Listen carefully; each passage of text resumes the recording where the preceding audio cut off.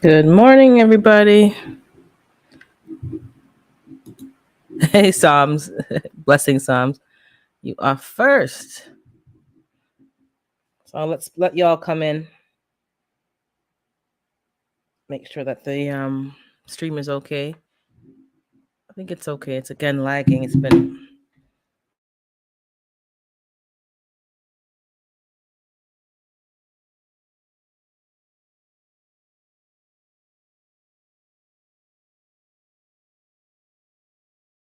it's raining today here, so ain't no USB is not recognized. Okay, make sure everything's connected. Blessings TLC. Oh, it said it again. 1 second. Give me a minute because I want to make sure it's directly connected to the internet because I don't want it to cut out. 1 second.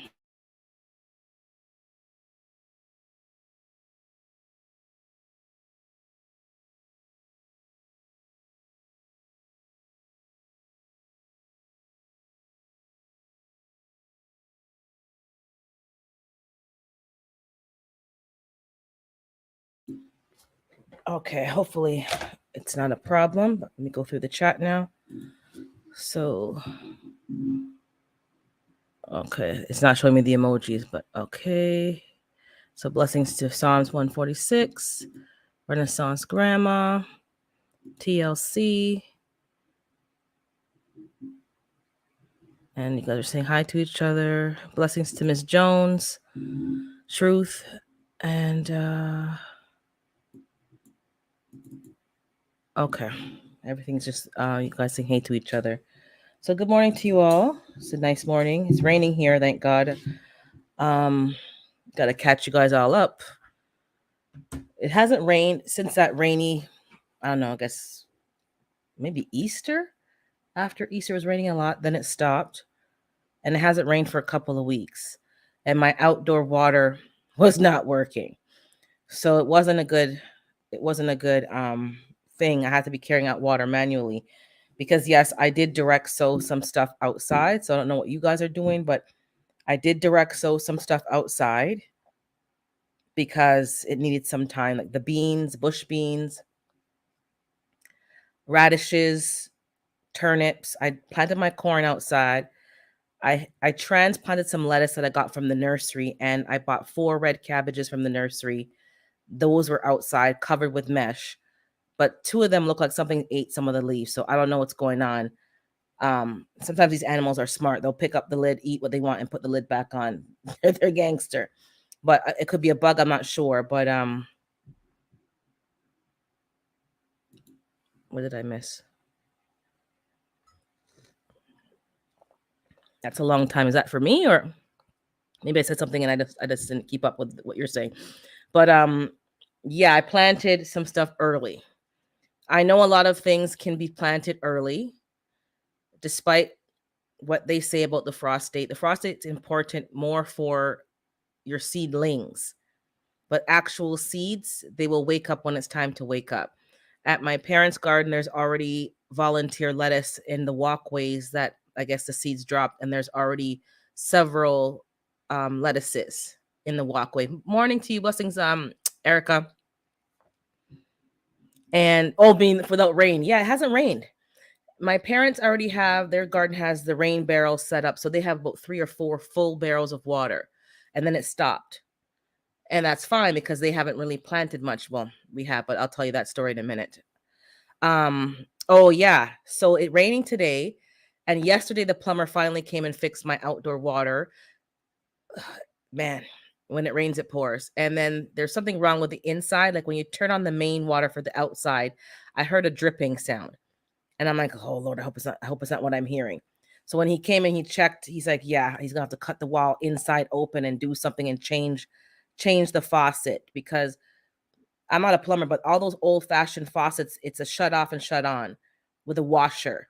And when the washer wears out over time, it's a problem. So I've changed the outdoor faucet a few times. Now he had to do a whole new thing. The cartridge, they don't have those cartridges anymore.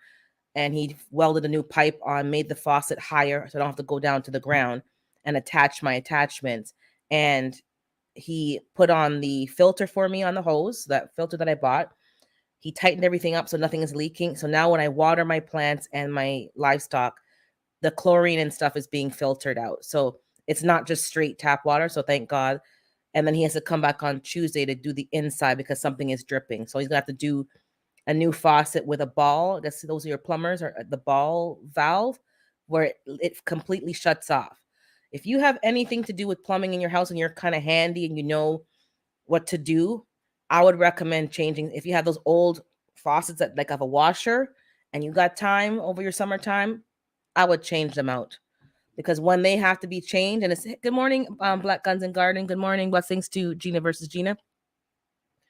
When you have to do these changes and you've already like finished your basement walls and like, yeah.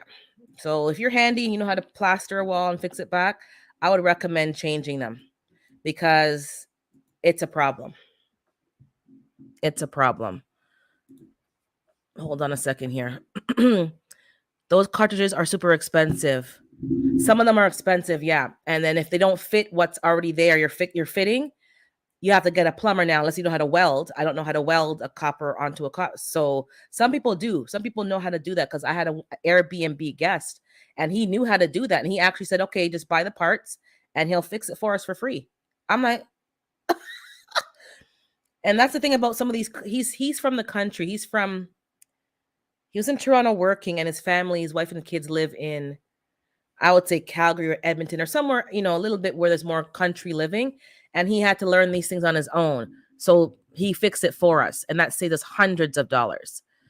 But I don't know how to do that. I was having problem with my shower. It's so old that we had to replace. Yeah. So he had to weld on something. He has to break into the wall to change the faucet. And there's a drain next to it from my kitchen sink upstairs, because the outside turn on is in the basement apartment. And man, but I need water outside. Like, if I wasn't a gardener, it could have been delayed, because I'm not really sprinkling my lawn. We all know that I ain't watering nothing. God had to water that lawn. I ain't watering nothing. But I have crops outside, and I transplanted stuff outside.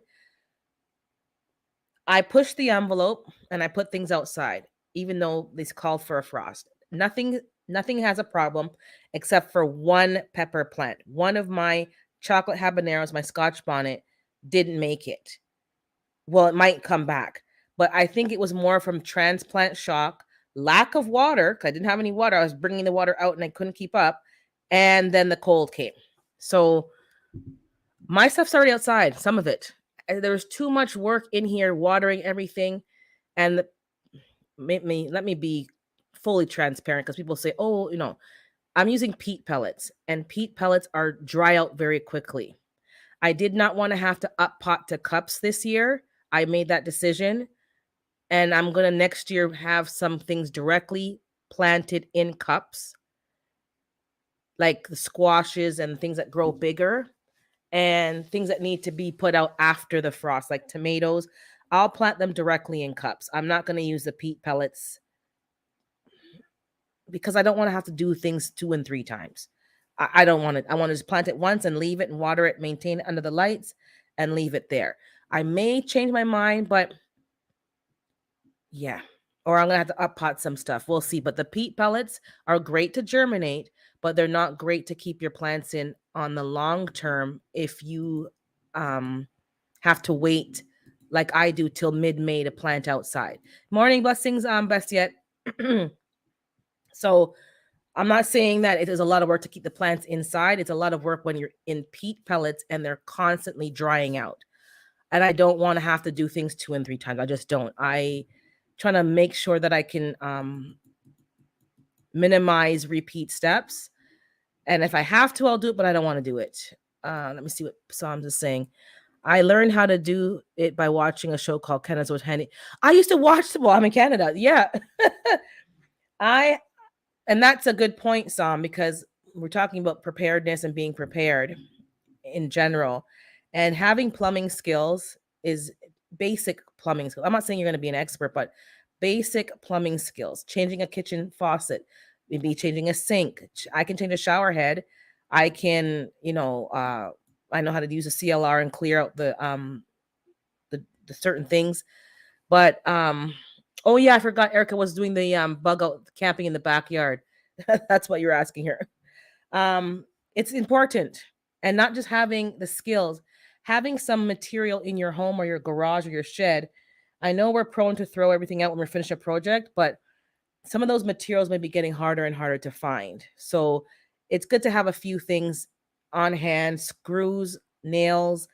Um, I have a staple gun that I've been using to staple mesh to some cages for my garden and for the cluck clucks, and a staple gun and a compressor, and having the staples. Like, I'm going through them like wildfire. If you don't have extra, I know they're not cheap, but buy some and have them on hand, because when you have a project or something goes left and supply chain, yeah, have what you need. Especially when you're handy. Let me see what let me catch up with the chat 1 second.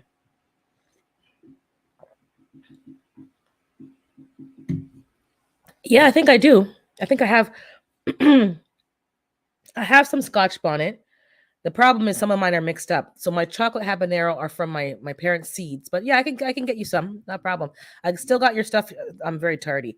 I still got your catnip and all the other stuff here. So I can do the chocolate habanero, and I can label the Scotch bonnet with a question mark, and you'll know that those are the ones that are either chocolate as well or Scotch bonnet. But I can send you some. No problem. And then you just grow them, and then once you grow them, you'll get a whole bunch of seeds, trust me. So just cut them in half, take out the seeds out of the 2 peppers, and you'll have enough to last you for years. We had a bumper crop at my parents' house, so they had a huge chocolate one, and then we let it go rotten on the plant, and just for the seeds. So those ones are fine, not a problem. I can hook you up. And I'll send you some cayenne pepper as well. I have some cayenne pepper. They didn't they took a while to germinate, but it's not the seeds. It must be just other things.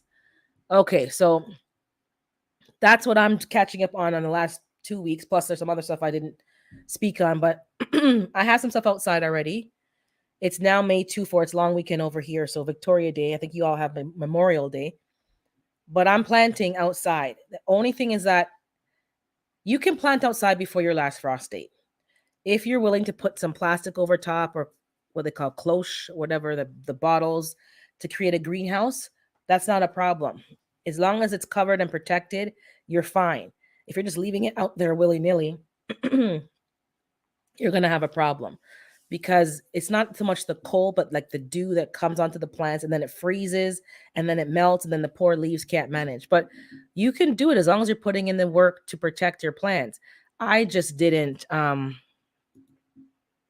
I just didn't do it. I had too much going on, and I just was getting irritated.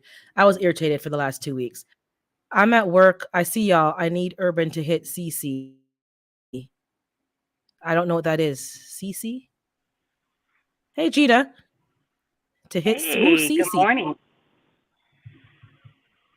I don't know. Is She's she talking asking about me. CT Texas Garden? I didn't see what the message was. It's there. She's saying, I'm at work. I see y'all. I need Urban to hit CC. Who's CC? Or what is CC? I think I Oh, missed. Beth just said that. Let me see. I see on the urban ticket.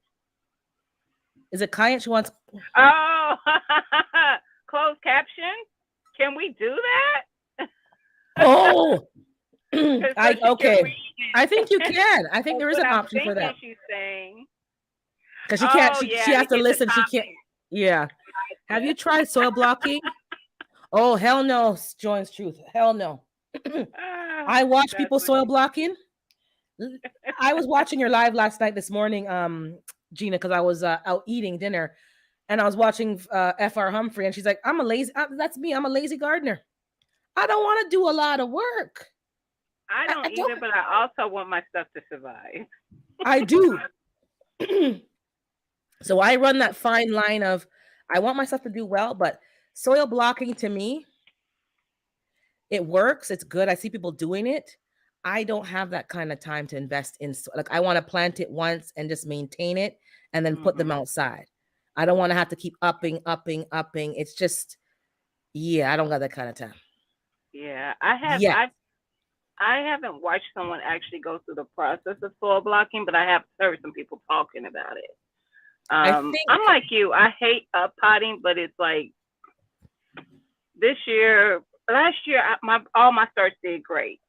This year, I try to be like on top of it better, and they struggle. They struggle. my stuff is limp right now because I don't. I think it's they're drying out super fast. I Mhm. watered them. I know I watered them yesterday morning, and when I came home last night, the leaves, the zucchini was like someone falling off. I'm like, okay, so I watered them again, and I sprayed them down. I'm like, okay, it's May 24. They're going outside.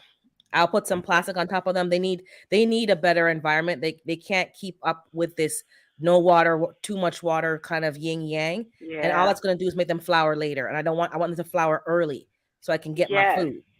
Yes. So you have to give it the climate that you want. And I know we want to take shortcuts and I like to be a little lazy, but you got to know how each plant needs to be treated. And right now, they need to be in a cup.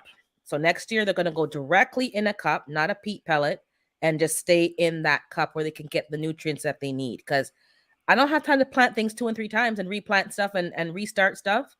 I don't got. Yeah. We have a short growing season, Gina. We don't have time for that. That part, it's like, and then I'm looking at people's like garden tours, and I'm like, we're at least a month behind them. So I was like, I I'm know I'm like, kind of I'm side eyeing Dan permaculture. I'm side eyeing CC. I'm side eyeing. yes. I'm like, you know what? I'm kind of salty over here. I'm like, Wait a minute. CC has harvested corn already. corn. How the hell you have corn? I was like, girl, I'm like, oh. I then don't then have corn seedlings yet. juicing with Jay had a whole thing of green. I'm like, yo, you guys are irritating my spirit. I don't want to see. I do the same thing. I be like, y'all really trying me. Oh my goodness. Erica saying the birds are loud and knocking down the house. They start at 7. Yeah, birds are loud. Yeah. Never You mind don't birds. My notice it girls as were much. loud too. Oh my Yes. god! I had to put the radio on outside this morning. I had to run out there and turn up the whatever the Easy Rock station because the birds were like quack, quack, quack. I'm like, shut up, keep it down. We're on the down low over here, showing off with their damn egg song. I'm like, jeez, okay, Exactly.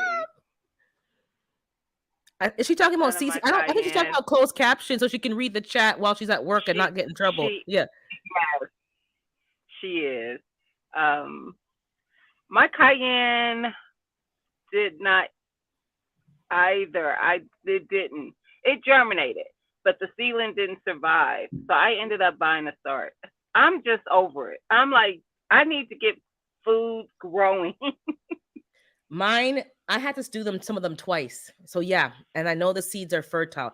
It's just it didn't have. I'm telling you, I bought some starts already, the lettuce and some Mhm. cabbage, and I will be going back and buying some more because you know what, you can't.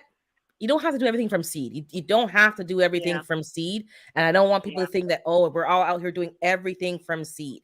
We do a lot from seed, yes, but Yes. sometimes you got to weigh your time Yep.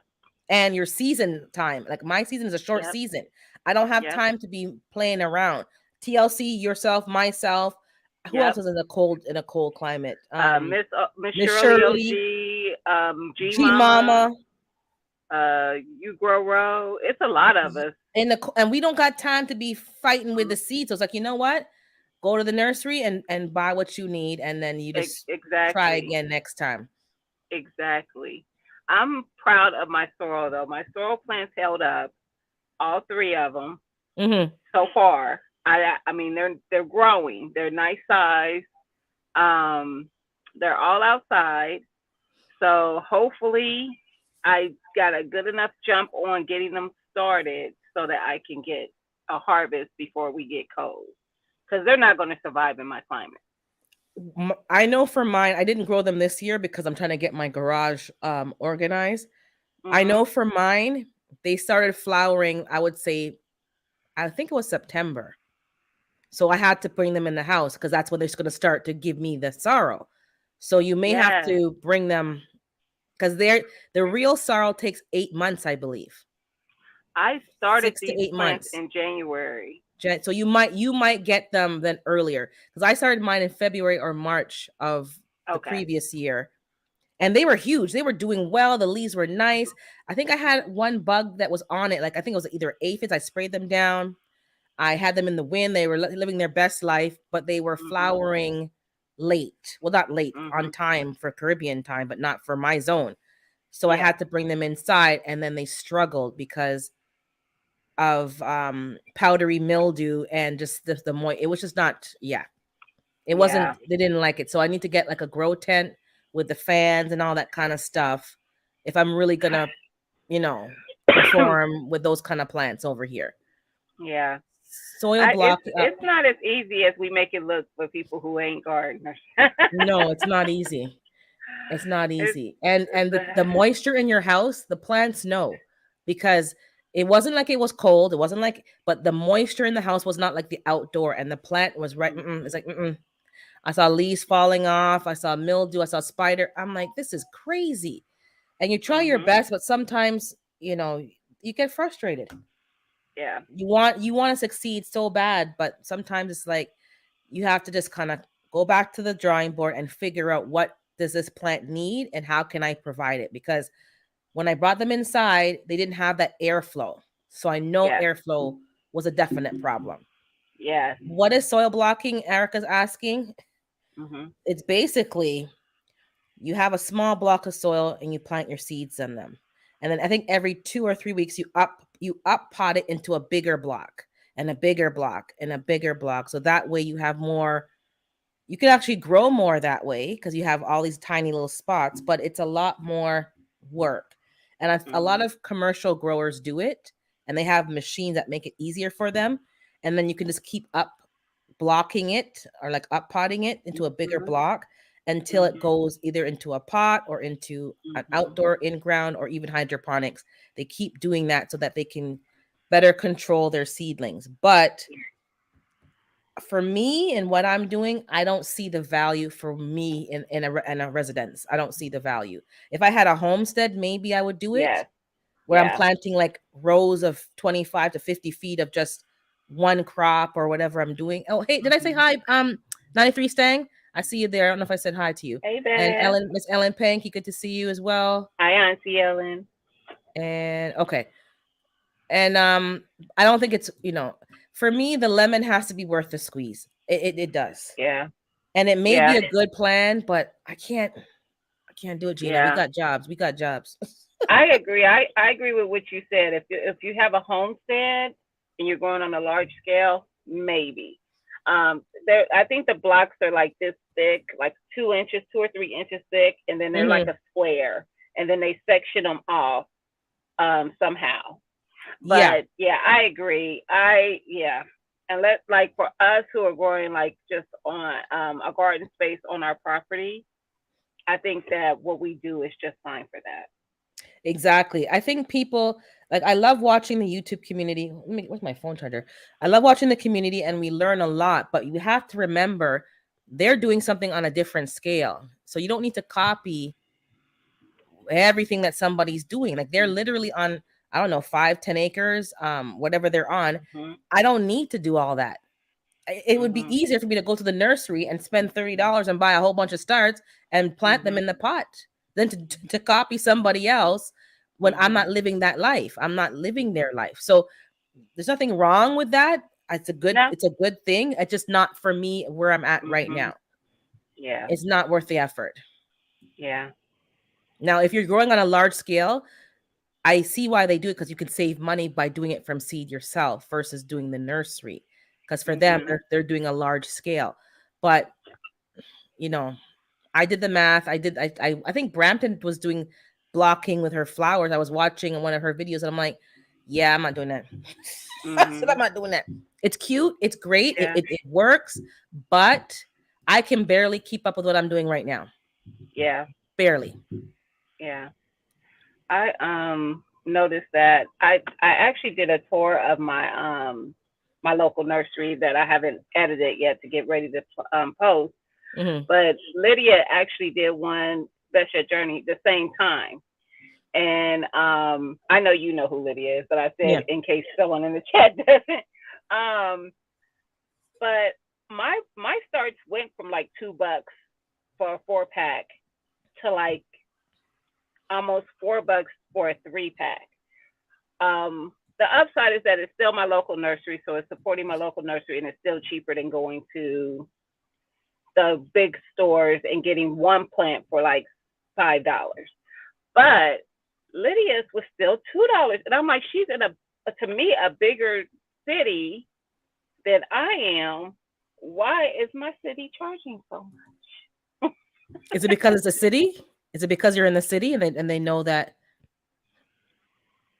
It's I the don't know. No. only it's the only nursery we have that I'm Hey, aware Darren of. and Hey Unicorn. Darren. Hey Unicorn lady. So but it just, I mean, it's still, like I said, it still was worth it. And they have, what the thing about the nursery, you'll find packs that have way more than 3 plants in it, because maybe 2 or 3 seeds dropped in a cell. Yeah, And yeah. so I always look for more bang for my buck. So sometimes I'm getting 5, 6, maybe even 7 plants for that $4. But it just was like, and I wasn't like, I didn't even feel a way that it went up until I saw hers really didn't. I was like, wait a minute. Mine I went feel up like as she's in a well, bigger but city. mine went up, and I don't like how they do things because I like my 4-pack cells. The tomatoes at the one nursery I told you last time, they have a whole big tray, and you must buy the whole tray. I don't want a Mm-hmm. whole tray of the same tomato. I want like 4 of this, 4 of that, and so on. Exactly. So they stopped that. So I'm like, you know what? I don't like how they're doing their selection because I, as a person, don't need 12 or 16 of the same tomato. That's a lot of Yes. production. And that's how they're doing it now. And then the ones that I went to, it's one plant. I'm not buying one plant. I don't No. care how much I want the plant. I'm not buying one plant. It has to be a minimum of a 4-cell plant. And I have to be Mm-hmm. looking around, and the prices have been like yin yanging. The soil has gone up. And I'm thinking, gardening is not that big of a, like, honestly, when I see like in July and August the plants that are dying and drying up that didn't sell, like, I don't know why you're starting up so high. Why don't you start Yes. where you were last year, because you know you're going to be having a whole bunch left over. That That part. pandemonium is gone. Yep. There, it did make sense. So I'm like, I bought the cabbage, I bought the lettuce because it was like a buck something for 4, and I'm like, okay, it's still worth it, and I planted them. But I'm thinking, nah. And then the selection, I don't know about you, the selection wasn't there, and the other nursery that had a pop-up shop hasn't popped up yet. They usually have a pop-up Mm-hmm. in the parking lot of a grocery store and sell all these seedlings, like all the unique Mm-hmm. ones, like, purple cabbage and all the stuff. I haven't seen Mm-hmm. them come yet, and it's already May, unless they're coming Yes. this week, but I haven't seen them show up. The Dollar Trees, I noticed the seed selection wasn't there. Like, there's certain staples that were always there, like kohlrabi, the cabbages, Yes. and like the beans. I haven't Yes. seen a kohlrabi. I haven't seen hardly any cabbages. I saw some carrots there, and the beans. This is the dollar store. I'm like, where are the staples that are usually here? Not Yes. there. Not Yeah. as much. Only the herbs and Yeah. and the stuff. So I'm like, something's going on, I think. So I'm just keeping Yeah. my eye and watching how they're moving. But Yep. I agree. something's going They on. have had a little bit of variety, but they didn't even have, like, last year was the one year I did buy one plant of something, which was the Scotch bonnet. But now Mhm. I have my own Scotch bonnet seed, so I You're will good. never Yeah. buy another Scotch bonnet again. But I agree with you. I usually try to, like I said, get more bang for my buck. So I'm usually looking for, like I said, my place went from 4 packs to 3 packs, and I was like, interesting. Yep. Sneaky. They're sneaky. Hey, Like she I wasn't said. gonna notice. And it's like, and I was watching this week I was kind of laid back, and I was like not as in as many lives, and I was watching Mhm. people's actual pre-recorded videos. So I know Mhm. Homestead did a video. I watched her video this morning. Yes. Um, some other people did some videos. I watched another couple and they farming, and it's like it's so subtle, and if you're not paying attention, you really like literally don't notice. The seed Mhm. selection is not there. And I'm talking about unless you garden, you don't know that kohlrabi and all your brassicas seed the second year. They don't give Yep. you seeds like lettuce the first year. So so I happen to let my stuff stay in the bed up top, and they're all going to seed. So this is my first year Mhm. getting kohlrabi, but I didn't know. how important that was. It must have been God just saying, leave them in there. And that still small voice said to leave it in there, and I did. And now I'm going looking for kohlrabi seeds. Like, you always see the Vienna kohlrabi and the purple one. Yep. They're always at the dollar store. Not Yep. there. Yep. And I'm thinking that's a staple. Not Yep. there. And I'm thinking, Yep. are they having a hard time, you know, getting their own seeds because the production's not there? I don't know, but I'm just like, So unless you're willing to Yep. let your stuff overwinter and take up a bed or a space to Yep. overwinter so that they can go to seed the next year. Same with Swiss chard. It doesn't seed the first year, it seeds the second year. Yep. And that takes somebody having intention to leave them there to get the seeds. Yep. And a lot Yep. of people who are new don't understand that, oh, that's why we keep saying save your seeds. Let the Yes. plant sit there and go to seed, because there's Yes. going to be a time. Swiss chard is very resilient for cold and hot. Cabbages, bok choy, kind of depending on mustard greens as well. We'll seed the first year, so that's okay. But not Yeah. everything seeds the first. Carrots don't seed the first year. That's Yeah. a staple. How are you going College to done. all that stuff? And I'm Yeah. thinking, okay, they're being slick, but we know we're smarter than your average. So I'm like, okay, Yeah. so I'm going to harvest my seeds and everybody else, and we can always swap. But keep your seeds, guys. That's all I Yep. can stress. I'm watching everyone's videos. I'm seeing what they're seeing. I'm seeing what they're noticing in their areas, and the seeds are not as what they used to be. Mhm. And everyone's holding their own seeds now because they realize how important it is. Some Yep. people don't like to grow certain crops. We all have our preferences. I understand that. But you need to plant stuff that you don't want, not because you don't want it per se, but because you need to keep your seed library current. So I don't need Mhm. all the beans that I'm planting. I don't.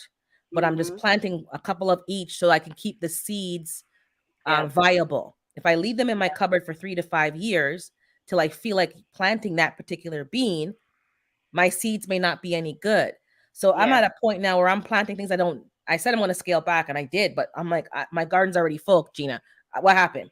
My garden's full, and I scaled back. I'm laughing. I'm smiling because I said the same thing. I was like, I'm not going to do like last year. I'm not planting as many plants as I did last year. And I not only somehow did my I garden's do already it full, and it's only May. It's full. exactly. Not only did I plant as much, I added 3 new beds and 2 of those 8 cell grow bag thingies. So I don't listen, and they all full except for one bed. One bed is not all the way full yet. I'm It's telling you. sad. And there's a couple of things I'm planting just because somebody gave me seeds, and I was complaining to GT. I'm like, they only gave me 5. He goes, "Oh, you need?" I go, "No, I need more than 5 because it's a it takes 100 days for this pepper to get to anything." And I planted all 5, and I have only 2. That's why I said to him 5 was not enough, because if it's such a delicate plant, give me at least Yeah. 10 so I can. So I planted the 5. I have 2. So I got to baby those 2 just so I can get the seeds, because that's Yes. all I have. So Yes. that one I planted an African chili pepper. Somebody gave me the pepper last year to get the seeds from. And this is my Mm. first year. So I have to baby that one because I'm like, I need my own seed source.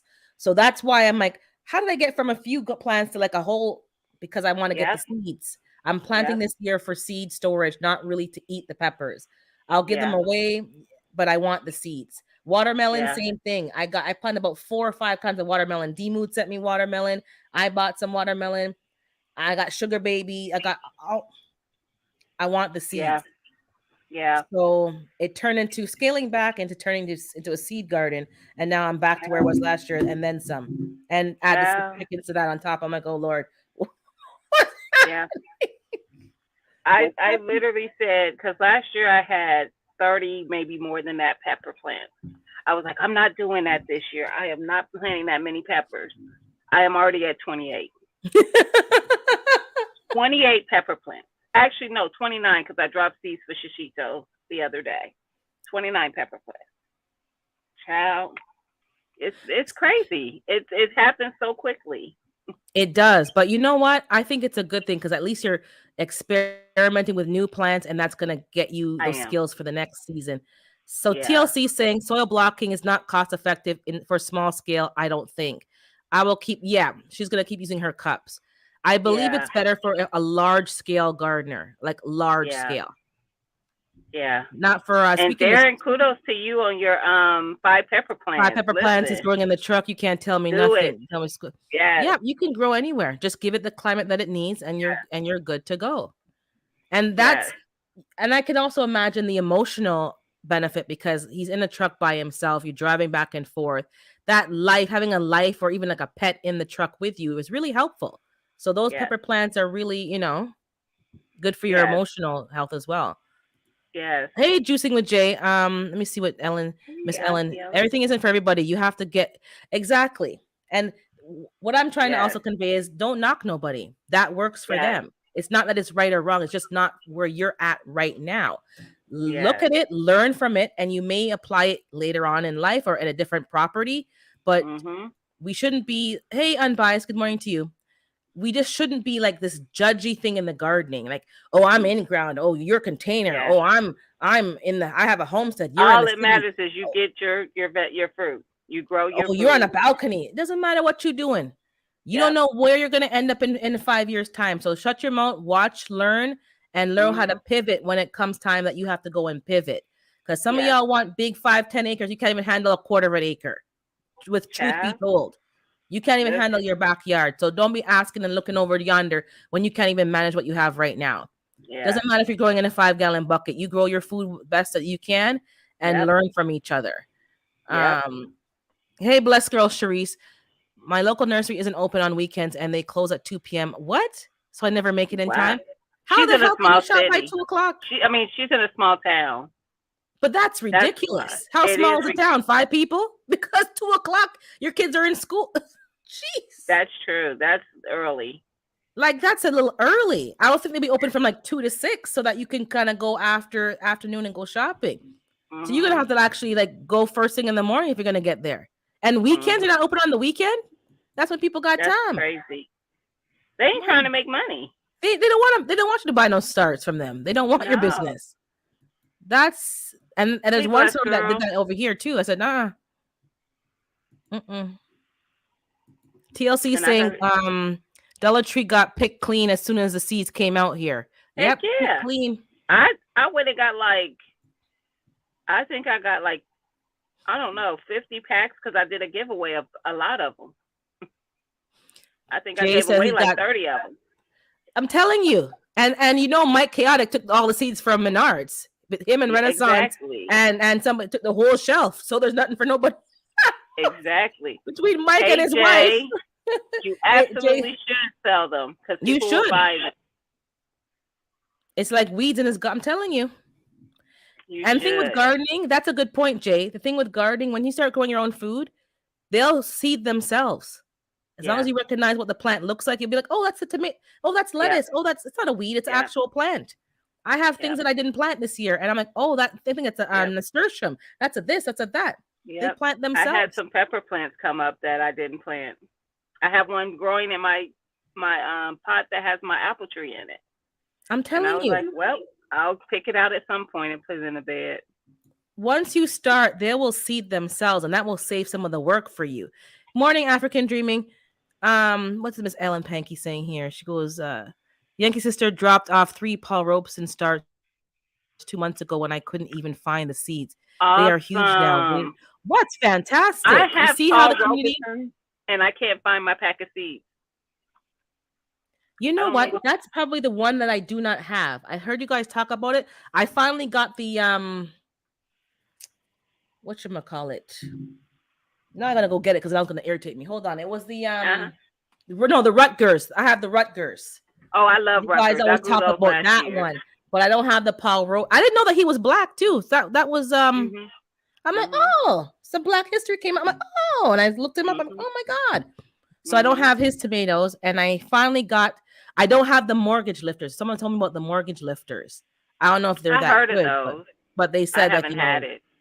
and Mhm. yeah, I haven't had it. Yeah. Torn Tech is saying her collards and kohlrabi are going to seed. Although I still haven't tasted a kohlrabi yet. They okay, you're in Texas. Keep the seeds. It's not so prevalent anymore. Kohlrabi was every store had kohlrabi. It My was like the same. kohlrabi is just starting to form a little bit, and I'm hoping I get at least one before our weather gets too hot. I'm gonna I tell didn't the truth. realize it was. I didn't Oh, realize good. it wouldn't grow in the heat. Mine grew in the heat because I'm in the same pretty much Okay, zone as you. But okay. yeah, Maybe the Texas the heat ones that just were for. in ground at my parents' garden were huge. Mine in the Okay, containers were okay, and a couple of okay. them are just sticks. They didn't bulb, but the Mhm, leaves. I use kohlrabi like a 2-in-1 because if it doesn't bulb, I don't care. The leaves are yeah, like collard greens, so I'm just yeah, picking up the leaves and cooking them. And those who yeah. haven't had it, kohlrabi isn't that great. Like it's not like, oh my god, I have to have kohlrabi. It doesn't taste Mhm, that fantastic. But I mix it with my mhm, other greens. I use it like how Jamaicans use chocho. We cook it with salt fish, and like I do other recipes with it. But I don't love kohlrabi. I don't have to have kohlrabi. It's not mhm, that, mhm, but it's a good 2-in-1. That's why I grow beets, because beets, even if you hate the beets, I'm sure you like the leaves as in a salad.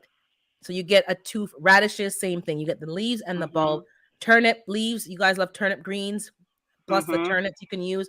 So I'm trying to grow things that will give me a 2-for-1. If I don't like the bulb, I'll give the bulb away and I'll eat the leaves, or vice versa. Because mhm. collard greens are great, but sometimes you want something that's going to give you Yeah. something else.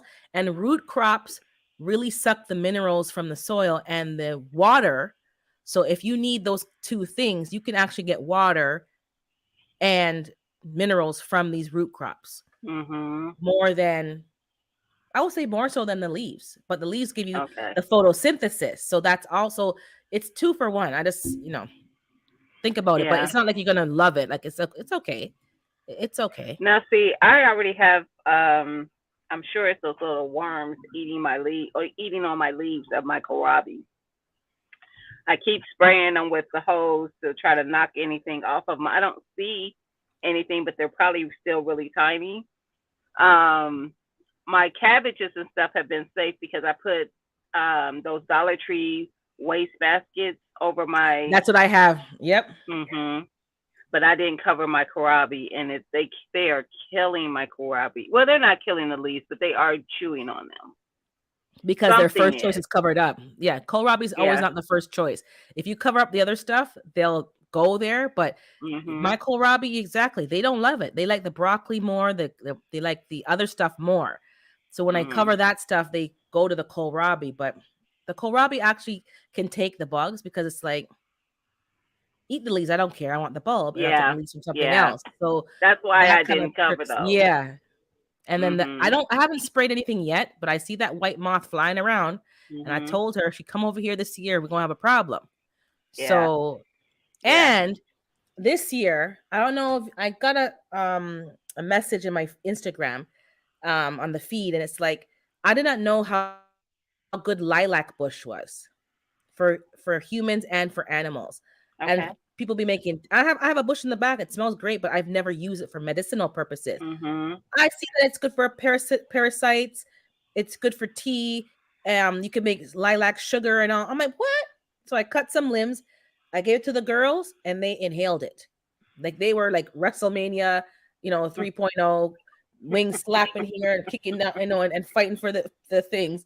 And Hilarious. they ate it. And I was laughing because I went to the feed store last week to get some stuff, and I forgot to get the shavings. I'm like, shoot. So I had to go back the week after to go all the way down there because it's not near, it's far, to get 2 bags of shavings. So the guy asked me, "Oh, how's it going with the worms?"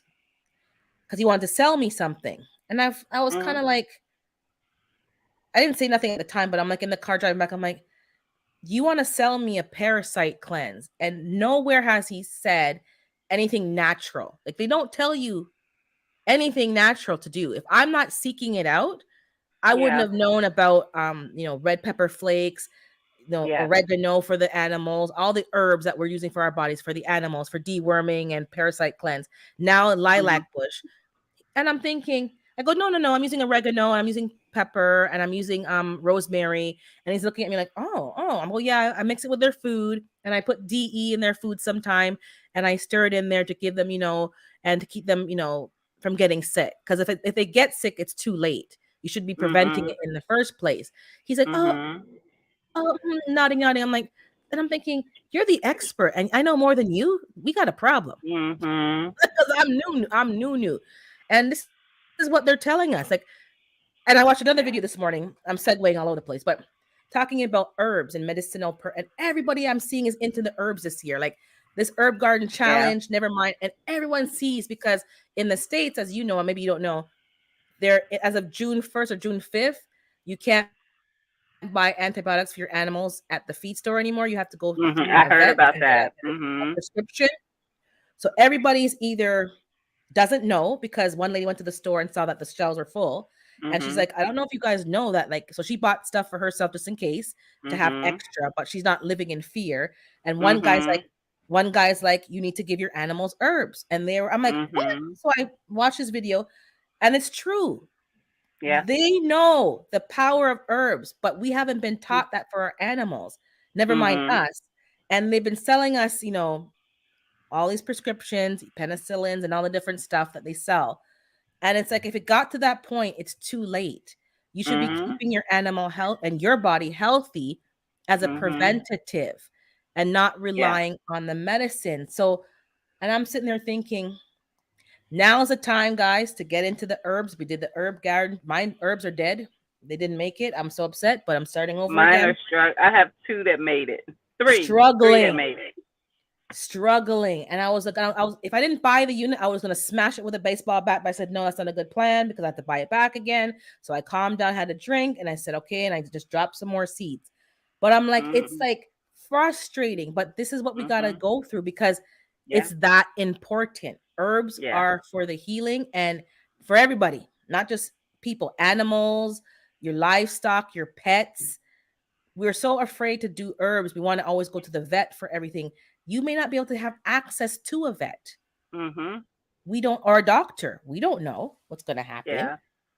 But True. just saying. Now I heard from Jane. He's saying there's a watermelon challenge that must have happened on your ride. Yes. I think I That heard. was at my live. I That's where I paused. I heard broke driving through the Yes. Chick-fil-A. I That's left when. there, and then you were like, "Oh yeah, yeah, yeah." And you and David Corey and Felicia. Yes. Broke is the one who's starting it, and he's gonna drop a video about it. So you're gonna Um. compete again because you beat him last year. He got salty. He still trying to say you. I ain't see you zebra out your scale, dude. You got beat last You year. got beat. You got beat. But so he always say his was the biggest watermelon he saw online on his channel. But Okay. yes, it's just gonna be a fun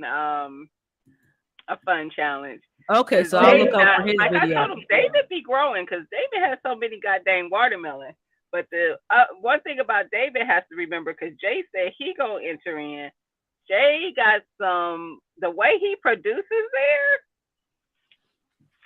I look, I think I Jay and David they're in a good climate. Like they're in a good they are climate where in. they have a long, Jay is in a better climate than I think anybody I know on this within the gardening community. But David has a good climate. But just think about this: David and Cece are in the same state. Cece hmm is harvesting. David isn't yet because it's still cooler where he is. Well, it's warm now, but it was cooler than it was where Cece was. So I Cece saw was able to start David's growing. herbs were taking off though, man. David's herbs were taking off.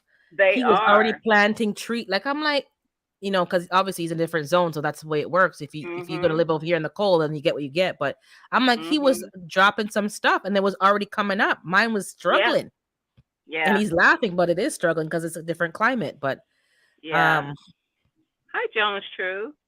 she's And saying I heard some stores Bias was here. in here.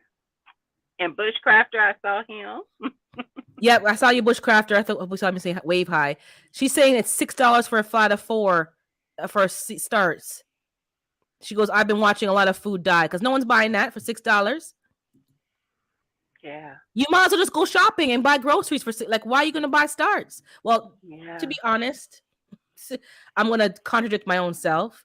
If you want to grow that badly and you can't start from seed and you want to just do it to learn, I think depending on what plant you buy now, you will get more than $6 worth of food from the plant. Yeah.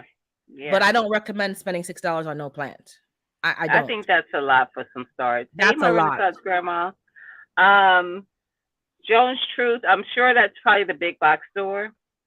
Um, Google if there is a nursery near you. That sounds like big box store prices. Yeah, that's yeah. Find a smaller nursery. I planted peppers in October. They were my strongest pepper Oh plant. yeah, Miss Renaissance is replying to me. Her buying out the store. You have to admit, I give. Yes, I'm laughing. You give a lot of seeds away, and Mike was upset in your life that nobody wants seeds. He goes, "Who doesn't want seeds? That's a prize." We're like, Mike, we Exactly. know you love seeds. You and GT are the seed kings, so we know. Don't worry, we Listen, know. But I love buy seeds them. too. I Hey, do bro. Oh, too. Broke I Farmer's love here. Hey, it. Broke Farmer. He's in here. Yeah, I'm Hey, getting down to bro. the bottom.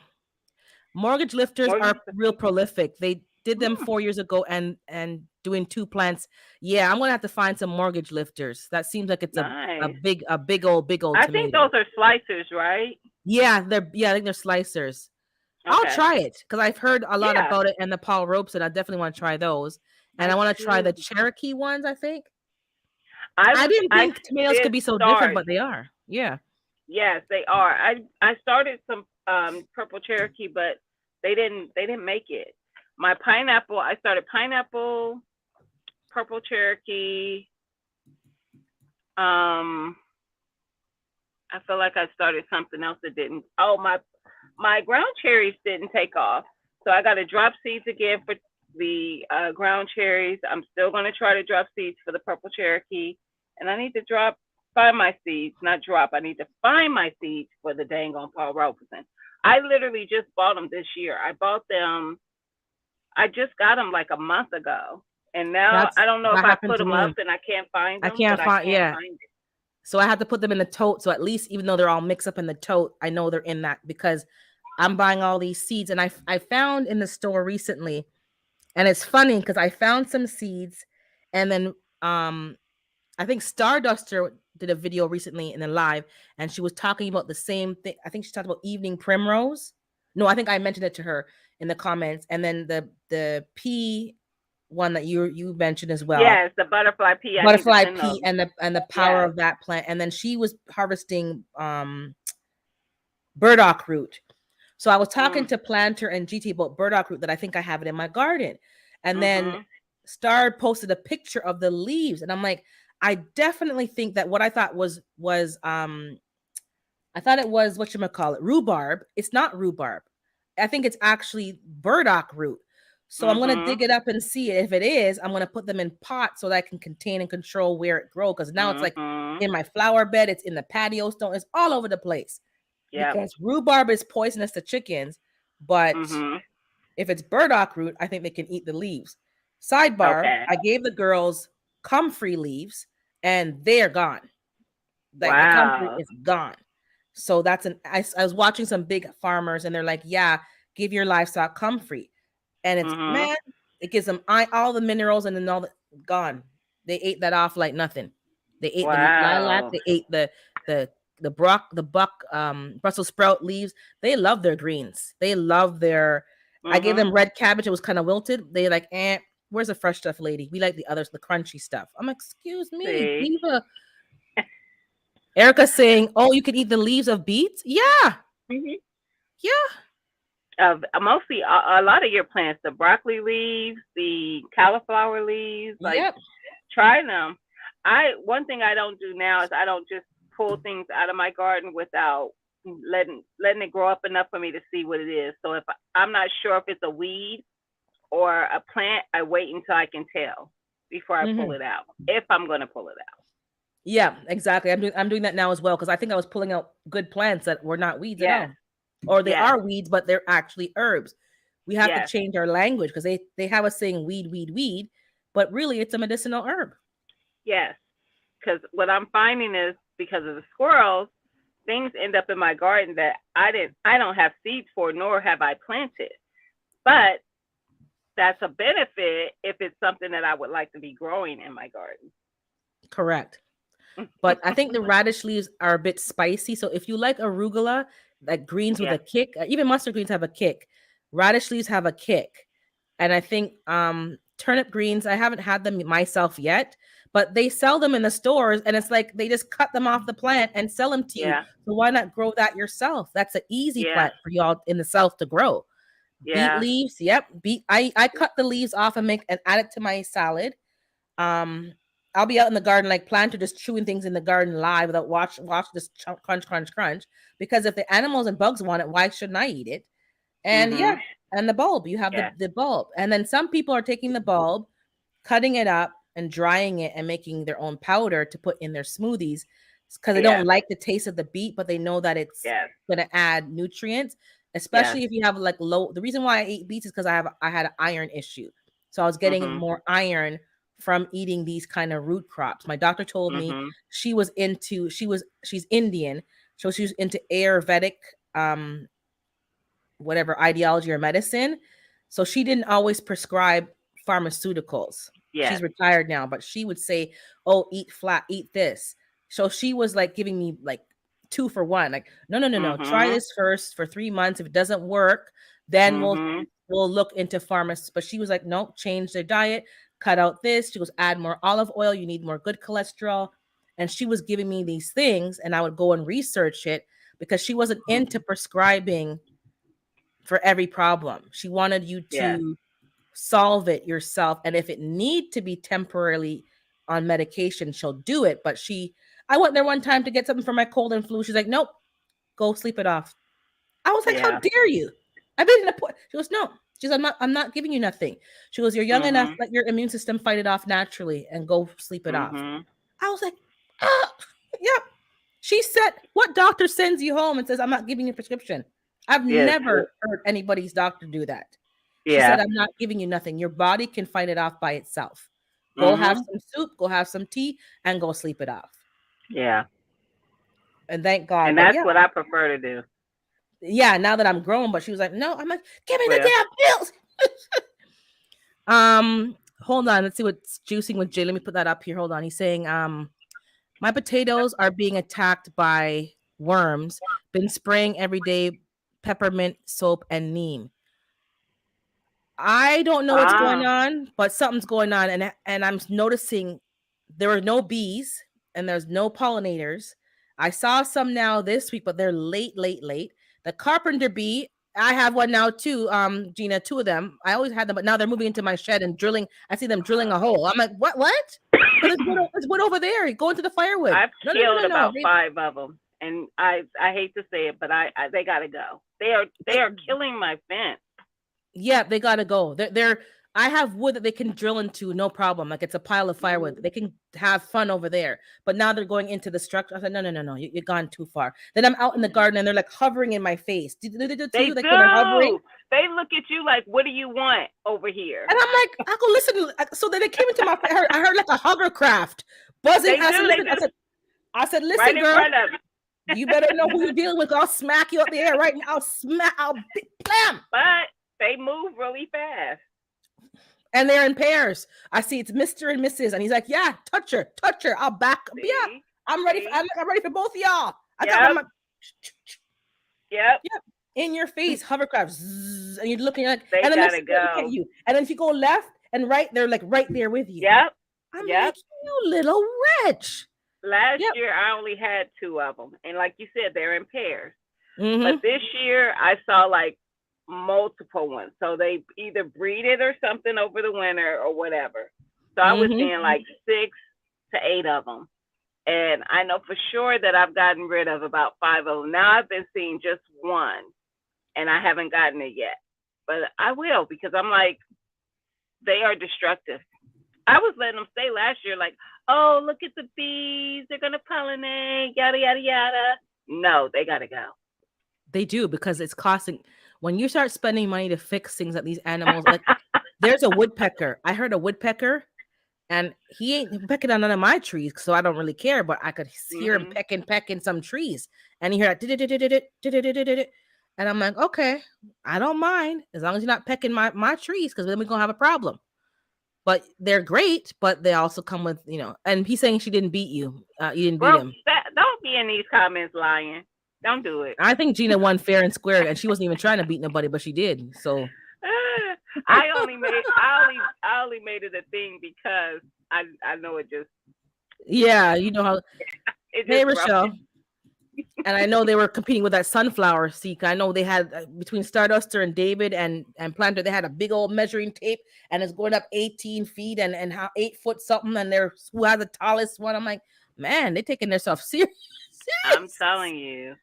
I'm like, yeah, right. I'm going a dwarf sunflower. Thank you very much. I ain't going on no ladder for nobody.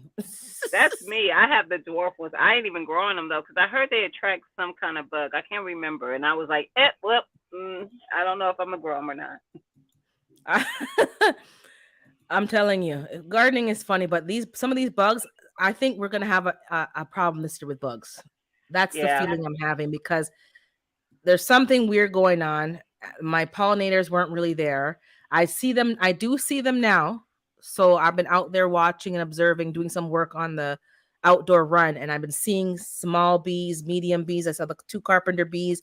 I saw another. I'm like, okay, they're here. I haven't seen the wasps yet, but and I put the fennel outside. I bought some herbs from the store. I bought some starts, so I have like some herbs. I'm gonna plant Mhm. some dill to attract the butterflies at the back. I don't want them near my other stuff. And Mhm. but I didn't plant my callaloo yet, so I'm gonna plant that this week. But something's going on, and I'm definitely Yeah. gonna see a lot. And if you plant new crops, like I did last year, I saw the squash bug for the first time. And I'm like, oh, what a Yeah. pretty bug. It's like iridescent and reflect. I'm like, oh, what a pretty bug. Took a picture. I said, friend or foe. Someone goes, that's the devil. Run, that's the squash. I'm like, what? That's the squash bug. I'm like, what? They found my garden? And they go, yep, they found your garden. Because I'm planting more I squash had and squash pumpkin. bugs, but I didn't see them. I didn't know Oh, I had a squash bug until my plant was dying. yep. And that's the risk that we take because it sends out the plants send out the pheromones and you're gonna Mhm. attract bugs that you did not have before, which is Yeah. fine. That Yeah. means that's a good thing, but how do you mitigate your loss? So I covered my base of my zucchini with foil last year with foil and diatomaceous earth, and then I put foil Mhm. on top, and then they didn't kill my plant, but I didn't get as much production as I wanted because I definitely think there Mhm. were some other things going on. But Mhm. I did get a zucchini after the squirrel didn't bite all of it off. Stupid idiot. Mhm. And I think and then George the groundhog came out this year. I saw him and I went up to the top to dump some compost. And he didn't know that I was out in the garden during the day because these animals learn your schedule. They know your They schedule. do. They know Mhm. that by this time to this time, I'm not out in the garden. But he Mhm. got thrown off, and I saw him running and jumping and gone. I'm like, oh, it's too bright. No, he likes to eat the clover in my lawn. He likes to eat my brassicas, but I covered them up so he can't get them this year. So last year Mhm. too, he wasn't happy with me. So I'm like, I ain't here feeding you. So Yeah. he's out and he will eat my stuff. Yeah. So it's a he. I don't think it's a she. I think it's a he because I haven't seen him put on weight like they're procreating. So I think it's a Yes. he. Yeah. Um and yeah, and then I know I haven't seen the raccoon, thank God, because I got the girls now, so I haven't seen the raccoon. Good. But the girls are loud. Like they're getting a bit loud. So I'm gonna have to I don't know what I'm gonna do with them. Because they were Yeah. like, I'm talking bak bak ah! And I'm thinking, what's that noise? I'm in my bed. I'm like, what's that noise? It can't be my birds. Oh, it was my birds. It wasn't the geese. It was my birds. Wow. I'm like, shh. I'm like, hush them out now. Shh, shh. And I Mm. know it's two of them. It's Cookie and Pepper. And See. I'm like, shut up your mouth. I'm trying to keep on the down low. Right. No, they're loud up. So I had to put the radio on, and people are very irritated with me playing the radio 24 hours a day, like it's on around the clock Yeah. because it keeps the raccoons away. But I said, you guys can't out me too this soon. Like, you guys got to keep it down. Yeah. Too early. Erica, quit pulling up the good food. Yeah, she's pulling up parsley and probably cilantro too. No, they're not weeds. And that's what I'm learning too is to recognize the plants at their young stage because when you guys are talking on Erica's live, we're talking about that plant, and then Alex brought in the phone and showed us the picture. I'm like, that's Mhm. exact plant that I have in one of my pots that I didn't plant. And I thought it was Mhm. morning glory because I had morning glory in that pot. It could still be morning glory because I think it's the same family as nasturtium, but the same plant. And something told me, no, don't pull it out. Just leave it. Let's see what it is. So there's 4 of them in that pot with my zinnia. That's a free plant. So Mhm. that's funny that we're all getting the same thing volunteering in our garden. And when I pulled it out the first time, it looked like a chickpea seed and then this thing coming out. So I put it back. I'm like, let me leave it alone. But it's, yeah, it's either morning glory or probably nasturtium. And that's what's popping up in my garden. But yeah, we have to learn Mhm. to recognize things when they're young because I've been pulling out stuff. Hey, 10, I've been pulling out stuff. Hey, J3GS, or I think we call him Jegs, the honey slanger. The Hey, honey Food Forest. slanker. Um, yeah, because I was pulling out stuff and it was, and I last year planter was talking about shisu, and Mhm. somebody gave me a plant. People be giving me plants, especially like people who know I garden, and I'm like, what is it? I don't know. I was told it's a good herb. I'm like, how you give me a plant and you have no name and no nothing? So she got me the plant from her coworker. She asked her coworker what it's called, and she gave me this Indian name because it was an Indian lady. So I looked it up, and it was the same shisu that planter was talking about.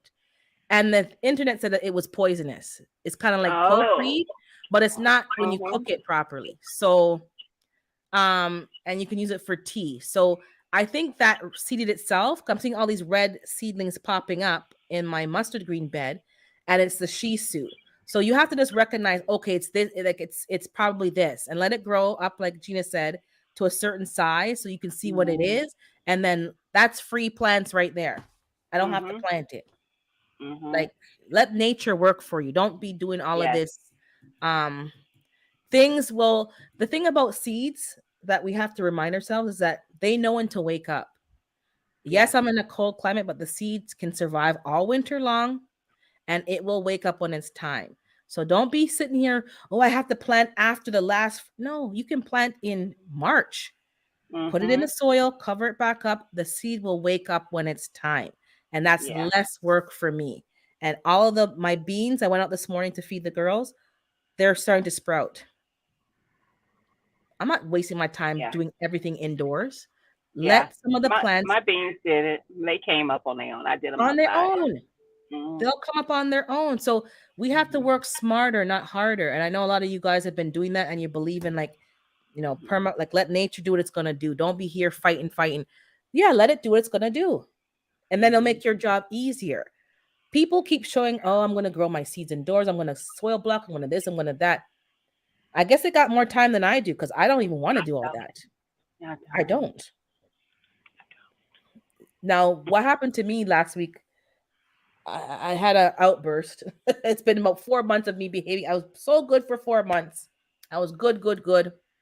And then I had an outburst last week. So what had happened was I went to, let me just hold on, catch up with the chat before. Hey, Joshua. I got Um, you. I'm just scrolling down. I think I got everybody. So hold on, let me drop the link one more time as well, and then I'll tell my story. So I went to my parents' garden and I was planting some stuff because I have a seed tray and lights over there. They're doing, my sister's doing that over there. I have my stuff here so that we can kind of share the load of seed starting. Mhm. And they had brassicas, so we planted the brassicas. We put the beans outside. Yeah, it was before the last, no, it was after the last frost, but still frost warnings. And Yeah. a lot of their stuff from last year is still there. Their kale is fine, their Brussels sprouts, their collard greens. I'm harvesting from them and we're eating them right now because they can Mhm. take the winter. So Yes. we already have food. Plus, I'm out there transplanting some of the starts, and we direct sowed some of the beans and stuff. We're early. And I saw the property behind my parents, because all the gardens abut each other. Nobody plants Mhm. near the house, they all plant near the back fence line. Mhm. And I haven't seen anybody spray chemicals in their garden. I don't recall ever in life. Maybe their lawn, maybe their patio, but never actually the garden beds. And this Right. dude was coming back and he was spraying. Mistake I made was I left the garden and I went to the side garden to plant the herbs that we bought to replace the ones that died. So then Mhm. he couldn't see me and I couldn't see him. Then my sister said to me, he sprayed near the fence line. I said, what? And I didn't get what she was saying. Then I realized when I got up and I looked, she had to cover the kale with tarp and the stuff. And I said, so I went to the fence line. I said, did you spray over here?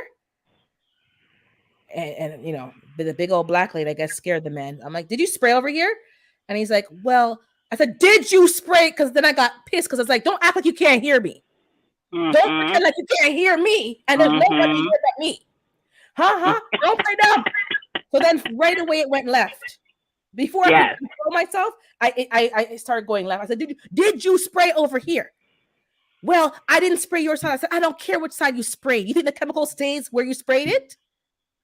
What are you spraying? Um, uh, uh, uh, uh, uh, uh. I said, what are you spraying? I'm not gonna ask you twice.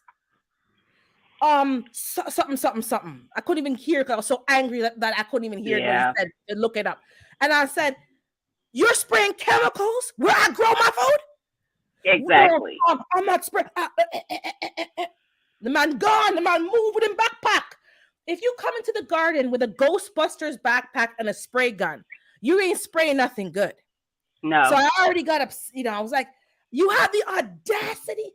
Then the wife came out, and I went to my house and I yelled. I said, "They're spraying!" And I went back outside. And then I went outside, and the man was like coming back with a different backpack. He had the orange one at first. Now he has the yellow backpack. You coming again? I went to the fence. I said, "Yo," to the wife, "Come here." And I said, "Come here. I'm going to talk to you. I need to talk to you right now." Um, no, we're not going to spray your side. I said, I don't care what side you sprayed. How dare you spray? Have you seen anybody who lived here? Because it's all people who've been here for 40 plus years.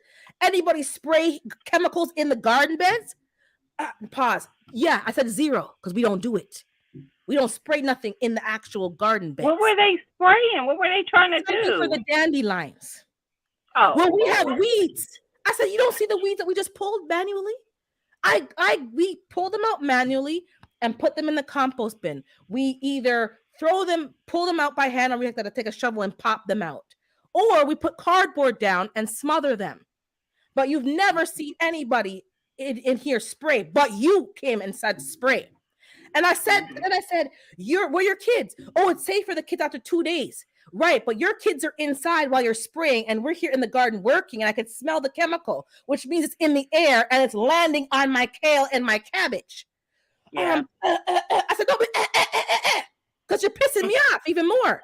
Then she went into her language. I said, where's your husband? Who's in charge here? Because let me talk to the person in charge. Because I'm the one in charge here. So give me the boss. Don't give me the second in command. So she called her husband on the phone. So put him on speakerphone. She put him on speaker. And then in language, I said, listen, sir, who gave them authority to spray the garden? Was it you? Well, I told them to spray. I said, listen here.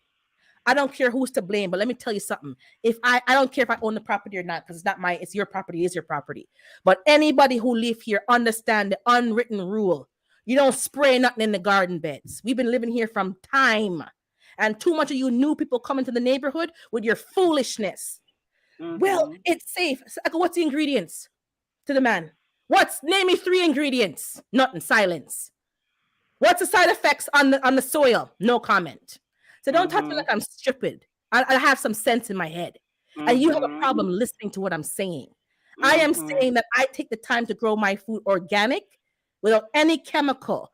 And now you just destroyed a whole season of work that I have plants Mhm. in my living room growing under lights to get them out here. And you just Mhm. ruined the entire gardening season. And I was Yeah. livid. Yeah. Months of work starting from seedling, not putting, and the entire season. I said, and you're gonna plant your food there now and feed your children? Right. Are they planning on gardening? Yes, they garden every year, which is why I'm shocked that they sprayed. Well, we have weeds. I said to her, do you know what you just did? Do you know what you just did? It's going to take me at least 3 years to clean up the soil now after having 40 years of clean soil. Do you know what you Mhm. just did? Mhm. And she's like, and she's looking at me like a brick wall, like she just didn't get it. That's why I asked for her Yeah. husband, because you don't get it. Because somebody's Yeah. missing. So there's a screw that wasn't tightened properly. Because I don't Yeah. understand why I'm yelling and you don't get what I'm saying. I Yeah. said to her, I would just buy the food from the store. Why would I take the Yeah. time to grow food Yeah. here? Have you ever seen us spray? And she's like, I go, you haven't. Have you ever seen us spray the tree with a chemical? No, you haven't. Have you ever seen us spray our lawn? I go, because we know better. We don't do it. Because we know what we Mhm. do here affects you and him and the neighbor over there. And we Yeah. don't spray the garden soil. I know I can't control your lawn. I can't control your patio. Fine. And then you didn't even have the courtesy to warn us to not be outside while you're spraying said chemical. And then Yep. you wonder why I'm irate. Well, okay, Yeah. okay, we're not going to spray there. And the man was shaking. I'm like, don't let me jump the fence here. I can't jump fence, but I'll jump today. I'll throw myself Mhm. over the fence and roll over and get up. And no. All of that. Exactly, sir. The aerosol goes hundreds of feet. And then you're Yeah. talking to me like I have no sense.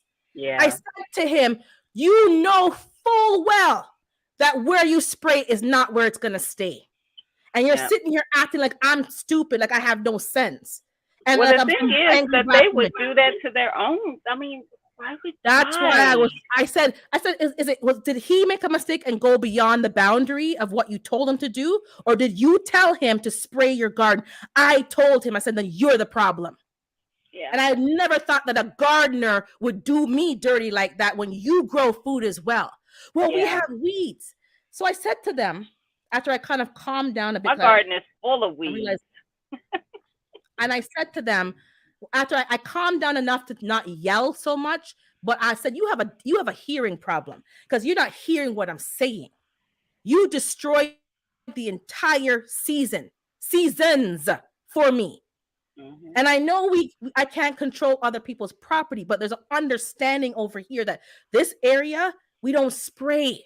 Mhm. And you have just ruined the entire quadrant here with your spray. All the Mhm. herbs that I planted, all the stuff that's already there, the perennials, it's now all contaminated. And I Mhm. said, all that work that I've been putting in my parents, you just ruined all of it. And I said, Mhm. and I have to tell you about that? You didn't have enough sense to know that, okay, you know what? We shouldn't spray the garden, just the lawn. And I said to them, you will never get rid of the weeds. We live near two open properties, a school park and a company and another big open field. And they have stopped spraying over 10 years because they realized it was just damaging the environment. So if you have Mhm. open fields with dandelions blowing their seeds over, do you think you're going to ever keep up with the dandelions? That's Mhm. why we decided to get fabric. We got fabric on our beds, and we cover our beds with the landscape fabric. We burnt the holes and we plant there and we smother the weeds. We have cardboard that we put on the walkways and we smother it with cardboard. You can use mulch, you can use whatever. But don't come and act like you don't know that what you just did. When Exactly. we have weeds because you're so lazy that you didn't till or you didn't take the weeds out in the fall. You didn't put the Yeah. cardboard down like we did to smother them so that in the spring they're smothered. Then it's less work. Mhm. We've been doing it for about 3 years. I said, okay, cardboard in the fall, let them get wet and whatever. We don't care. No tape, no labels, no dye in the cardboard, plain cardboard. We put them down, put some rocks down. We smothered, hey, Fifi, we smothered the weeds. And then in the spring, it's less work. No, no, no, no, Yeah. no. This man wants the easy way. And Yeah. this is the problem I'm having. There's people who grow their own food, but they don't have the same mentality. They don't understand. They're That's just true. growing food for a show. And I don't care who agrees or doesn't disagrees. That's Because true. if he understood the power of the soil and the ecosystem and the worms and the mite, he would never have said, spray my garden for me, sir. I don't Mhm. care. Let me pay Mhm. you hundreds of dollars to destroy all the work that I've done. And the neighbor, the person who had that house before, was an organic gardener as well. So that's Mhm. 40, I know for a fact that's 40 years. Because before we moved there, it was natural gardeners, and we moved there and of natural gardening.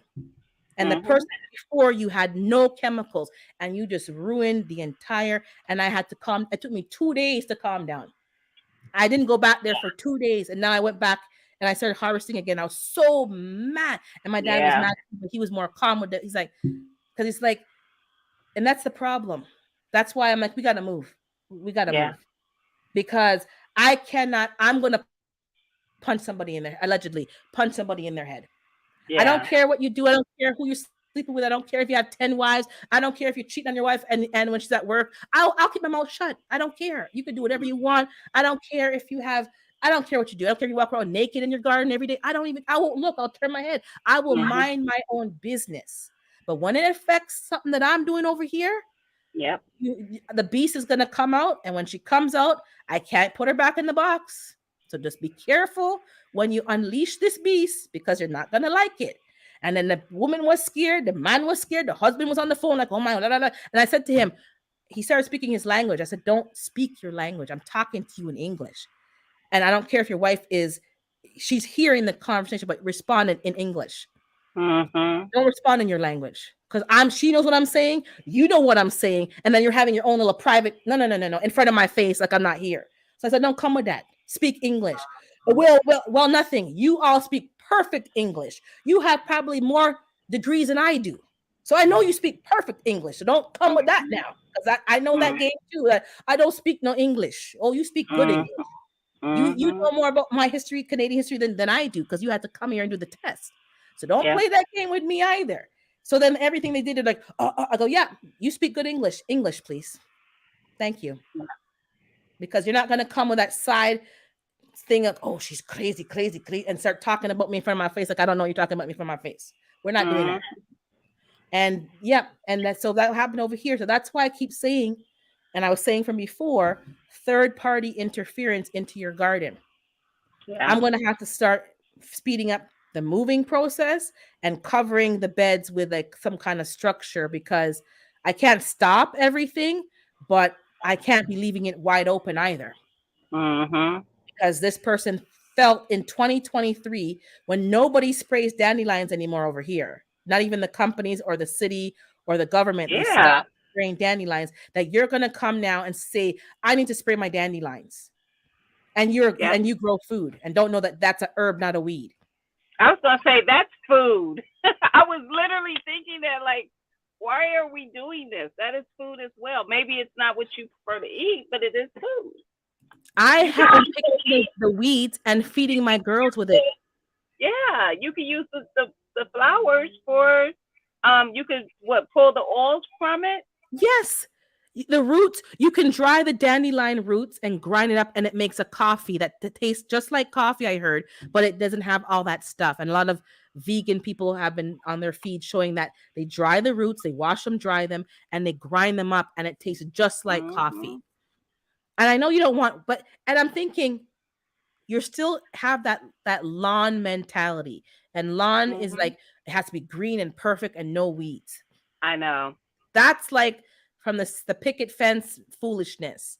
And I know Yeah. Darren loves his lawn. He has a beautiful lawn, but side eye, I'm kind of like, people who grow food, you start to see, like, you get less and less lawn, and before you Yeah. know it, you have pure raised beds, and because you realize Yep.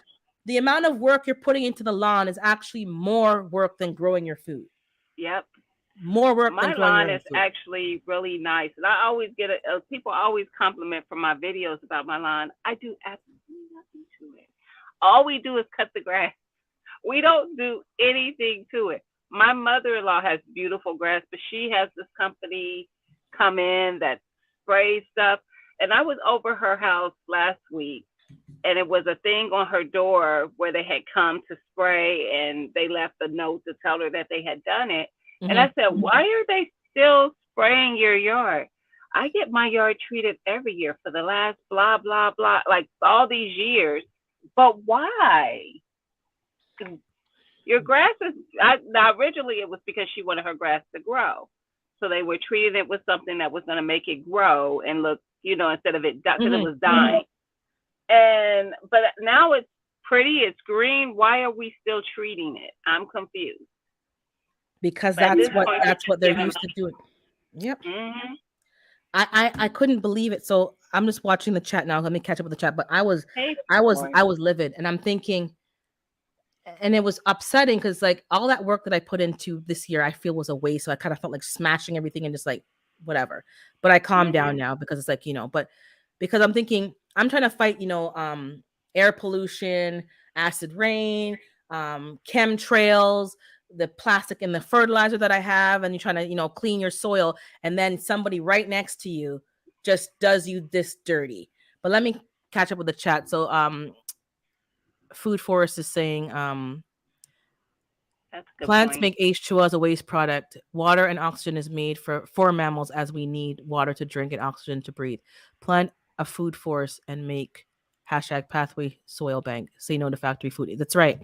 That's what I think that's what a lot of us here are doing, trying to do, grow our Mhm. own food. And exactly, it Mhm. creates water, H3O2, I think we call it. And I'm drinking more water from my plants, not water from the tap.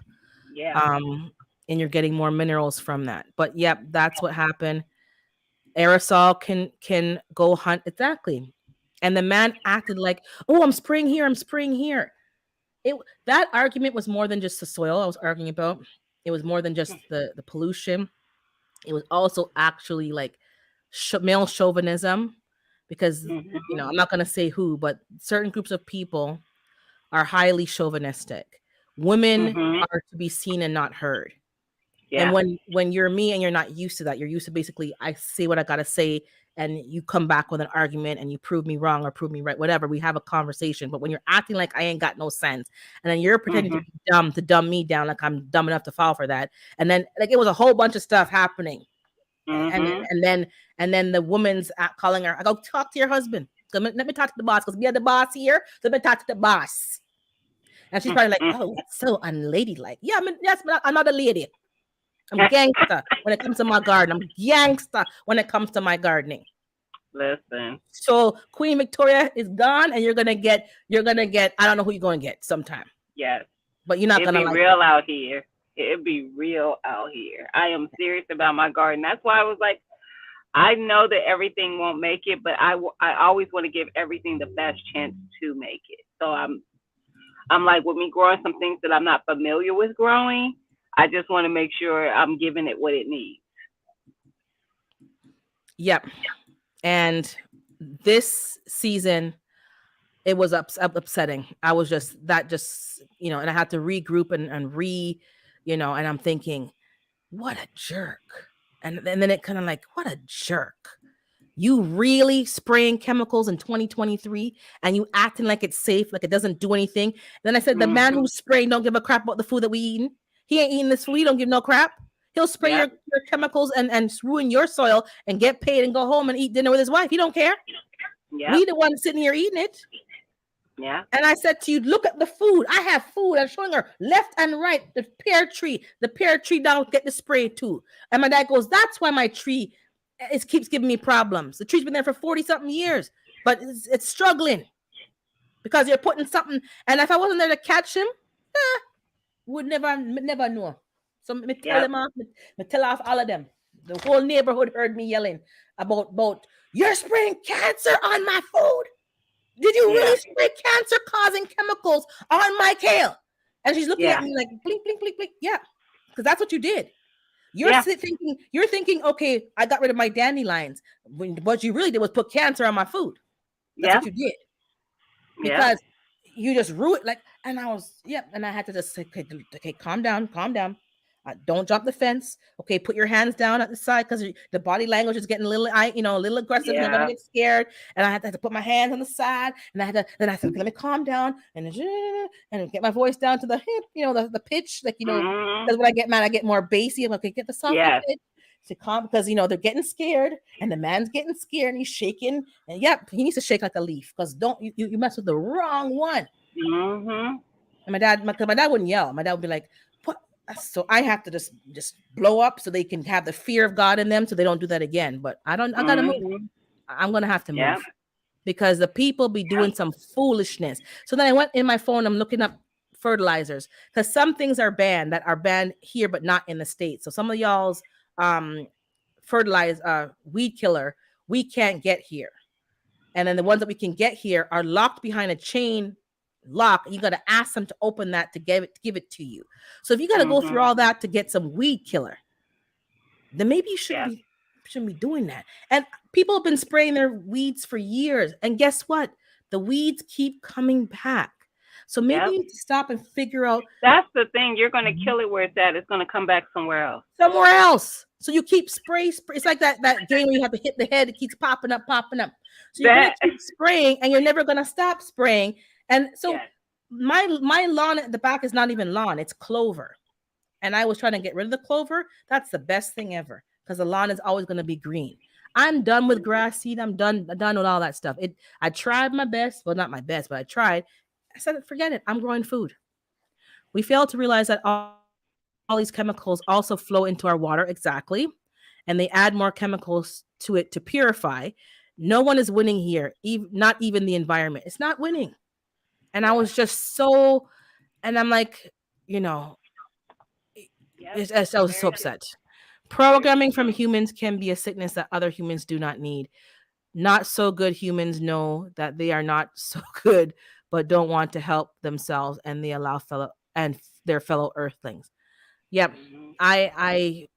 I realized after I was yelling for a bit, and I'm like, "You're not listening," and I'm pointing at my ears. I go, "You're not listening. You're not hearing why I'm so concerned. You don't get it. You just put cat." And they're like, "Well, I sprayed mine. I didn't go on your side. I didn't." I'm thinking, you know, I'm like, "Do you read?" I said, "Do you read? Did you read the ingredients before you call this man to spray your lawn? Did you read the side effects? Did you read anything? Did you do any homework?" She's like, I go, "Because what he's spraying doesn't stay in the exact spot that he sprayed it, ma'am. And Yeah. the fact that I have to talk to you about this because you're acting dumb or you're really Mhm. this dumb. And I don't call people dumb to their face, but today I'm making an exception because I done got up, let start yelling. I done make a scene. I'm already been rude, so let me just go all the way out and then repent later. Cause I can't bother with the niceness right now. I said you're acting dumb. Yeah. I said you're not making no sense. Mhm. Well, we're gonna spray our side. I said, do you really think the cancer to stop at the line? I said, okay, this is urban side now. Let the cancer stay on this side and don't go on mine. Do you think the worms stay on my side and not Yeah. go on your side? That's exactly how it's Do gonna you think happen. the It's bugs gonna just say stop at no. the border and say, okay, I want to stop right here? Do you think the air just says, I want to stop and drop the chemicals on your? Do you like what are you saying? Because you're not making no sense, and that's making me more upset because you're so dumb. Mhm. And it's just, well, so you know what? I said, you know what? I'm done, Top. I'm done. Because it's like talking to a rock. Rock, It rock, is. rock. It is. The rock can't hear you. The rock can't answer you. The rock ain't got no. Well, maybe it has sense. Nothing.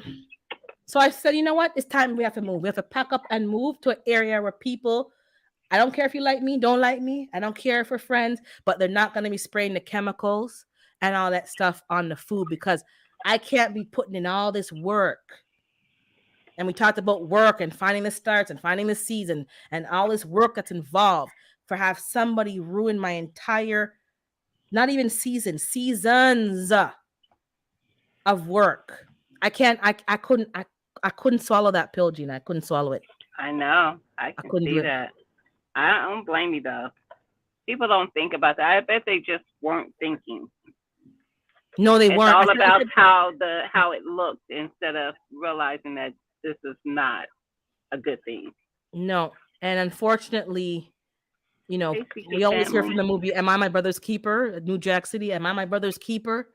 And this is part of it. Whatever you Yeah. do on your property, it's going to affect somebody else. Yeah. Everything that you spray, everything. And the one thing we can't control, I'm not fighting about that. Like I can't control the water and what's in the pipe when I turn it on, but that's all of our problem. That's not just my problem. But when you Yeah. add problems that you didn't need to add, because Mhm. I said you're selfish and inconsiderate. And Mhm. she's like, I go, you're selfish because what you did didn't just affect your property, it affected like Yeah. the six of us here. And whether people are Mhm. growing food there or not, because some people are not growing there, that's a designated gardening area. And you Yeah. had no business spraying nothing in here, but nothing. I said nothing. I was trying to Yeah. find something to spray. I said nothing. Maybe some Yeah. BT. Maybe you can spray some vinegar Did you try Yeah. vinegar? Nope. Did you try? Nope, nothing. He didn't try anything before the chemicals to try to stop the weeds. He went right Mhm. to the chemicals and did not put Mhm. in an ounce of physical effort to pull them out or get an action hoe and just scrape them off at the top. I've done that.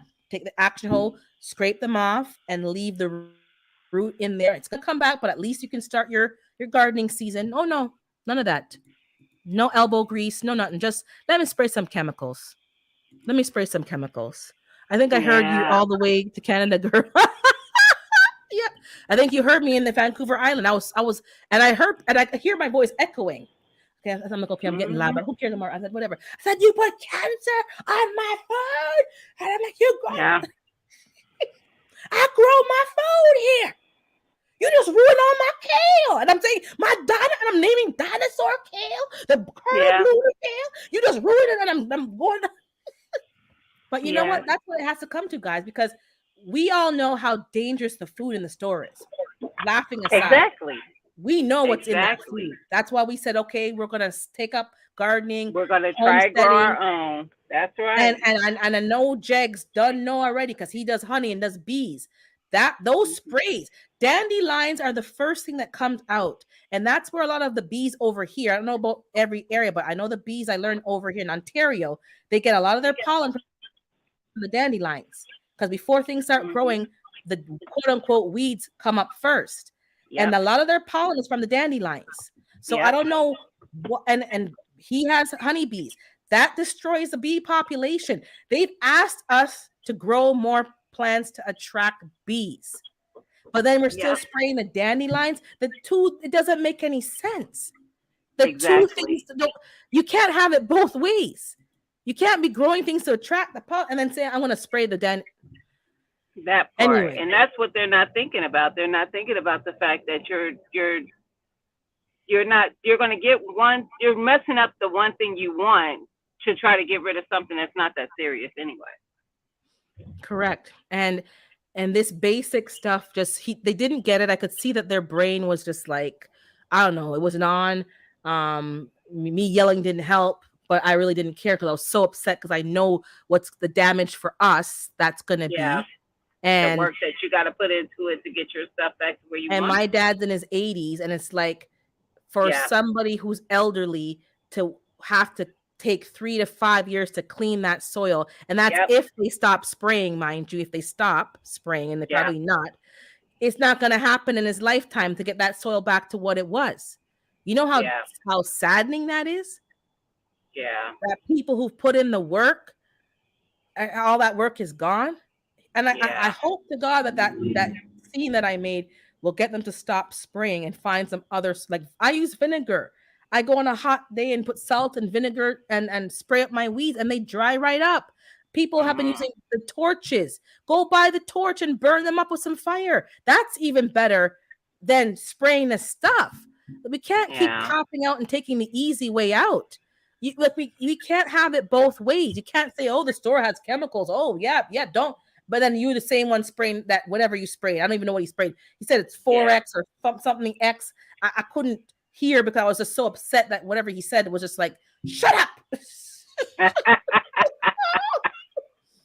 So I'm like, okay, I heard something. I was Googling for something X, weed killer, and trying to figure out what it was. And yeah, Yeah, and it was horrible. It was horrible. And it set me back a bit with the gardening. It set me back just feeling just awful because I'm like, I can't convince people. I can't give people common sense. Common sense ain't common. And I'm talking to you all get it.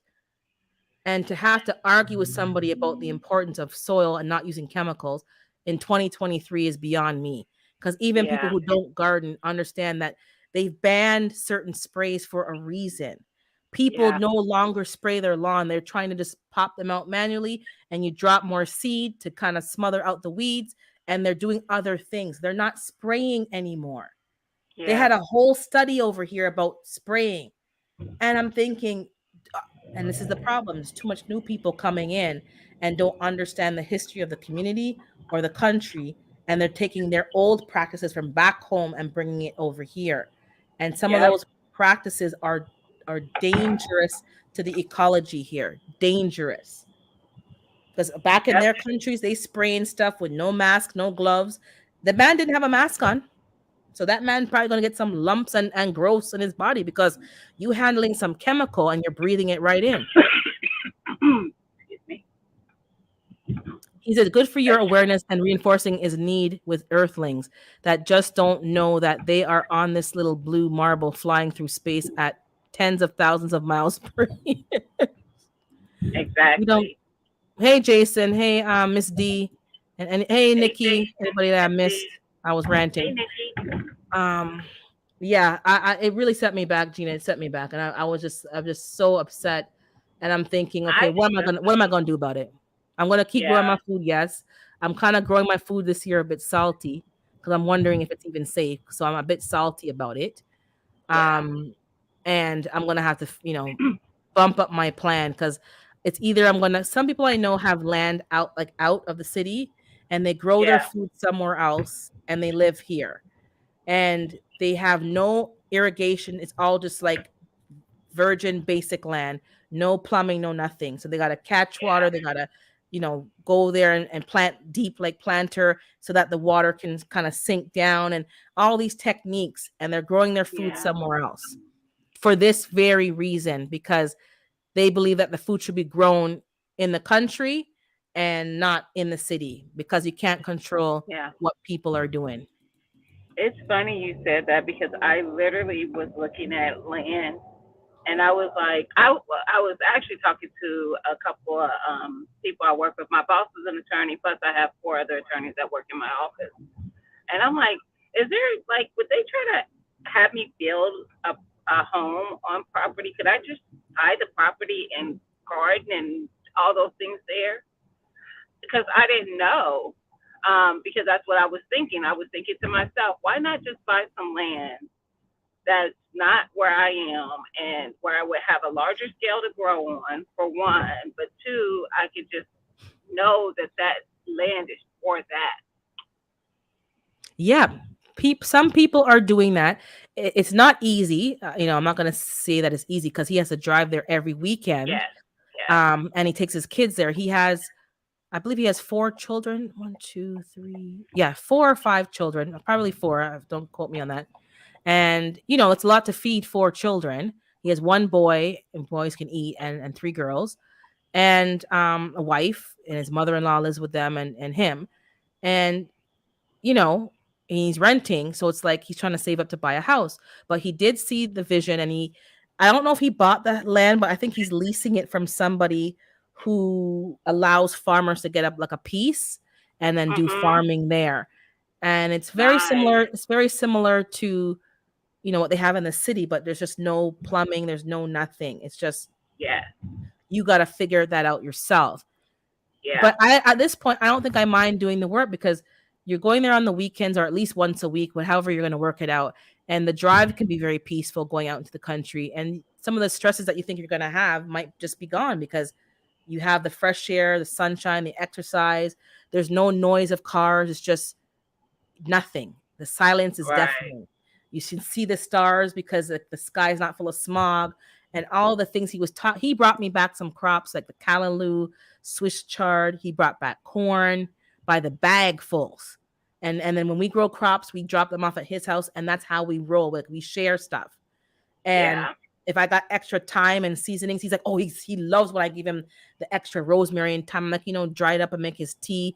He cooks food and gives to us sometime and let us sample his cook. Like that's how we roll. And it's like we're gonna have to not have to, but some of us gonna have to sacrifice what we're doing because I was talking to my friend, funny enough, and she's like, her man wants to move further out, and she was laughing with him, and she goes, I think he's gonna leave me for you because I got the chickens, I'm homesteading, I'm growing food, I got my pew pew license, and he's like, and she's so the opposite.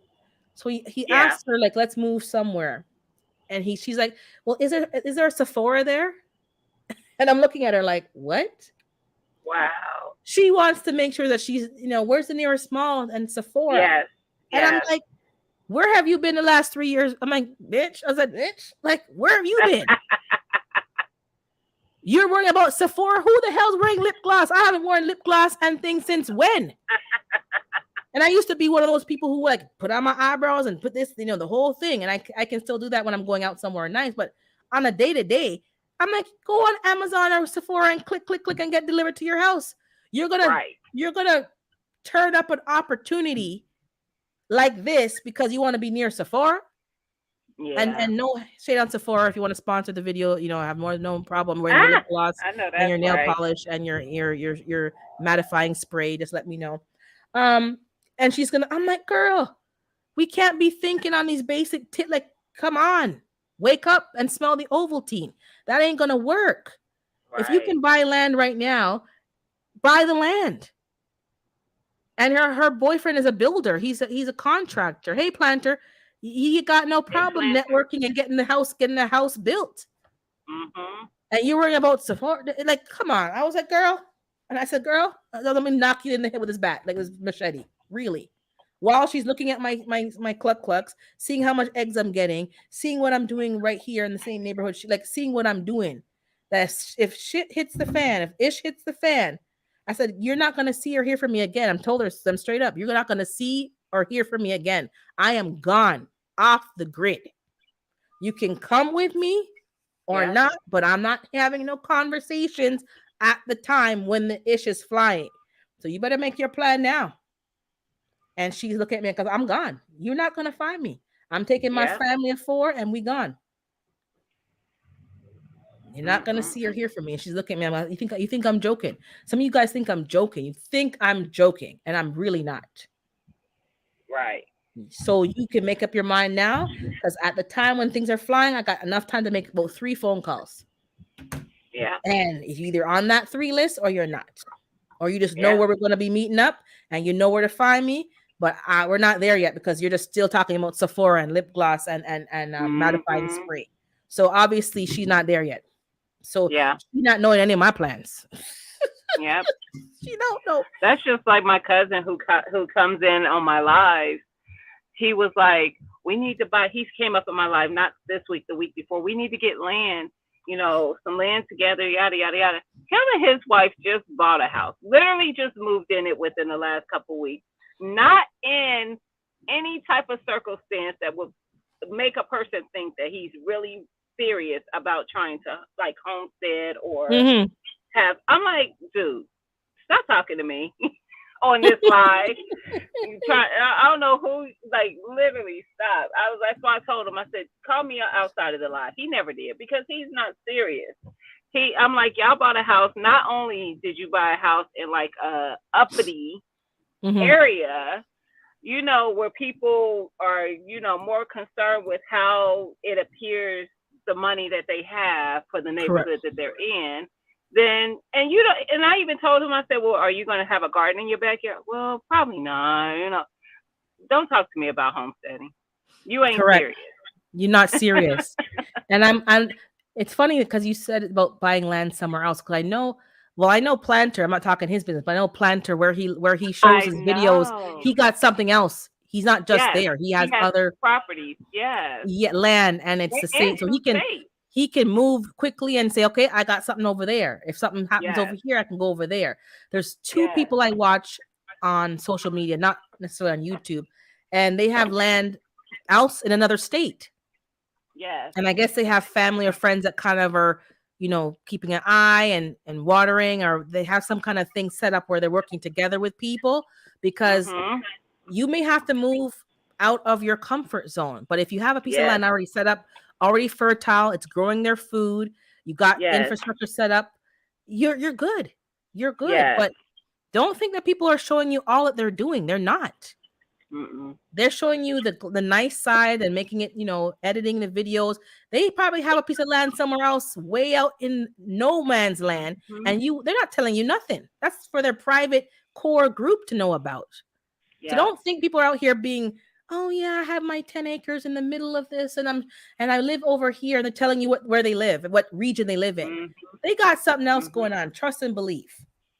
Yeah. So don't be taking everybody literally. Yeah. They're doing something else.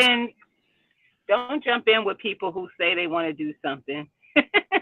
all No, the time because everybody ain't real about it. no. You got to And know this who is, you dealing with. we got to know, because I was talking a few weeks ago about working in pain and working through the pain.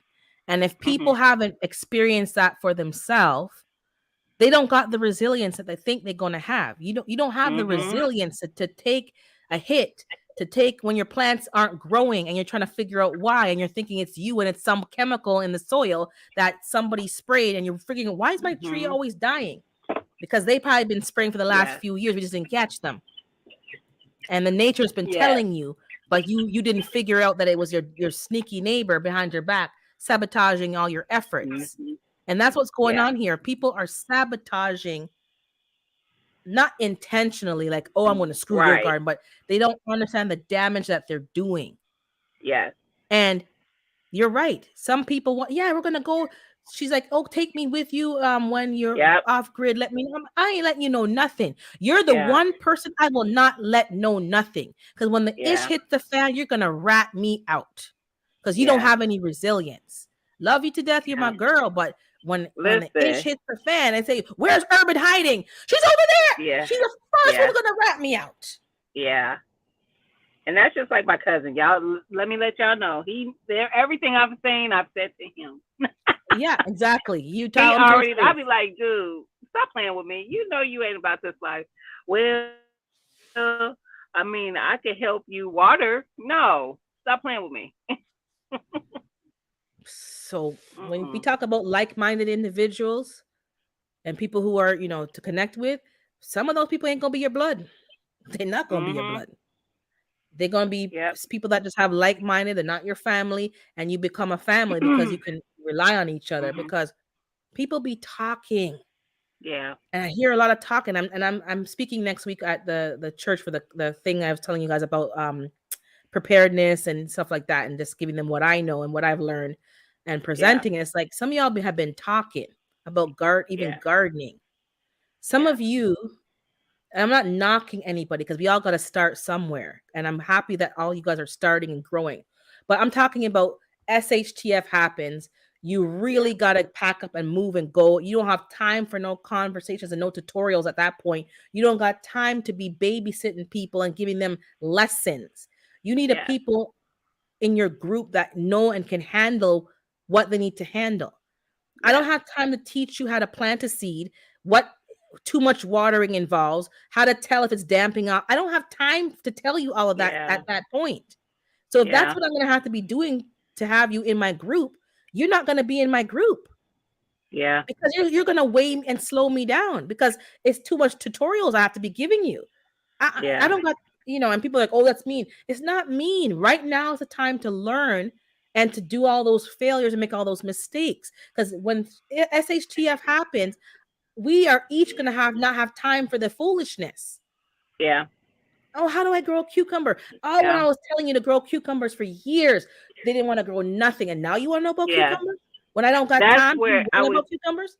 Hey, exactly, and David. that's what I was gonna say. It's a difference of if you willfully just don't want, like the one person who asked about Sephora. If you choose to be at the mall rather than doing what I'm trying to show you now, don't come to me later because you Correct. had the opportunity to learn it. It wasn't important to you. So go on back to the mall that probably doesn't exist now. Have fun. Have fun. And I'm It's thinking, frustrating. And I'm thinking after the last 3 years, like we all got to make our own decisions. Nobody can tell nobody what to do. You're going to have to make your own, hey, Miss Shirley, make your own decisions of what you're going to tolerate, what you're going to Hmm. follow when things come down again and tell you what you have to do and what you can and cannot do. You have to know what your stance is on that now. Because if your Hmm. stance is I'm not doing what you're telling me to do, and you're not going to trust and believe the propaganda, then you have to have your backup plan in place Yep. Yep. because they're going to exclude you from society Yep. allegedly Yep. because you got to watch these street. And if you know and made up your mind that I'm not going to be marching to their drum beat, then you Hmm. need to start making the plans now. And I'm really shocked that I'm hearing people say that, like why are you on what? Do you know what just Yeah. happened in the last 3 years? Yeah. And some people, and some people who did certain things, and I'm not judging nobody, but and then you ask them about what happened now, like all the updates and all the new information that came out. They don't know. Yeah. Don't you want to know the new updates that they've told you to figure out if you were told a lie or told the truth? Don't you want to see if you made the right choice or not? Now that there's more information? No. Yeah. I'm like, okay, you're not on my short list, that's for sure. You're not on my short list. And then we were talking in Planters Live the other day about preparedness. And Mhm. not just his live, other people's lives that I'm either in talking or just in the chat or just like in the bushes. Yeah. And there's a lot of people, and I was never 2A per se, Yeah. but I am always been pro self-defense. I Yes. don't think it's anybody's right to come and hurt you or your children or your cat or your dog or your goldfish or whatever you have in your Yes. property. I've always believed that if you come for me, I'm going to come for you. I agree. And I may not have been 2A, but you have no business. It's your human right to defend yourself. I'm not going Yes. to sit and be no duck for nobody. And Yes. I'm hearing a lot of people, not a lot, but some people, they're on the pew. Oh, I'm anti pew pew. You can be anti pew pew, but don't you Yeah. come to me to come and back you up when your back's against the wall, because I'm not Yeah. coming for you. You know why I'm not coming for you? Because you're so Yeah. judgmental and you want to make it seem like Yeah. I don't have the right to defend myself. And I've heard Yeah. that from a few years back. Somebody got upset with me that I defended somebody came for me and I punched her lights out. I did, Yeah. allegedly. And I don't apologize for that because I'm sitting there minding my own business. Yeah. And I said what I said, and she couldn't handle it. And she came with her big dog and her boyfriend, and she assaulted me first. Mhm. I don't start ish, but I'll Uh, finish it. I'll finish it. Trust and believe I'll yeah. finish it. If there's Mhm. gonna be somebody standing and if barely standing, it's gonna be me. I don't Yep. care if your man jumps me, I will take the hits and I'll hold the pain in, and I'm gonna make sure I get one or two on you and you're not getting back up. Trust and believe. And when Yep. people want to say, "Oh, she shouldn't have hit them. She should have hit them back," and having a whole meeting behind my back, you're telling me that I was wrong for defending myself, but the person wasn't wrong for assaulting me. Exactly. I took a mental note, Yes. and if she's ever in a jam, I will never back her up. Let me just tell you, and she knows who Yeah. she is. I will never. Urban is not backing you up. You take those beats by yourself, like I did, and defend your damn Yeah. self, because it's Yeah. everybody's human right to defend themselves. I don't care if I you believe agree. in. Well, they're making it about. I don't believe in pew pews. Um, I make love, not war. Oh, we all do that. We all Yeah. speak, we communicate, we use our words, Yeah. we come in peace, but there's a time and place where you know the person ain't coming in peace, Yeah. and your words ain't gonna help you. No. And I'm not saying I'm for pro, but hey, Yes. when things go left, I'm gonna go left too. That's all I've got to Yes. say. I'm not going to be on the right being, oh, uppity, oh, yes, let's use our words. And when they go Yes. low, you go high. No, when you go low, I'm going all the way to the gutter. I'm going Yes. underneath you, and I'm going to dig a hole, and I'm going to put you, allegedly, all allegedly, in that hole. Yeah. I'm not doing it. Yeah. I And that's agree. my problem. There's a people talking loudly in these streets. I'm not for. Listen, I'm not for necessarily that either, but I want to Yeah. know how to use one so that if when you drop Yes. yours on the ground or you trip and it locks, Yes. Yes. I'm going to I equalize. That's all I'm agree. saying. I'm I'm the equalizing. same way. I was like, I literally was like never before, and then I'm the same way though. I'm like, if somebody invades my home, I need to be able. We need to be able to protect our ourselves, our family, all the things, Correct. And all people the seem to things. be misinterpreting like, oh, you're two ways. That means you're going to go out and just no. I'm for the right to defend yourself, Outside. protect your property. I'm not going to be out here. Yes. Oh, you looked at me wrong. Blah blah blah blah blah blah. No, come on, guys. Some of you all That think that part, we're out Jason. here just uh firing at flies because the fly looked at me wrong. No, no, no. They're not doing them foolishness. But it's a We to protect your and defend your property, and maybe in yes, some cases your country when they have to call on you to yes, whatever. But yes. over here, we're not allowed to defend ourselves. It's not in written in the legalese. And somebody right now is Mhm. going through the courts because somebody invaded their home, and this is a licensed person. Like, I'm going to be licensed and have your safe and your proper stuff. You're following the laws.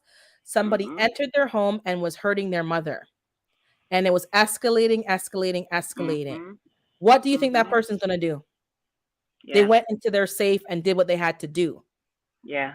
and equalize the situation. Now they're in the court cases. If you Yeah. ever see me in a court case, you trust and believe that I had to defend myself. I didn't Yeah. go out here looking for nothing. Trouble came to Mm-mm. my house, and I don't care Exactly. what's written in the law. I don't care what's written in. I don't care if they drag me out to the Supreme. I will defend myself. I'm not going to be a Mhm. sitting duck for no. If I'm in the house of God praising the Lord and I turn and something goes left, you trust and believe I'm going to be slipping, dipping, and sliding to get what I need to go get and go take care of it. I'm not going to be Mhm. sitting here as a sitting duck for nobody. Mhm. Not doing it. And anybody who No. makes me feel guilt, try to make me feel guilty about it, no problem. Just note to Yeah. self that I will not be coming to back you up. Trust and Well, believe.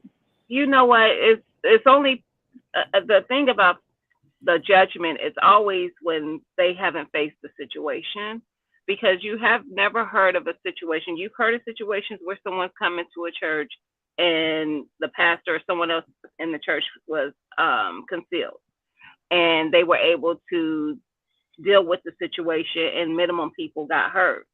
Nobody is judging them then, because it's like all the lives that were saved because somebody did this. You know, Correct. I'm here to praise another day because somebody took the initiative to carry.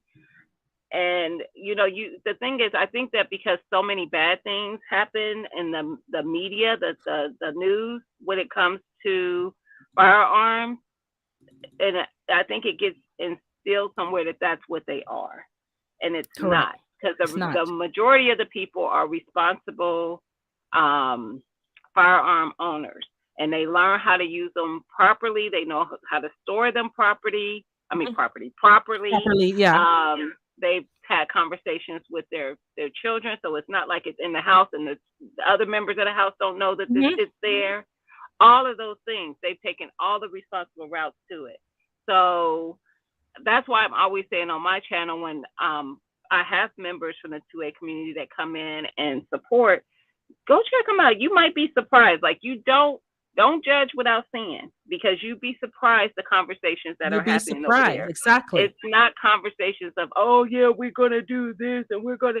No, it's always No. teaching responsibleness.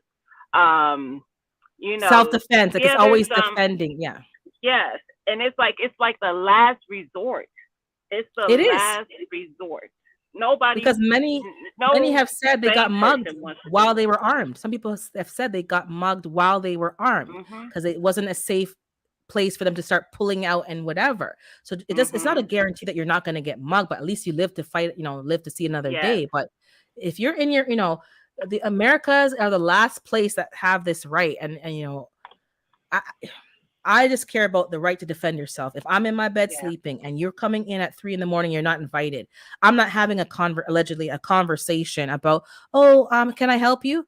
This ain't no customer Mhm. service line. This ain't no, why are you in my house?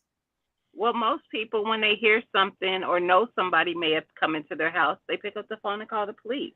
Because why? The police have weapons that they can hopefully stop this person. But the time it takes for them to get To to drive to you, your house. the thing could have happened. So Correct. taking the initiative to learn, to be able to protect yourself in that situation could be very helpful. Just Correct. saying. And sometimes the popo are the problem. You call Sometimes. them. Not every time, guys, because I have family who are Sometimes. are popos, but you Mm-hmm. have to look at the system. Sometimes you call them for help, and then you're the one getting draped up, and you're the one getting because you're all of a sudden they look at the players and look who's here, and then you're now guilty Mm-hmm. when you call them for the Mm-hmm. help, huh? Mm-hmm. How did it Mm-hmm. what?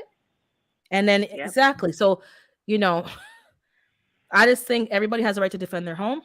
And if you come Yeah. in here uninvited and you don't leave when I say leave, get out, Mhm. I think the law should protect everybody on that, and it doesn't. And Yeah. you all need to make sure you It fight and doesn't. protect that right. Because I even saw Miss former First Ladies talking about on somebody's. They played a clip. She's saying that we shouldn't have Americans shouldn't have, you know, all these access to this stuff and stuff and stuff.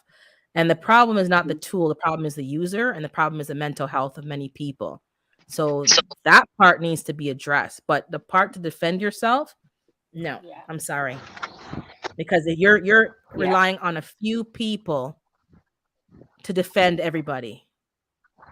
Yeah. So you got the popo. And You even may fewer have because they've laid off so many police officers. It's correct. ridiculous. You There's may have the less law army. enforcement. You certainly don't have the troopers.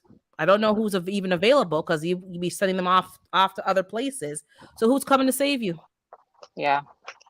So just make up your mind what you're gonna do, what you're not gonna do. And over here, I don't have the law on my side, but you're not gonna come into my house and there's not going to be much conversation. I will try to call, the 119s and ask for whatever, but trust Hmm. and believe I'm going to live to fight another day. I'm not going to be on the news saying That is my urban. hope. Hmm. Yep. And if I'm in the news and you see I didn't make it, trust and believe I took some of them with me. Hmm. That's the way it's going to be. It's going to I'm be walking into a store, so I'm going to drop down into the no chat. problem. I'll All drop the right. link for somebody else. Hey, I think someone said hi to Rock, but I don't see her. But I think Rock is in here. Oh, hey, Rock, I see you now. We gotta you gotta make up your mind. That's all I'm saying, because we each know what we can tolerate and not. I'm not judging nobody, but don't. I really just not in the mood to be hearing that. I mean, seeing that a lot. I'm not really for the this and the that and the that. Then you don't be for it. That's fine. But when things go down and I know how you stay, I know you're not watching my back. I'm certainly not gonna be watching yours, because I'm not taking a hit for nobody that's not gonna take a hit for me.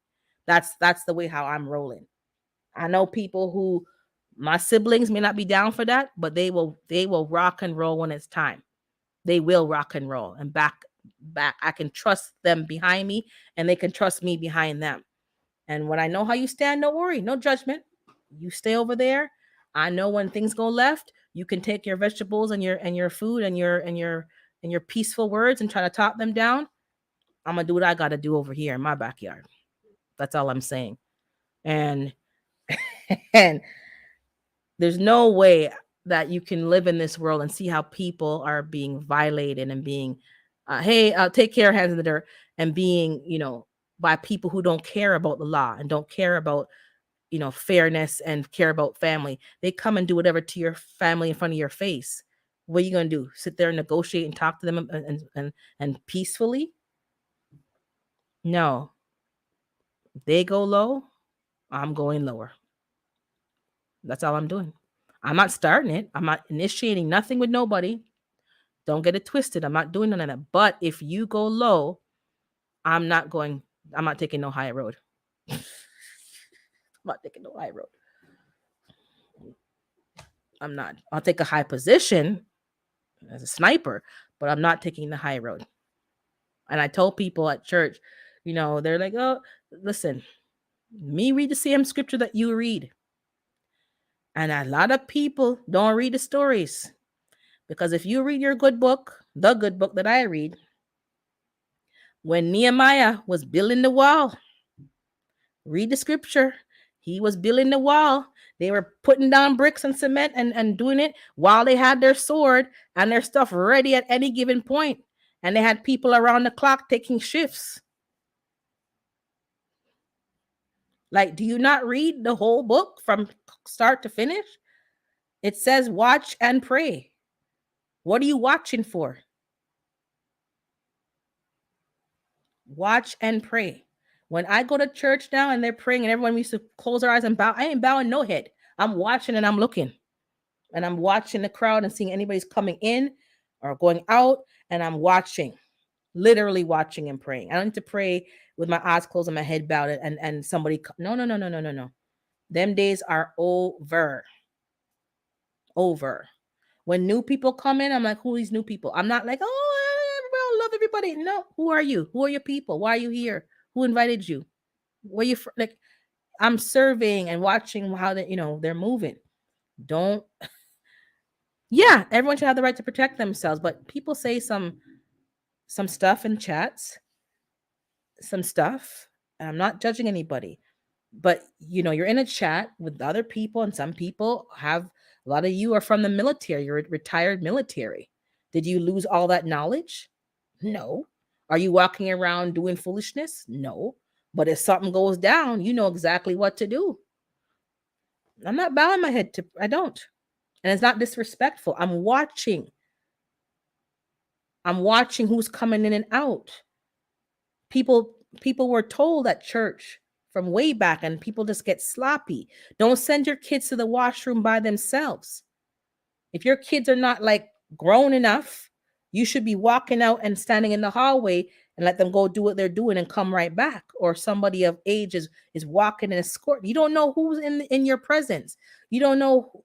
Predators like to go to schools and playgrounds and be near where children are. So you need to open your eyes and smell the Ovaltine and smell the coffee. Not everybody who's saying hallelujah is your friend. They're not. And I always make sure, see young kids going to the washroom, and I say, where's your parent? Or where's your big brother or sister?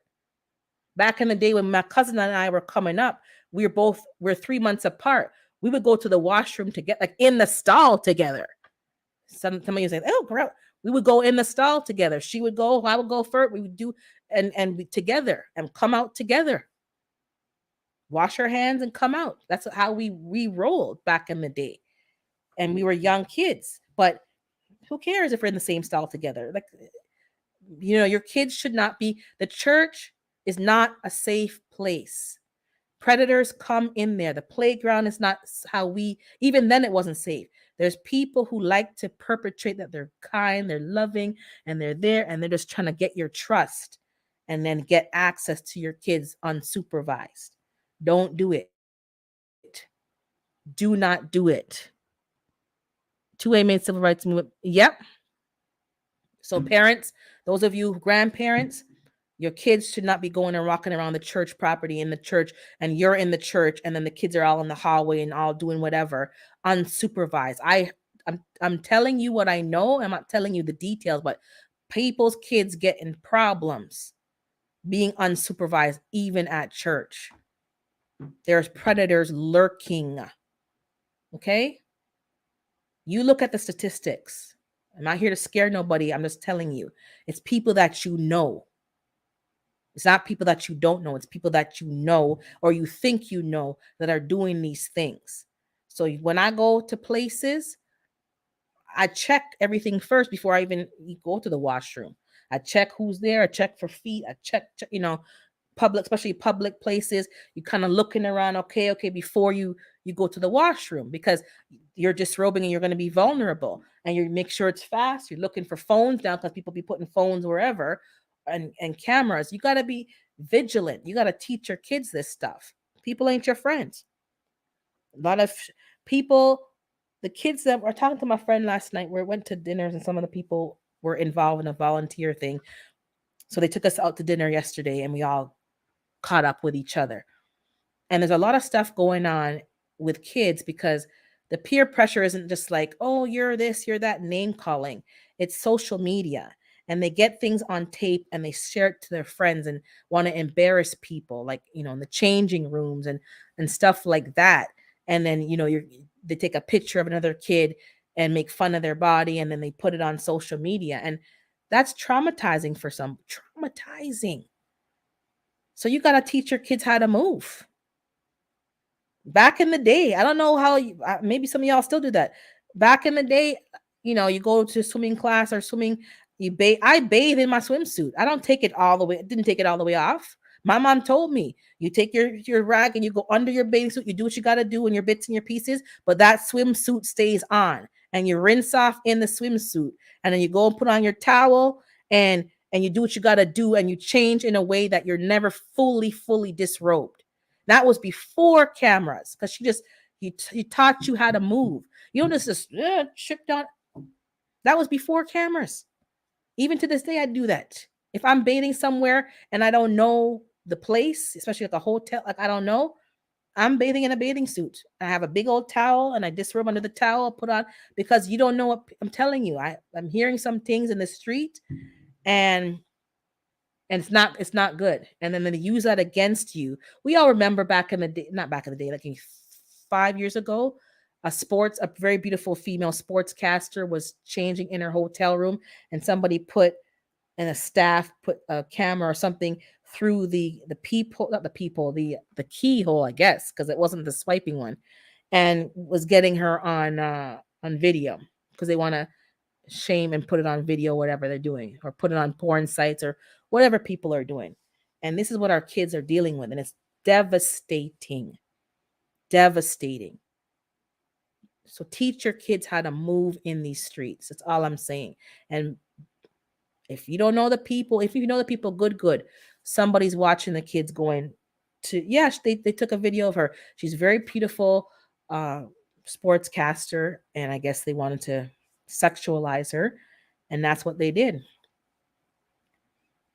So you gotta, you know, when I'm in Jamaica or on the beach somewhere, I'm bathing in my bathing suit. I have a big old towel that covers me from the shoulders at least to my knees, and I know how to undress with a towel on and do what I gotta do and dress, at least be have my undergarments on. Then if I have my undergarments on, it's the same as having on a bathing suit. So then I put my clothes over top. And if you want to shame me, I'm not really gonna feel shame, because that means you you were in a private space where you shouldn't be recording or taking pictures, and just take your lessons and learn. And a lot of people, there's some people that I know from church, I wouldn't trust them with a small child. I smile and laugh with everybody, but I wouldn't trust them with a small child. So you need to open your eyes and make sure your kids know how you want them to move. And that just because so and so gave you candy and I let you eat the candy, they ain't our friend. They ain't our friend like that. And you make sure you know where your kids are. And I see a lot of kids, oh yeah, go to the bathroom, go here, and they're sitting there, and their kids are out having their snack and having whatever in church, and there's nobody supervising. And if I was a wicked, evil person, I could just take off with someone's kid and nobody would know, and you wouldn't find me. We have to put our mind there so that we can know how to move and protect our kids and our family. And it's not just, oh, pew pews and whatever. Good old common sense isn't common anymore. I, you know what I'm saying? It's not common anymore. So teach your kids how to move. Adults need to know how to move. A lot of women leave their purses and just have their purse all over willy nilly. And that's not how you put your purse down. And if I put my purse down, you trust and believe all my ID is on my person. That's how you have to move now. You have to move with wallets that have what do you call it, RFID barrier, because people be passing you by and trying to scan your cards. Like, the world is so different. My wallet is one of those wallets, because forget name brand designer wallets. I gotta make sure I keep my credit cards and my stuff safe, because they're scanning that. You gotta know how to, let me drop the link again for those, maybe. You gotta know how to move. And we after the whole incident with the neighbor, and you just gotta know how to move, because I'm not gonna be, and none of us really should be walking in fear, but we need to have a game plan. I was watching Miss Hart this morning. I was watching her video, finishing watching it this morning, and she was talking about seeds. And if we work together and we keep growing our own food, we won't need them. And that's exactly where we're trying to move to, where we have our own community and we can swap and trade crops and support the companies that are providing organic food in bulk, and do what we got to do, and we won't need them. We don't need them. We think we need them. We've been dependent upon them, but we don't need them.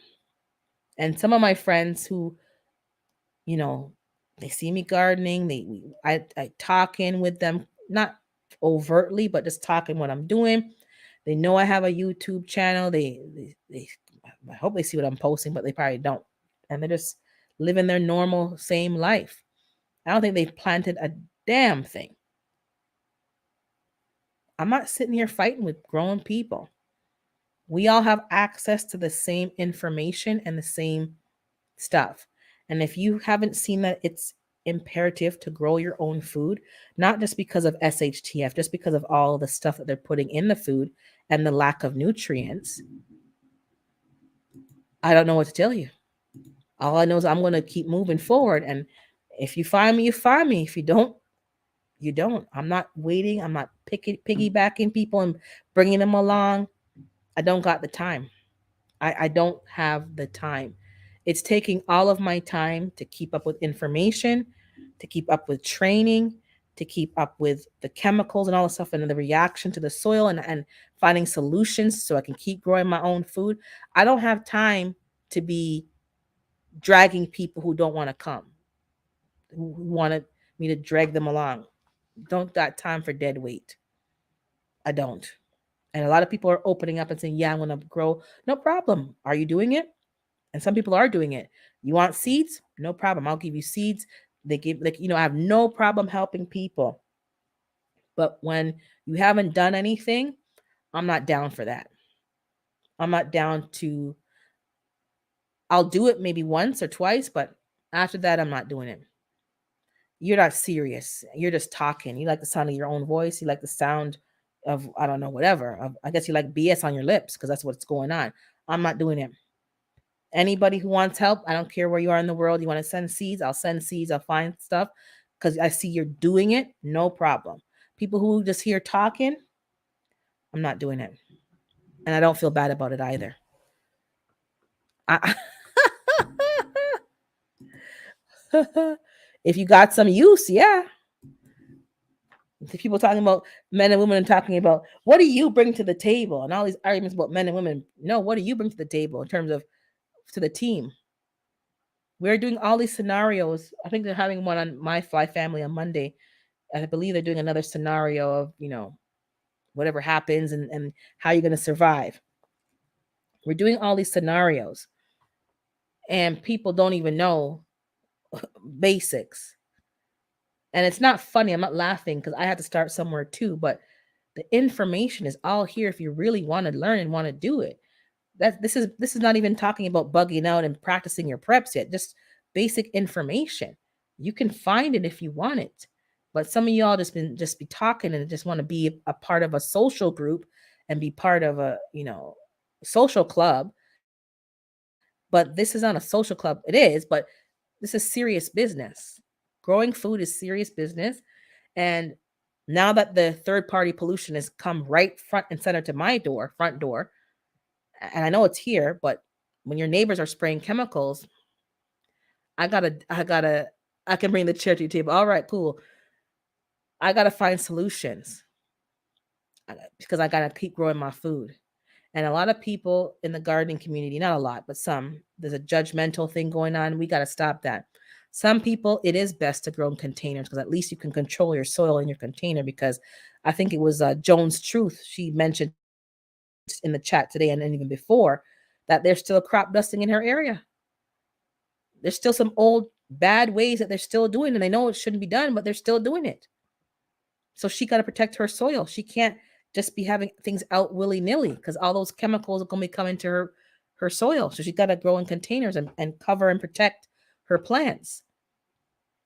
People have to understand that we're all in different parts of the world, different countries, different states, different everywhere, different countries, different continents. We're all in different places growing food. And I was talking on somebody's, I think it was Planters on Thursday. I can't find a lot of things with seeds. Like grapes is one thing. And people are saying, well, that's not, obviously, I'm talking about my area. Like, it's just me, or there's a lot of people who just talk some foolishness. I'm telling you what's in my area. I'm not in an area that grows grapes. I have grapevines in my backyard that I let just grow. I was chopping them down. Now I let them grow. That's food. But by the time it gets to a grape size, I'm not really getting grapes, and they're sweet. They're not sweet. They're tart and they're sour. I'm talking about my neighborhood. A lot of people live in areas where the food is brought in. Like very few of you live in areas that you can grow. I know Jay can grow like dragon fruit and stuff like that. But a lot of us live in areas where we can't grow these things. We're getting them shipped in. So if I'm telling you I can't find things with seeds, I'm telling you, I can't find things with seeds. Obviously, that's not the story for everybody in the globe, but I guess I gotta spell everything out because some of you need spelling class, and I'm getting irritated because it's like, do you not know that we got common sense? We got some good sense in our head. I can't grow certain things here. It's in most of the food's imported. Most of your all's food is not from the US of A, it's imported. And you guys know that. So I don't know why, oh, I get to see you may get food with seeds because you're in an area that has that as its climate and you can get stuff with seeds. I have to either order that special, and sometimes I can go to Costco and find things with seeds. But trust and believe I'm paying a lot more than the regular merchandise. I can get, we have greenhouses here that grow food, but sometimes it's not advantageous for those farmers to grow those crops. Watermelons are now available at a good price. Its season has started here for like under $4. This is after having them for at up to $15 for one watermelon because it's not the watermelon season. Now they're under $5, but they don't have seeds. Oh, I haven't had a muscadine. I heard about it, but this is what's going on, and some of y'all are acting like I don't know if it's just you really think that we're all living under a rock. I won't. I'm gonna buy it because I don't have no other choice. And exactly, like, I'm not saying I like buying it. I'm not happy about it, but I ain't got no other choice. I'm gonna grow my own watermelon, but I have a short growing season. So while they're growing, I'll get watermelon if the animals don't eat them first. But I can't get what I can't get, and I'm gonna have to start fighting on a bigger level to maybe get farmers who have the greenhouses and the infrastructure to grow some of these crops that we want to buy with seeds, and if we're willing to buy them, maybe they'll grow them. Basically, the way you're speaking, this sounds like the pilgrim. And yeah, I'm for you, Erica. I don't want to buy, and you probably have access to melons that have seeds, so you have the option. Over here, northern, and I'm sure GT, welcome in. I'm sure GT can't get watermelons unless they're brought in, shipped in. So yes, I'm growing Minnesota midgets this year. Psalms. I'm growing. I should do a video. I'm very bad with getting the videos out. But I'm getting better. Do a greenhouse with a better. Yes, that's what I was talking about, Jason. Because a few months back, that is, I'm talking about like over the last few months, I've been talking about infrastructure. Some of us are going to have to spend money on infrastructure because we can't grow certain things here because we don't have the climate for it. Unless you're willing to spend the money to build a grow tent or in greenhouses and stuff to kind of expand your options and lengthen your growing season and give it the climate. Nothing's wrong with that. I actually think it's a good idea to do that, but maybe not in your urban backyard where people still spraying their chemicals, maybe now moving outwards. But we're going to have to expand because most of us don't have food that's grown here. It's brought in from other places. And somebody mentioned, another big channel mentioned this week, but we already knew it, but I saw it on all the media outlets.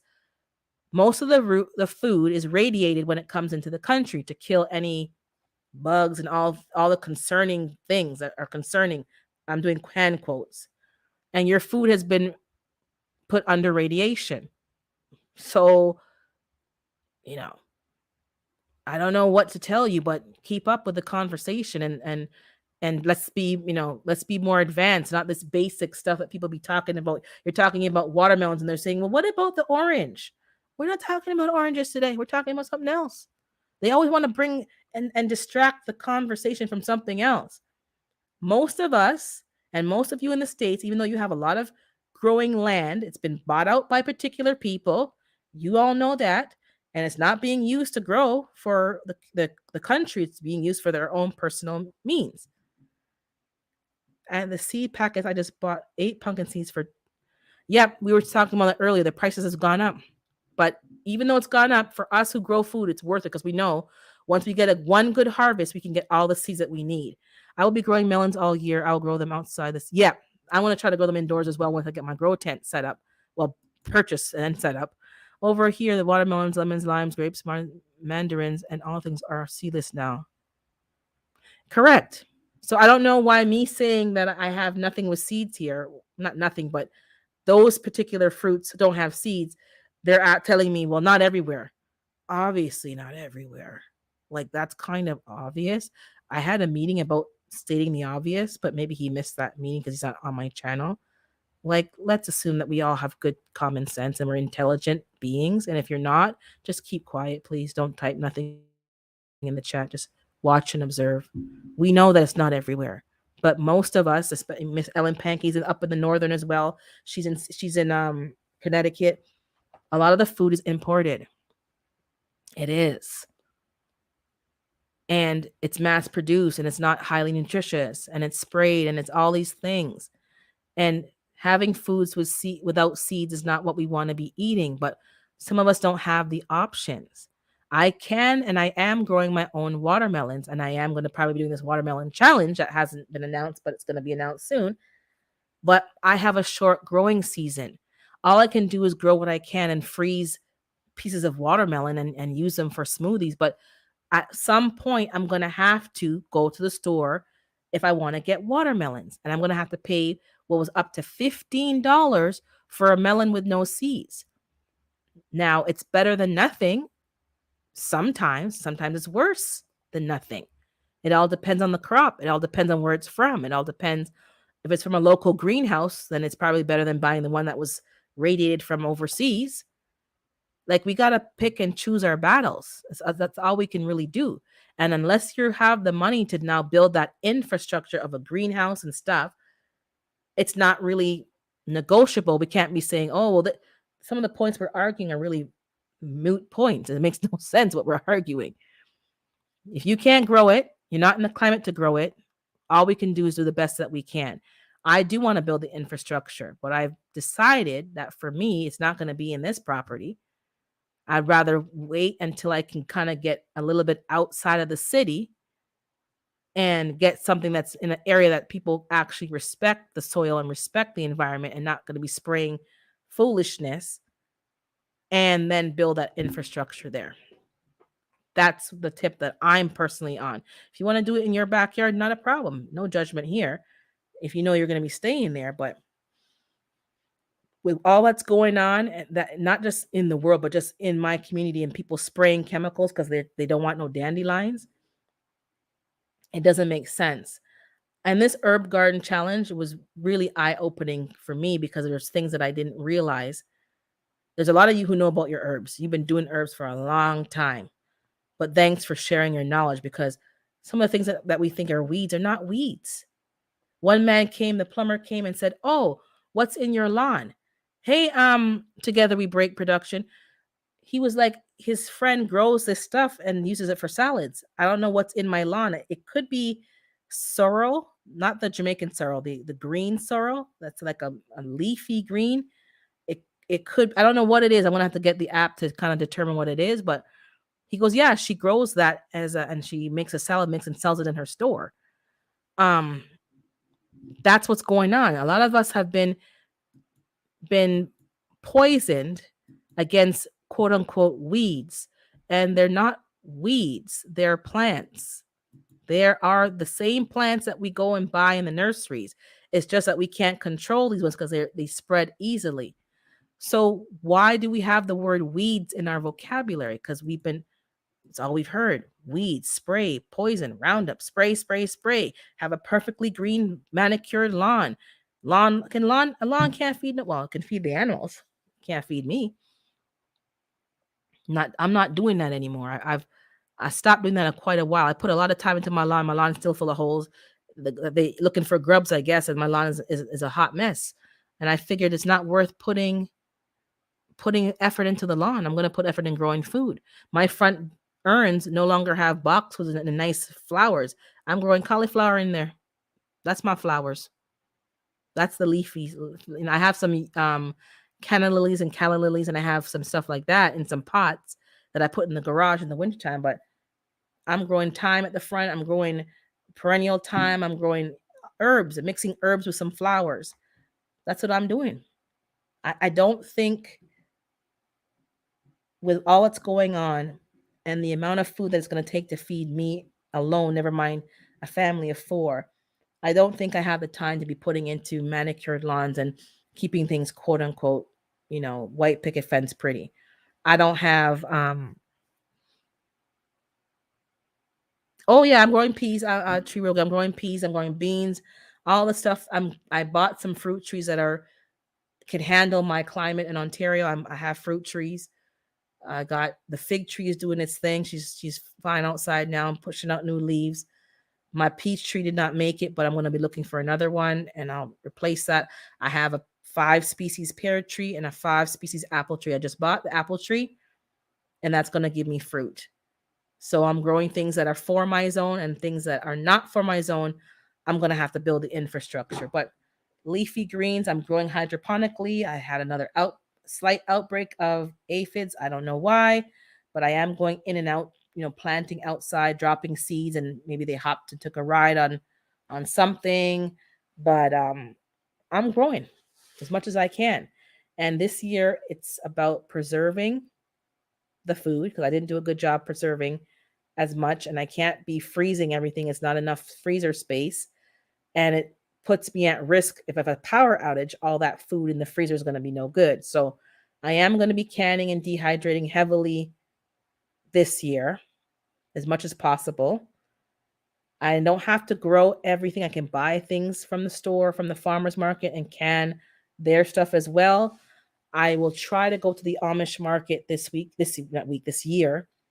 It's out of the way, but it might be worth the drive and stocking up and then coming back and working with my family just to can all that we can do on in a given week and just say, okay, we're going to go to the market.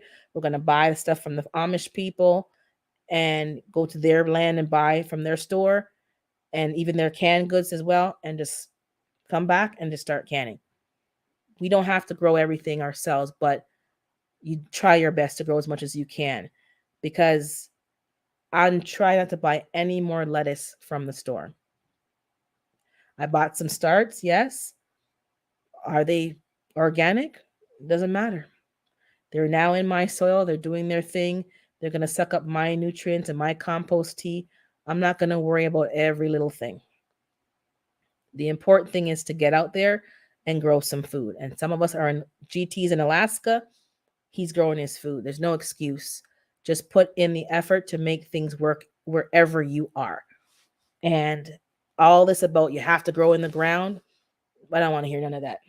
You can miss me with that. You do what you got to do where you are and grow what you got to grow and feed your family. That's what's important because you have to understand there's third party things preventing you from growing, destroying your soil. Some of you all are planting in the soil and your plants are dying and you're wondering why. And you're thinking it's you. So you don't know what was sprayed there, what dropped from the sky. You don't know what's in the rain that's polluting you don't know. Good morning, Jova. You don't know. So take the time to make your mistakes now and learn now while things are calm. Hey, Shanna, things are calm, cool, and quote unquote collected.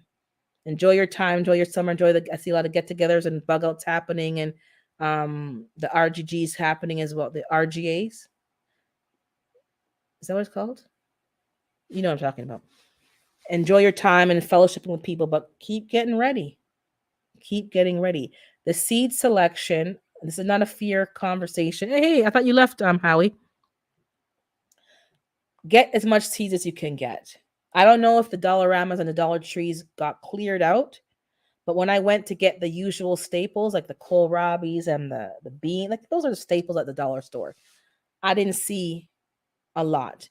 I did see the evening primrose for the first time, and I picked that up.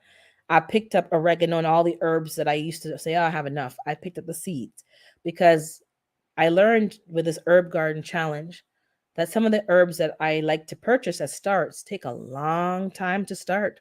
That rosemary's been there for months and I have one little sprig. I've tried to restart rosemary time and time after that and it hasn't germinated. So when you see these plants for $3-4 at the nursery, don't complain. I now realize that some of these herbs take a long time to germinate and to come to something where you can see a substantial plant. So when they sell it to you for $3-4, don't complain and Put them in the garage if you're in, like where I am, to overwinter them so that you can get the survival rate. Try to learn to propagate and clone them because some of these things from a seed is not that easy. Not everything, but some of them. I saw fruit. Yeah, I saw. Well, it's not $20 here, Sam. I think it's $60 now for trees at Costco. I guess they charge us for the imports because they're not from here. They're from Cali or wherever they grow them at. Not all of them are from Canada, so they charge you for the bringing them in, I guess. But they all look like they got fire blight. I'm noticing a lot of plants looking like they are diseased. Yeah, they don't know any. Maybe they think they can fix the plant too. I don't know, Sam, but yeah, I did, but I came back. Oh, okay, okay. um, yeah, some of the trees don't look good. That's what happened to me last year. The peach, but I thought the peach tree could make it, but yeah, I took it back. I got my money back. That God, I took it back in time, and then I'm gonna find another peach tree. And I know some people want to say plant your trees in the ground. I know that that's the plan, but I'm not putting them in the ground here. This is not gonna be my food forest. I'm gonna have to find a place where that's gonna be my food forest. That's gonna be my, whether I live there or just my land where I grow food. I don't want to put nothing in the ground where I am right now. It's staying in containers. I'm going to fertilize. I'm going to feed, but I'm going to find a place that's going to be my food forest. Then I'll put the trees in the ground. I will invest in a greenhouse or some kind of infrastructure where I can keep things, a solarium, whatever, and keep certain tropical plants. But it's not going to be here. I'm just buying my stuff while they're at an okay price, putting them in buckets. I'll feed them and I'll take them all with me when I leave. Some of the plants will be dug up, but not all of them. Or I'll just, once I get something lined up, I will maybe propagate them and leave them here, but take the other ones with me. I'm not too sure, but every fruit tree is coming with me. They're not staying here. That's not an investment I'm going to start again from scratch with. Because I saw people that my parents' neighbors that moved and they had trees, fruit trees from when I was a kid, and they cut them all down. So I'm not leaving something for somebody who's not going to appreciate it and not respect what it is and just think of it as an annoyance. No, no, no, no, no. I'm not doing that. Let me catch up with the chat.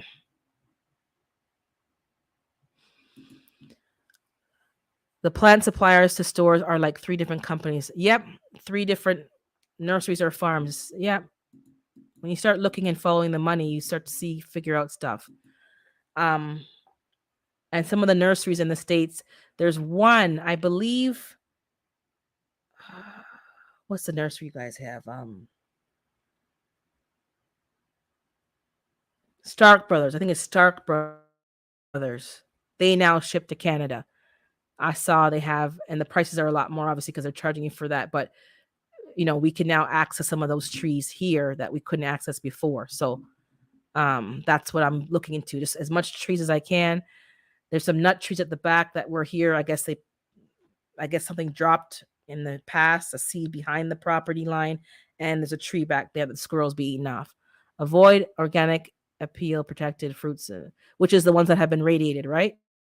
Oh no, you're talking about the one that had that layer on it, that new membrane that they put on it that's quote unquote edible. Every time you take a turn, something else is going on that you got to keep track of. But yeah, that's that peel, that layer. Let me look it up so I can say what it is properly. Give me a second. But I saw it on Instagram. I didn't like, it makes the food last longer, I believe. Yeah, so it's plant-based protection that helps the produce you love stay fresh for longer. Appeal is a better This is what they're saying now, not me. Appeal is better for your business, your customers, and our planet. Get in touch, it says. I guess they want to have less waste, but Appeal Sciences is a company based in Goleta, California, whose edible coating product, Appeal, can make avocados, citrus, and other types of fruit last twice as long as usual by using a tasteless edible coating made from plant materials. Shouldn't the coating just be the skin? It's like a wax, but it's not. Yeah, and I don't think it can wash off because most of us wash and soak our stuff and to get as much of the wax off as possible. But some of the stuff I'm noticing when I wash it in vinegar and stuff, and you kind of brush it off, it's like you can see the membrane even more, and it can't wash off. And in some cases, I have to wash my produce with soap, natural soap. I gotta go find some more natural soap and have to probably make some soap because it's not coming off. Trees growing in your locale for a few years old is best. You top a fruit tree, you will be pruning every year. If you don't have it topped fruit tree, then you can have less work. Okay, I gotta learn from that as well. You guys are giving me some good information. Um, but yeah, yeah. So every time you think it's like, oh, something new comes on the scene, and then they're injecting fruit. It was Darren last week or 2 weeks ago. Sorry, I was off last week. Talked about the truckers, and then they pretty much put the fruit or whatever it is in a gas chamber to help them ripen while they're transporting them across the country. So even things that haven't been imported and they haven't been radiated, now they're doing something like there's all these shortcuts.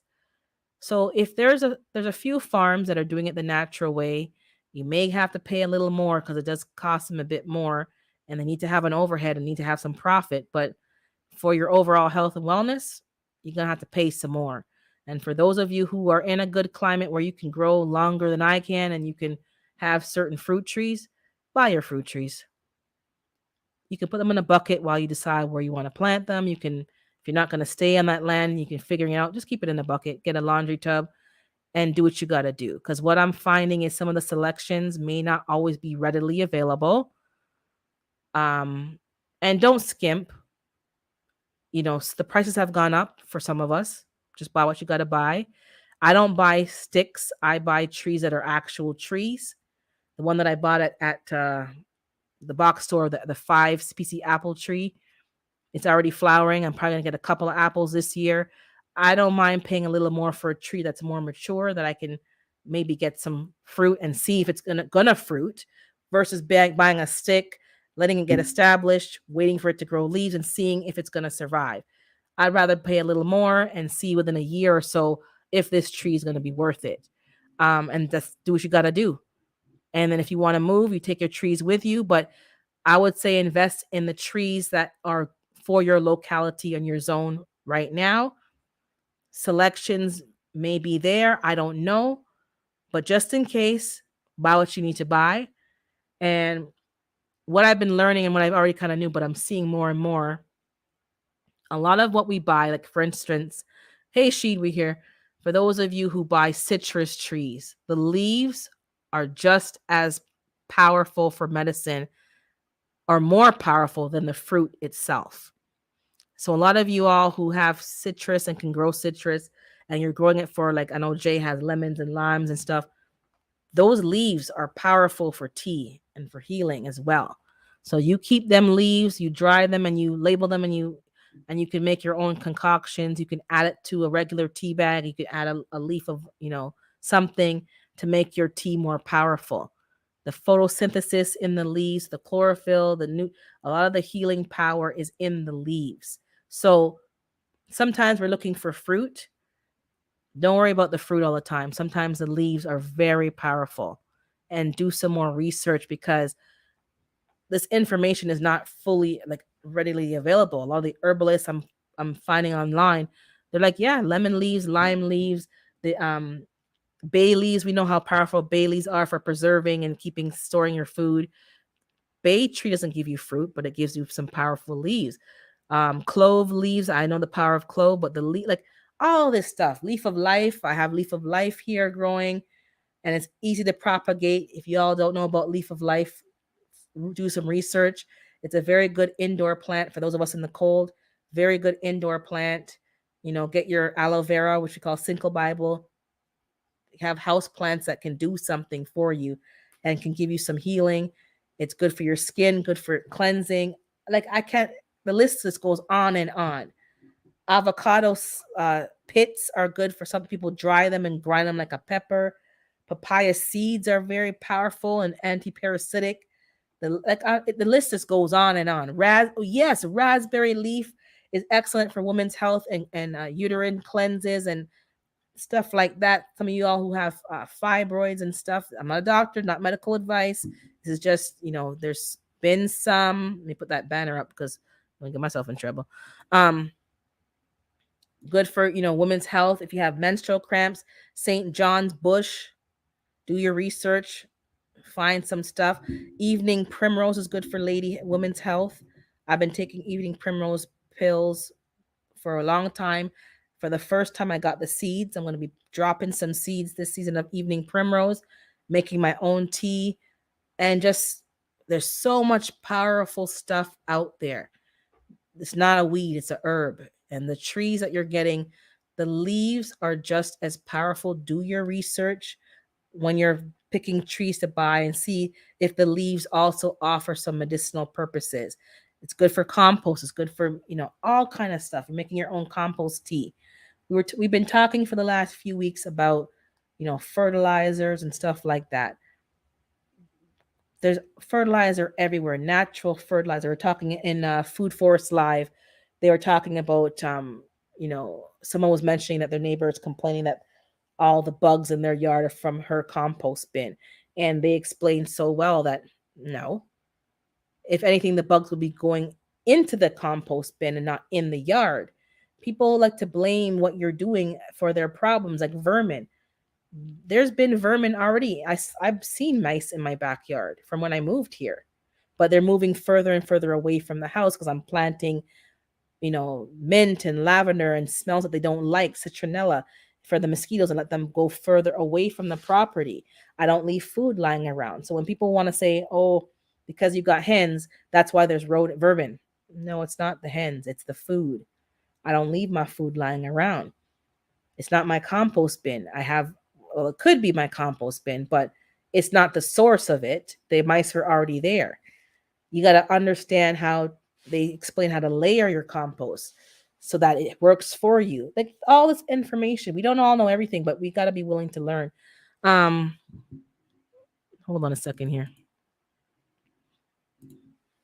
Planting fruit trees on the property line will almost ensure they will not get cut down. There are no buckets in nature. No, they're not no buckets in nature. There's not. But some people are kind of buying what they need now. Like I have my plants and my trees in buckets. So when I move to my place that's going to be my food forest, I'll plant them in the ground. But I just got primrose seeds, but just found out that they're supposed to stratify. What? Let me get my seeds. Hold on one second, because now you got me. Give me 1 second. Let me get my seeds right now.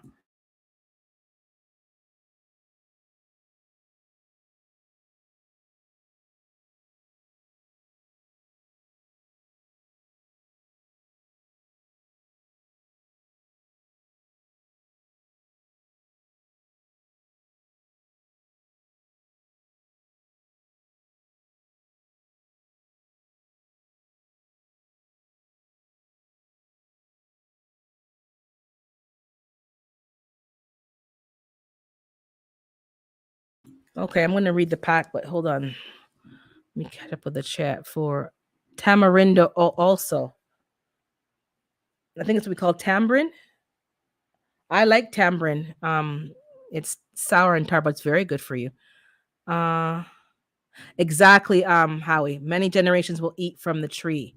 There's trees that we have that generations will eat, but the new generation does not care and they're chopping them down. Let me read the primrose. Give me a second. This tall, sturdy, dramatic plant produces attractive 1 to 2 inch bright yellow cup-shaped blooms. Flowers open wide at twilight or on cloudy days. Okay, so it's kind of like a morning glory, I guess, kind of, or like the opposite. Prefers full sun. Sow seeds outdoors in spring after all danger of frost. Water regularly and fertilize monthly.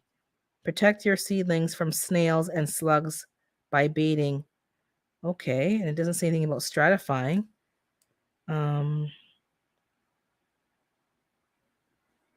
It doesn't say anything here. Because usually I just go by the seed pack, but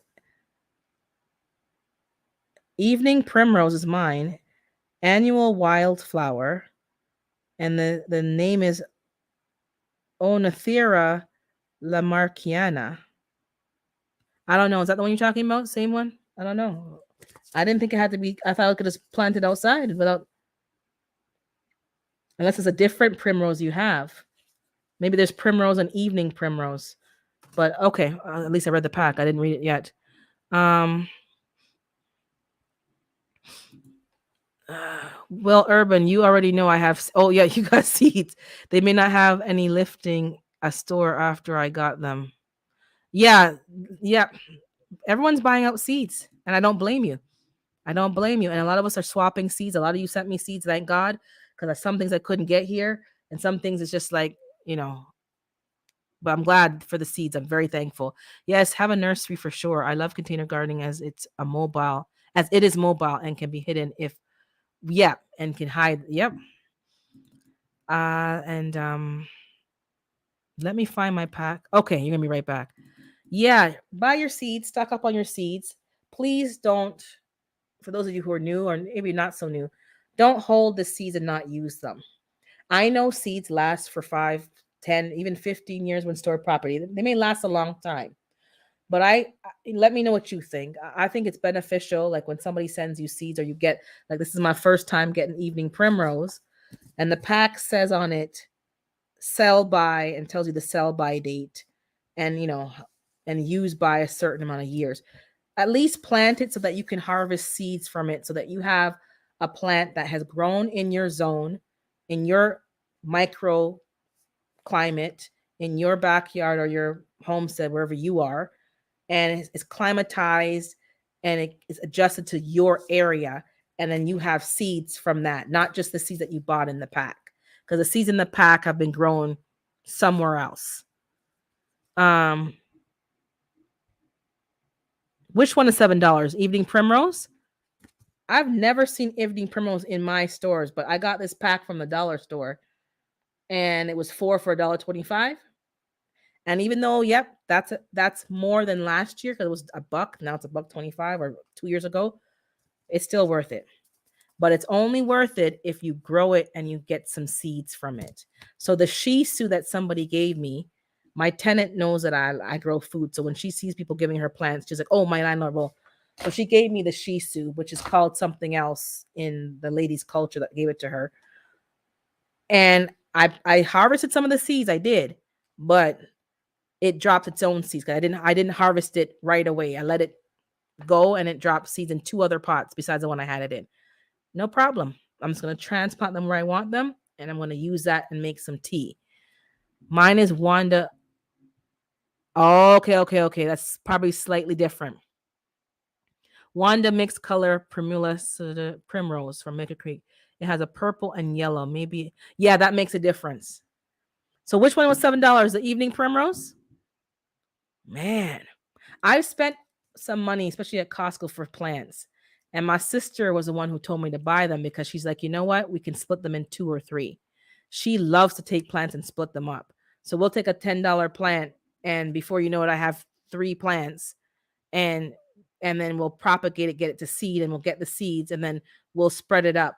So I'm not always that upset anymore when I see a plant for $10. If it's big enough where I can split it up, or it has 3 separate stems, like I kind of look at the way the plant's set up and see if I can safely split it up.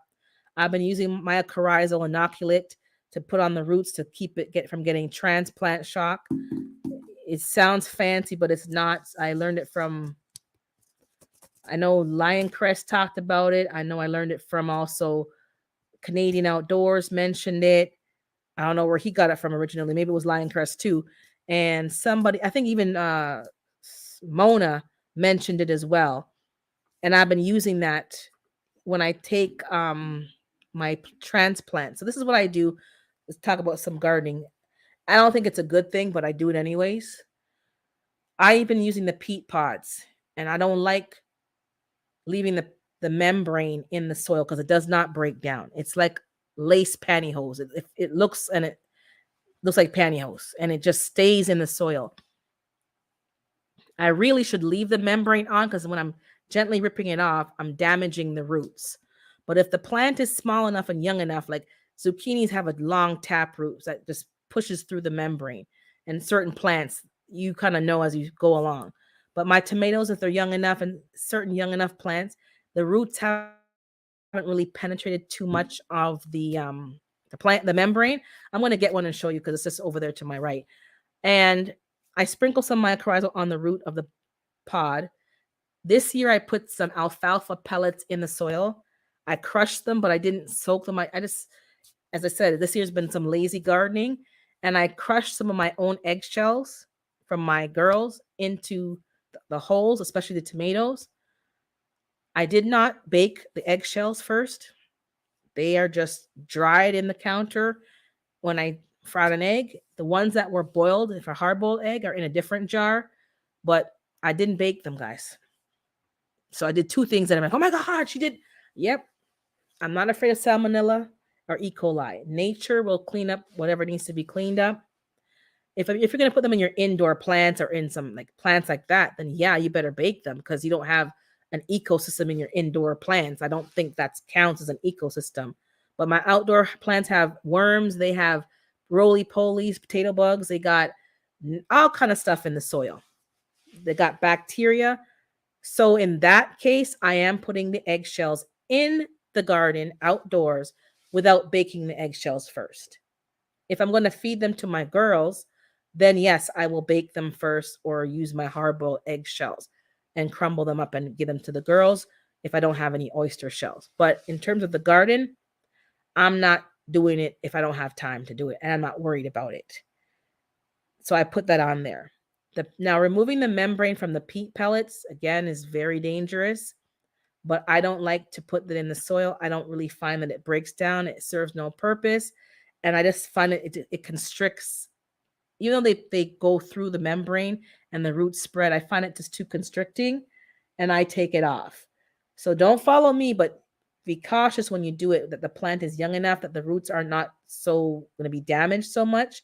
And if the roots are bigger, sometimes it's easier because when you rip it off gently and carefully, the root stays intact because it's not like a fine hair, it's a thicker one. But I'm going to get one and show you. Give me 1 second because hopefully the camera can capture it. Um, because, you know, and I don't think I'm going to plant everything in the peat pellets next year. Now, this year I used the bigger peat pellets for the bigger plants. There's a bigger size that I got from Amazon, and I thought it was the original size, but it wasn't. It's the bigger ones, which are good for tomatoes and other plants. So that may be different, but let's see. Let me get you one to show you. 1 second. I'll get you two and show you how they look.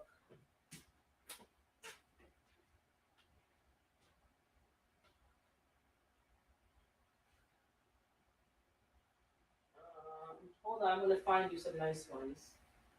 That's a small one. Where's the big one? Where's the big one? Oh, here's one.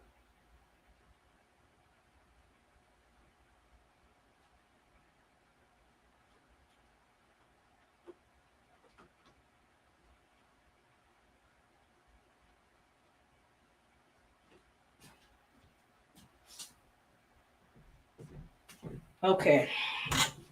I had to put the light back on because it turned off. Okay, so hopefully the camera can capture this. Let me take off the comments 1 second. Oh, let me just see what's happening with the chat first of all. Oh, you're gonna get Howie? Okay, awesome live stream. Blessings to you. Okay, no problem. Yep, you're doing it, man. That's why I'm watching your channel too. Okay, so I'm gonna show. Okay, so this is a tomato called a Tiny Tim cherry tomato. This is a regular size pod, and hopefully, I think you guys can see the roots. So those roots are clearly visible and most likely won't rip so easily. So do not just go and start ripping it off.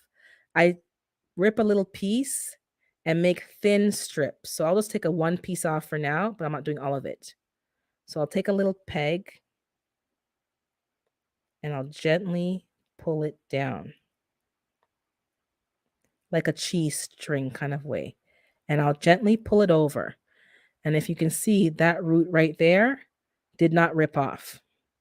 So very gently, oh, some peat fell on my computer. Very gently pull it off. And that's why I didn't want to have to up pot so many times. But I gently rip off that membrane.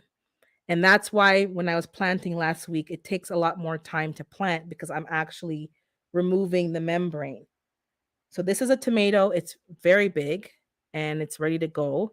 I kept some inside because there was frost coming, but some are already outside. And only one was struggling because it was like a second seed in the same pod. Now, this is the bigger pod. These are the bigger ones.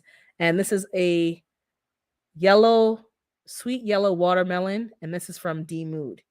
And the roots, you can see lots of roots. Watermelons and squashes and all the melons shoot out a lot of roots.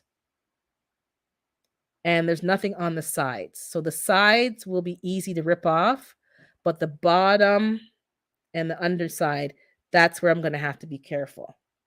Now, the bigger pods were better for these kind of crops because it didn't fill up the pod so quickly. So I'm going to try to show both to see if you can see a difference. It's not much bigger, but it is a bit bigger. So that might be better buying the bigger pods. I think they're 50 millimeters versus the ones that are from the Jiffy that are 35 or 30 millimeters.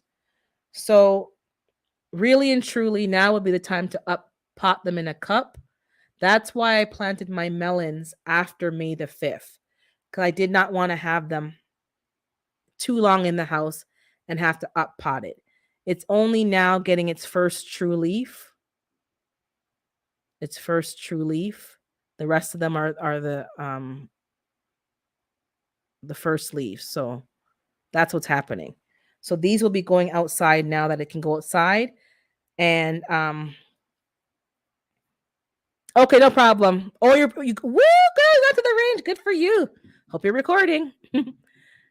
No. It's not taking out the plug. I'm only taking off the membrane.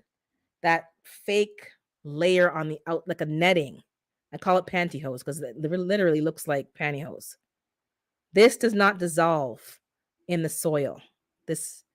It feels like a mesh. They say it dissolves. It does not dissolve. It doesn't. And it's easy to grow them in, but I don't want to keep that in the soil because it's something I have to remember to take out. So if I can eliminate it now and just throw it in the compost bin, that's what I'm going to do. And you see Gina's going out getting her practice time in. There you go. That's what you got to do. You got to know how to protect yourself, protect you and yours. And that's just the way it is. That's what I think, and I'm sticking to it. I'm not out here hurting nobody, but come for me, I'm gonna come for you. So that's the root system for these. This is what I'm doing. I know some of you grow in cups, and cups are good. And next year, I'm probably gonna get. What I'm gonna do is the situation I have here is that I'm in a colder climate, and I don't want to be outside mixing soil and stuff like that. So I'm gonna have to do it either in the I don't know how it's gonna work, but I have to do something different because I don't want to mix soil in my house.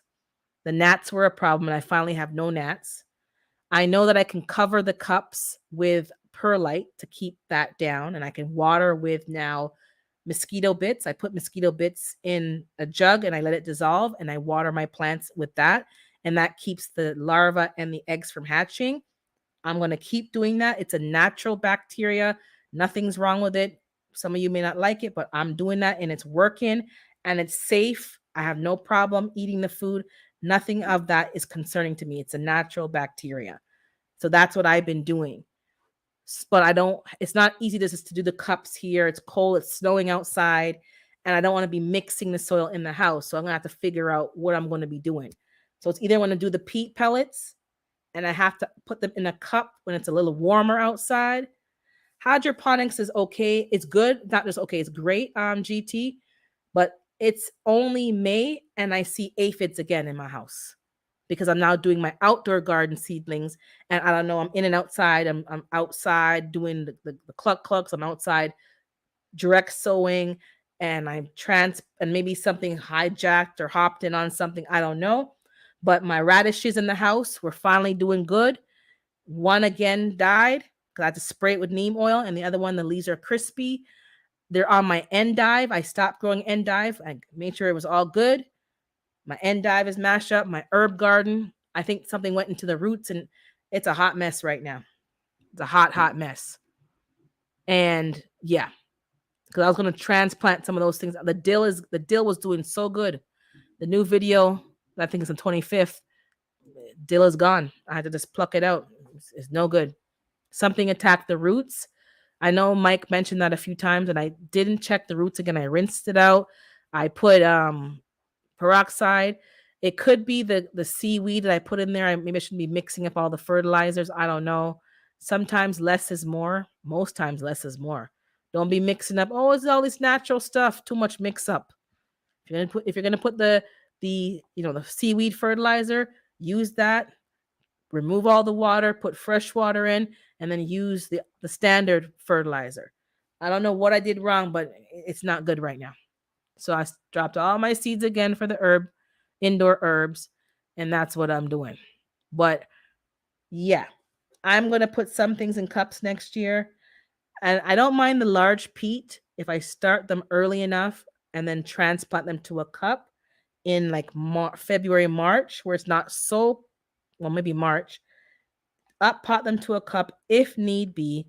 Put the perlite on top and water with the BT water. Is it BT or it's whatever it's called? I think it's, yeah, the mosquito bits water, and hopefully that helps. But I don't know what I did wrong this year, but the outdoor garden, I see there was aphids on some of the squash like stuff, whether it's a squash or a watermelon or a pumpkin. I had to spray that down. That's okay, but the hydroponic stuff, the neem oil again just mashed and burned the leaves because it's under the light, and I'm having a problem with aphids again. And I've only been indoor gardening since January. So maybe it's just happening to me so I can learn everything quick and easy and fast so I know how to conquer it, but there's a problem. So I'm going to pause the indoor garden. Whatever's still there is going to stay there. I took out some of the stuff. I harvested all my lettuce, washed it just in case of aphids, and I put them in the fridge. So I have some lettuce for today and tomorrow's salad. And after that, whatever's there is there. I'm not planting no more seeds. I'm going to just plant everything outdoors, let everything empty out, sanitize, and start indoor fresh, maybe in October when the outdoor gardening is kind of finished, because I don't know what's going on, guys, but the aphids just be hopping on and coming in the house. Hey, crossover. I don't know. If you guys have any tips, let me know. I don't know what I'm doing wrong, but my indoor gardening is being attacked left, right, and center. Anyways, I should probably end soon because oh my god, it's 12 o'clock. I got things to do. It's raining, but hopefully I can get and the girls are doing well. The cluck clucks. I have the outdoor run. It's finished finally. All I have to do now is put pavers all around the perimeter so that nothing can dig, so that they can go out there tomorrow or Monday. I would let them out there today, but there's no pavers and I have to sit there and watch them. Yeah, exactly. Guys, it's longer than I thought, but I was off last week. That's probably why. Next week I might be off again. I'm not sure what time I might go live before the seminar. And if I go live, it's probably going to go live from my car. So that I'm already there in the parking lot. I'll go live on my phone, and then I'll end when it's time to go inside. So next week is kind of not for sure, but keep dropping your seeds, keep planting. A lot of us are having some struggles. Just keep dropping the seeds. And if you got to buy starts, go buy your starts. There's no shame in the game. I always buy a few every year just to support the stores, support the nurseries, buy things that I don't have the seeds for, and have some unique varieties in my garden, and just do what you're doing. Keep growing some food. We have to keep motivated. Some of you are guys maybe getting discouraged. I know I still get discouraged sometimes, and I've been growing food for a while. You get discouraged when things keep dying and you're trying to figure out what's the problem. Just go back to the basics, go back to the beginning, maybe remix some of your soil, lighten up on the fertilizer, lighten up on all the additives, and just lighten it up and stop running to that first. Maybe your soil in your containers. I'll say this before I end it up. Sometimes the soil in your containers gets, I think the word is anaerobic, and you have to air it out. So a lot of my pots and my grow bags, not so much. I dumped out the soil and I just stirred it up, get some airflow to it, get some rainwater to it, get the lightning to zap it and recharge the soil, and then mix it and put it back in the container. When you just leave the soil in the container, that's not what happens in nature. So you sometimes need to stir it up. The reggae song, stir it up just a little bit, or no, little darling, stir it up. You have to stir your soil in the containers because sometimes it gets anaerobic and it becomes dead. It's too much of the bad and not enough of the good. So sometimes just stir the pots, dump the soil out, mix 2 buckets together, mix it all up, add some native soil to it, and then put it back in the bucket or the pot. And try to do that either every season or every other season. No problem. Thank you, Canadian. And that's probably some of the problem. Maybe some of you don't know that. You can't just keep the soil in the bucket and then just keep adding some amendments and then planting. The same way how you need to air out your house and just get air, your soil needs some stirring up, and it's just sitting there dormant. So just try that. Stir up your soil, your containers, your in ground. I don't believe in tilling that much. I believe just almost like no till, minimal, and let the nature do it for you. Put natural leaves and compost and let the worms do the mixing and the loosening for you. Grow certain crops and let the roots loosen the soil for you. Cut the tops off, leave the roots in the ground to decompose, and that's going to help loosen and build your soil. Go back to the basics, because all we do is keep adding all this stuff, and you're doing more damage. Unless you're adding just leaves and straight natural stuff, fine, but stop adding this powder, that too much mix up. Dump all your soil out the buckets onto a tarp. Let it sit for a couple of days. Let it air out. Let the rain fall and hit it. Let the lightning, that charges the soil, and you can put it back in your containers and start again. Hydroponics, if you have any tips, let me know, because I'm having a hard time with these bugs. So have a great week. Be kind to yourself and be kind to others. Stock up on your seeds and your preps. Let's not judge how people garden and what they're doing. We're all in different climates and different areas. Just grow you some food and collect your seeds. And don't let your seeds sit there and not being used.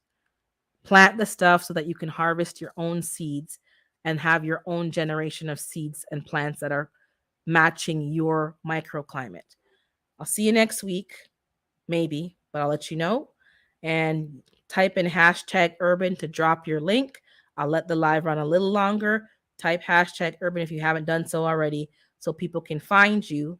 And Nikki, I think you're gone already, but I'm going to email you back about the email. I gotta have to do another date because that date I'm not available, but we'll talk. And if anyone else is going live, I'm not sure, but I know Monday is My Fly Family. Wednesday is Erica My Fly Family. We had a fun last Wednesday. Miss Ellen Pankey's on Thursdays. Miss Shirley OG's on Thursdays at 5, I believe. No, 4 is Miss Ellen Pankey, and I think 6 is Miss Shirley OG. Planter Gardens at Thursdays at 8 or 9 p.m. depending. Friday night at 6 is Gina versus Gina. Tonight is the chat, and it should be on Hands in the Dirt channel this week, I believe. Wind Down Wednesdays is on Wednesday at 7 p.m., I believe. Yeah, 7 p.m. Wind Down Wednesdays with Hands in the Dirt. And he has his co-host Bougie Pepper and Miss OCD's Chick. Sunday's my day off. I'm not really usually on live, but sometimes I pop in for you guys. but some of y'all go live on Sundays. Every morning at 5 a.m. from Monday to Friday is Can't Stop Walking But Love Mowing. I pop in there most times when I'm up. If not, I play a replay if I'm up early enough. He goes live from his truck driving and he talks to us. So check him out. To make sure I advertise everybody that can remember. Do-do-do-do. Lashes goes live whenever she feels like going live. African Dreaming has Trill Tuesdays and Friday faves, usually 11 a.m. or 12 noon on Eastern Standard Time. Every evening, and most evenings, is the Weightlifting Geek, Motivation from the Weightlifting Geek, about 5 p.m. every weeknight, Monday to Friday, and that's pretty much where I'm usually in one of those lives. And anybody else I can't remember, but yeah, we're here. Check them out. #urban. I'll see you next week. God willing.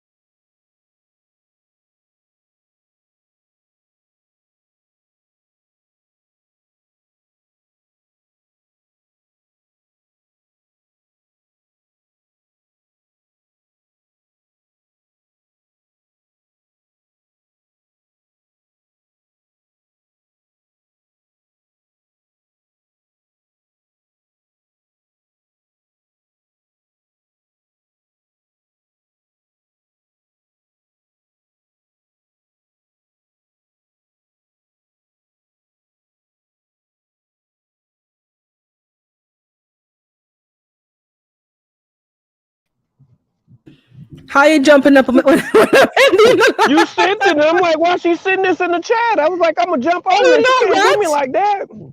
I thought I was dropping your link for your channel. Oh No, you sent me a stream, y'all, and I'm like, I'm no, gonna jump on her chat. She better stop. you know what? Since you're here, no problem. I You was know trying I'm to drop silly. your I love link. the live. I love live, so don't do me. I jump on. I was dropping your. Oh, I see what I did. I said GT Junior. Okay, I'm trying to drop your link in the chat so people can find you. I'm like, what did I just do? What's he doing? I'm like, she going off. Why she sitting there? I'm like, I don't care. I'm gonna go on then. All right, Shoot. I'm just typing. I'm only typing foolishness. Hold on, let me drop your link for real now because I was trying to drop your link so people could find you. Hold on. Oh my What's the goodness. temperature there anyway? Give me 1 second. I'll tell you. Hold on, my Bluetooth. Hold on 1 second. Ah, Yeah, that no problem. Bluetooth. Hello. I Can can you hear hear you. me? Yeah, I can hear Okay. you. Would you say your temperature was? Can I'm I get like checking. 3 minutes real quick? Yeah, no problem. I'm gonna check it because okay. So I put it in the chat. It's 12 Celsius, which is 54 Fahrenheit. Because I don't know your Fahrenheit. Yeah, Okay, 12 okay. degrees. It's rainy. It's wet, which is good because my soil was dry. Yeah, Mine's is dry. terrible. Yeah, after party. Yeah, it's after party. So I'm Mine's it's 51 degrees right now. I'm late for work. I was in the mess with them chickens and messing with my plants. I had what's the name of that plant? Oh man, I forgot the name of it. It looks like a fern. It's oh, part of it's a herb, but I can't yarrow. I had my yarrow oh, and I moved it. yeah. I need some So my yarrow. I heard it's good. yeah, so I've been doing good with it, but yesterday or the day before yesterday, I moved it and I put it closer and I forgot that I have the fan right there. And so it didn't dry it out really quick. Oh man. So I had to re-water it and I'm trying to bring it to life, but I think it's gone. The soil is really, yeah, I did the best I could, but I think it's a goner. I need the rain because it's so hard to get out there and water my garden because we're 51 degrees right now. We don't have 50-degree nights. So I had no I started. water. I had no water for a while outside. And I'm like, it was so because I transplanted certain things and the pipe was, and I'm like, I have to be carrying water outside. So a lot of the plants that I transplanted, even though the frost came and they would have survived, the real problem was they were dry. The roots couldn't get, you know. And I'm like, so he fixed it yesterday, thank God. But I'm like, man, like, can you imagine not having outdoor water? Like for a moment, I was like, can you imagine not having outdoor water? Because you think gardening is hard now with your sprinkler system. You take away the sprinkler and see what happens then. I couldn't Mhm. keep up with and I'm thinking, Lord, I was just, because I'm like, if I didn't have water and I have about 50 more plants to transplant, I couldn't have a garden. It would be very labor intensive to be hauling out water for those plants and my chickens because I got to water them every day, fresh Yeah. water. So I'm now realizing how important. Like I've been trying to get my rain barrels and stuff installed, but that just shook me up real quick. I'm like, I gotta get my rain barrels just in case. Like in the wintertime, I can get snow and melt it, but I need something to catch rainwater because if that faucet doesn't work and I gotta turn off the main for the outside, I gotta be hauling Mhm. out water manually. I can dig it. And I Yeah. was like, no, man, I I started my can't. carrot. Yeah, I saw your carrots. I saw your potato. You got potatoes too, right? I saw your I, potatoes. I started. No, I haven't dropped that video. That was in November. I dropped that, but I'm saying, I started carrots, onions, and some other stuff. My carrots are not going to make it because my soil is not damp enough, and I know that because I've grown carrots enough to know that if your soil ain't wet enough, if it ain't, it's got to stay like that, for the seeds to actually germinate. So I Mine was plan to not get wet up. enough, but they came up. So I don't. Are yours outside or are they inside? They outside. I covered mine with cardboard. Did you cover yours with cardboard? I covered mine with plastic, but I when covered you mine with wait, cardboard. And I think when it rained, the cardboard absorbed the water and in turn helped them because I had no water to water them. And my soil was dry up until yesterday. And I have some carrots that popped up. So I think you can still what? salvage. Yeah, I think you can still Okay, so salvage it because I'm gonna have to drop some more seeds because not all the seeds came up, but I'm seeing some stuff popping up. Even though I did not, if I had watered it and kept it damp, I would have had great success. But some still made it. So just get the cardboard and put it on there, and it keeps it more moist. The plastic might make a greenhouse, but when it rains, the cardboard held the water and kind of saved me. And mhm. the carrots made it because I want me some carrots again this year because my last year the carrots were very nice. They were very nice. Yeah, I gotta have carrots. So Yeah. that's what I'm doing tomorrow. I'm gonna most of the time I try to sleep in just a little bit on Sundays Yeah. because I don't have to be to work until 10. Like I'm supposed to be to work now, but I'm late. I'm Hmm. just late. And I'm not rushing. I don't. No, If you I'm don't want gonna to get be in an late, I'm gonna accident. be late. Yeah, exactly. Uh. That's how you can hurt yourself. You don't do that. Just take, Did you Yeah, and I I know you ain't got some new getting chicks. How many new chicks did you get? You got 4 new chicks, you said? 3. Hold on, I think you're 3. Okay. 3. And you already had how many again?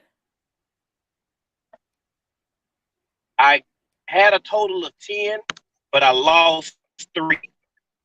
3? I know you lost 1. You lost 3? I got. I'm supposed to drop about one of them. No, I I know one. lost I one know in the one was egg beginning. bound. I know one was egg bound because I heard you mention that more recently. You went in there and it was laying down, and you took her out.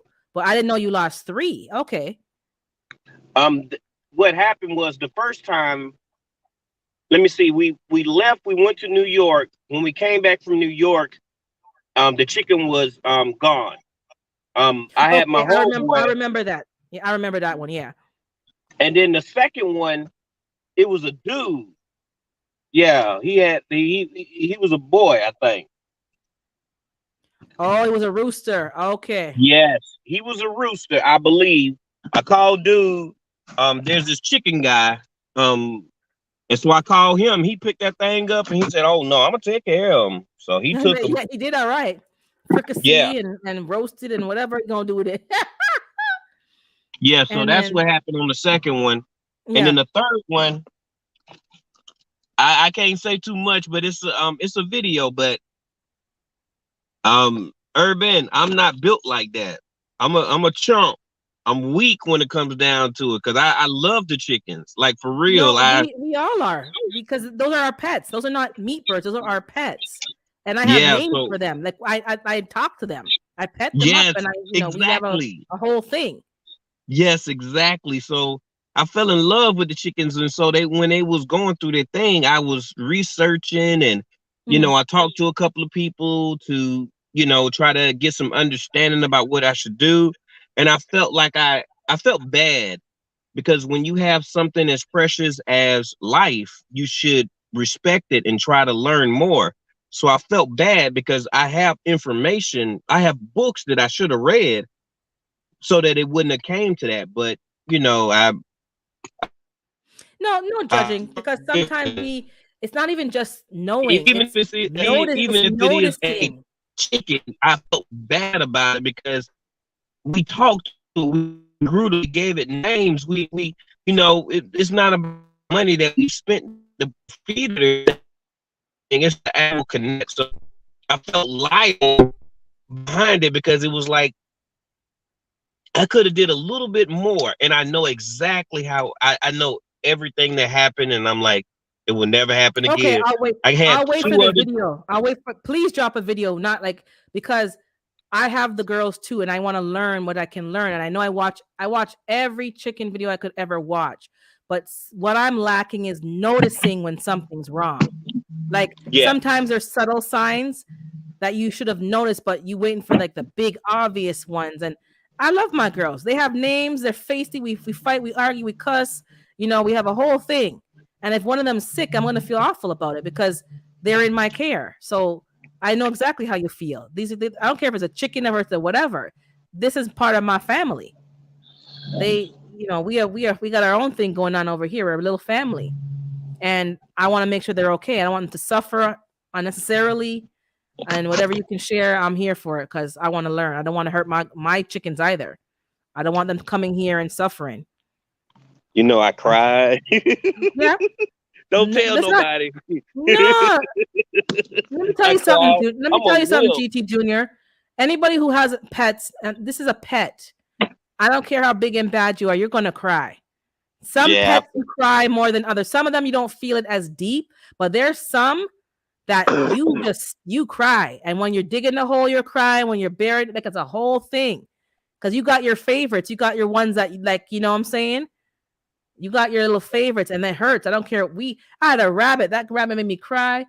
A cat, my cry. I'm like, who cries over a pet? Then when I started having my own pets, oh my yeah, god, who's crying over a damn dog? Now I know why. Oh, I know. I learned. They yeah. wake up, they're happy to see you. You come from work, they're happy to see you. It's like you have, they hear your voice, they're like, "Ah," and they have a whole thing. Yes, They have yes, and it's like you learn to love. You love them.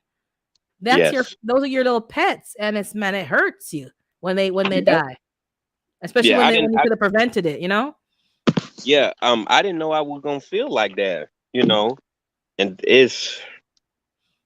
I gotta drop the video because I don't want to tell too much because I still want people to actually have that experience. And Yeah, it was like a blessing and a curse because some joy and some content came right behind it. Like it was like perfect timing. I never questioned the creator. hmm I have questions because I don't understand because of who I believe um the creator is, yeah, so I have questions. It's not in a disrespectful tone because I don't even disrespect my parents. So why would I disrespect, the creator? But the creator. yeah, I Yeah, would, I questioned myself about, should I have learned more, but I did good. They're a year old.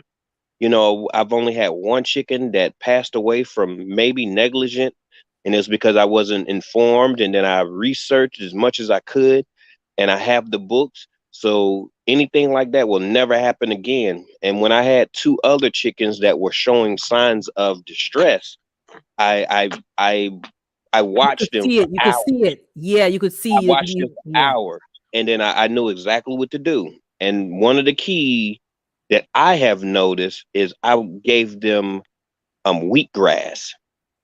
Wheatgrass, I don't know if it's because they need that chlorophyll. It's just like I imagine that, just like with dogs have, you walk them or whatever, and then they'll just grab some trees, I mean some Mhm. bushes, whatever, Yeah. and chew on that. And I was like, okay, well maybe if I give them this, and I isolated them, I gave them the nutrients, because every once a month I give them um electrolytes and probiotics, and I've been doing that for since I had them, Okay, when they that's were good to babies. know. That's good to know. I only bought electrolytes recently because they were out of stock. When I went back to get my more chicken feed and more shavings, they had Hmm. it in stock. So I have electrolytes now. I've been using apple cider vinegar occasionally because I think I was putting too much. So they said no, like once a week because they're getting diarrhea. And I don't have any probiotics. I didn't see anything at the store. So I don't know if you bought it from your feed store or you have a special I thing bought it or from you feed store. Okay. I don't I they bought didn't it have from it. I bought it from the feed store, and I have enough to last me 5 years. Um, I'll post a picture of it. Hold on one second. Good Sure. morning, man. Oh, you ready? Ready? Off Okay. top of Well, your I'm walk? gonna finish this up real quick, and then I'm gonna start breakfast. All right. Oh, you did?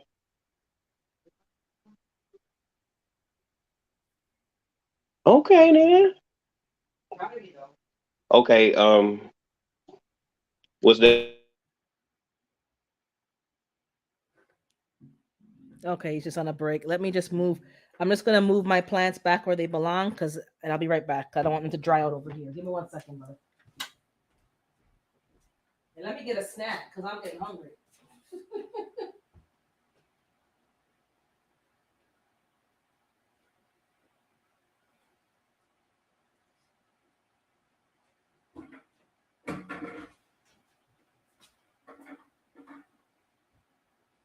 Let me get a biscuit or something because I'm hungry. Where's the biscuits? Oh, see them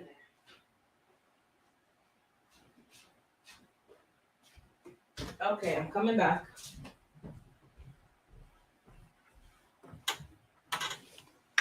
Okay, I'm back. For anybody who's in the audience, there's 9 people there, so some of y'all still listening. I don't like to eat on my lives, guys, but it's a after hours. So I'm gonna eat a cookie, a biscuit, tea biscuit. Sorry, a wet biscuit? a tea biscuit.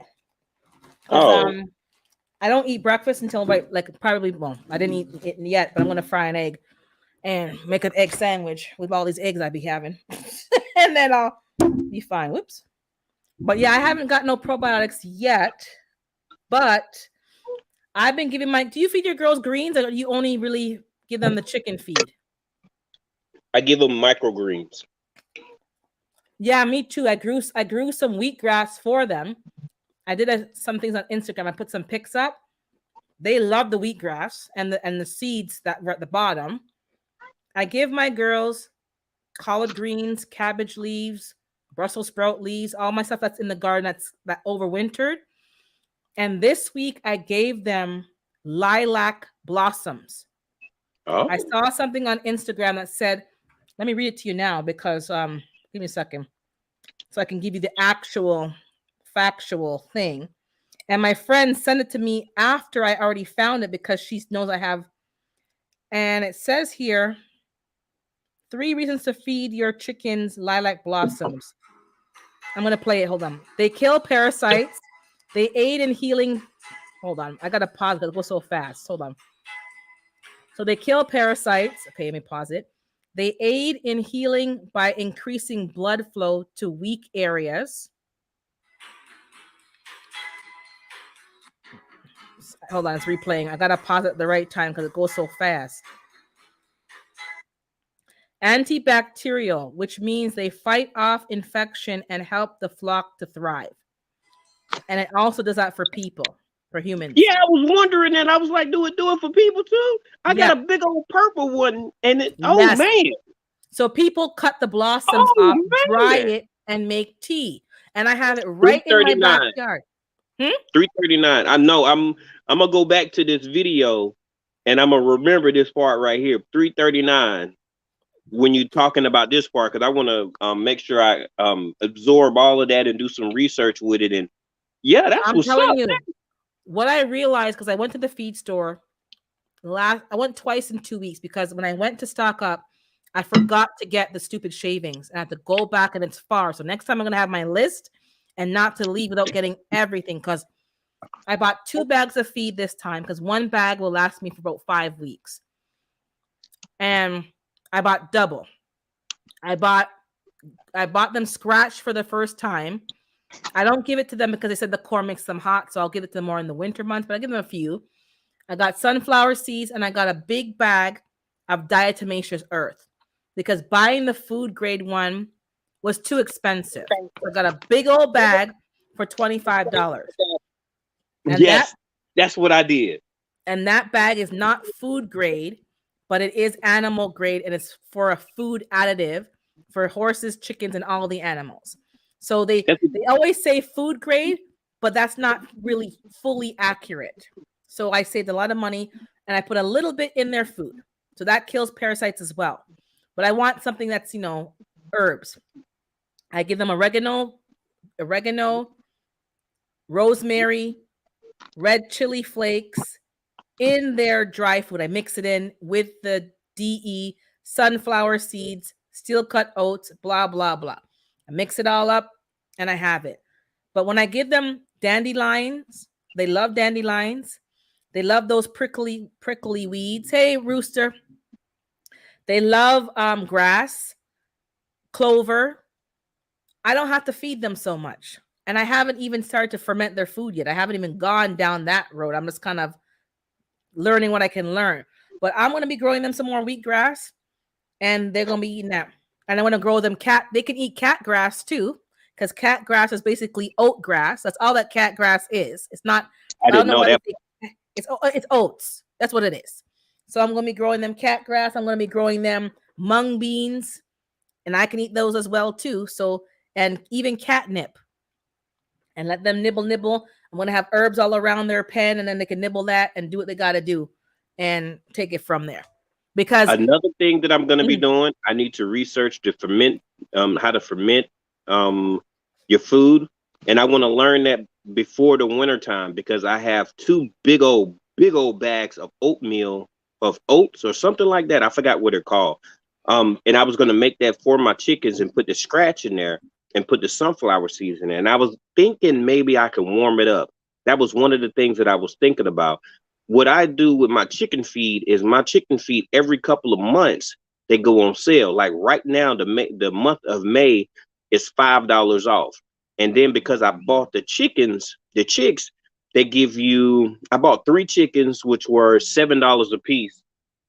What else they gave me is they gave me the bag of chicken feed. They gave me 1 bag, and then they gave me a $5 off coupon. So what I do is I buy 4 to 6 bags of it, and that's $28. So I'm just going to take that little $100 and go get me some more, and I have it stacked up, and I try to have it for at least 6 months. So I haven't bought none in a while because I have it stacked up in the in the area downstairs, because I got a lot of area. But what I want to do, and I tried it, but I didn't do it correctly, is I want to do bean sprouts. Beans, we should not be, from what I understand, we shouldn't be consuming beans as regularly as we do because of something that's in it or whatever. Oh, the lectins. I don't know them big words. That's Google words. Well, there's something in beans, but if you cook, if you watch Dr. Gundry, the long and short basically is, if you pressure cook your beans, whatever was in there comes out. That's not good. So you should What pressure I cook don't understand. your beans. What I don't understand is a lot of people that have like Spanish heritage. They eat a lot of rice and beans, and they But don't. they pressure They cook their look beans. good. Maybe that's They their pressure culture or something. Yeah, but they pressure cook their beans. Most But no, people from back in the day, they pressure cook their beans. I've dated Puerto Ricans before, and she made rice and bean and penne and Boston butter and all this stuff. But we ate it, and she didn't pressure cook it. She cooked it But the did she regular soak them way. first? Did she soak them first? I don't remember that part, Yep. but I know she It's either cooked them. no, they soak them first to soften them, then they pour off that water and they put in fresh water to cook them in. I'm telling you. Because if they rinse, I usually rinse off my beans. We soak them overnight to soften them up, and then you pour off that water. You put in fresh. So if they're doing that, that's the same thing. You're taking off the you're pouring off the lectins, and then you're putting in fresh water. Because all those Puerto Ricans and Latinos, they know how to cook it, and they don't get sick because they know they're doing it the right way. They're doing it they soak them and fresh water and cook them in. And the pressure cooker is the best because, hey, Earth varieties, I actually ended the live, but we're just talking a little longer. And that's what they do, and there's no problem. It's how you cook the food. They're figuring out that how you handle the food is the problem. You cannot use the same water you soak the beans in to cook the beans in.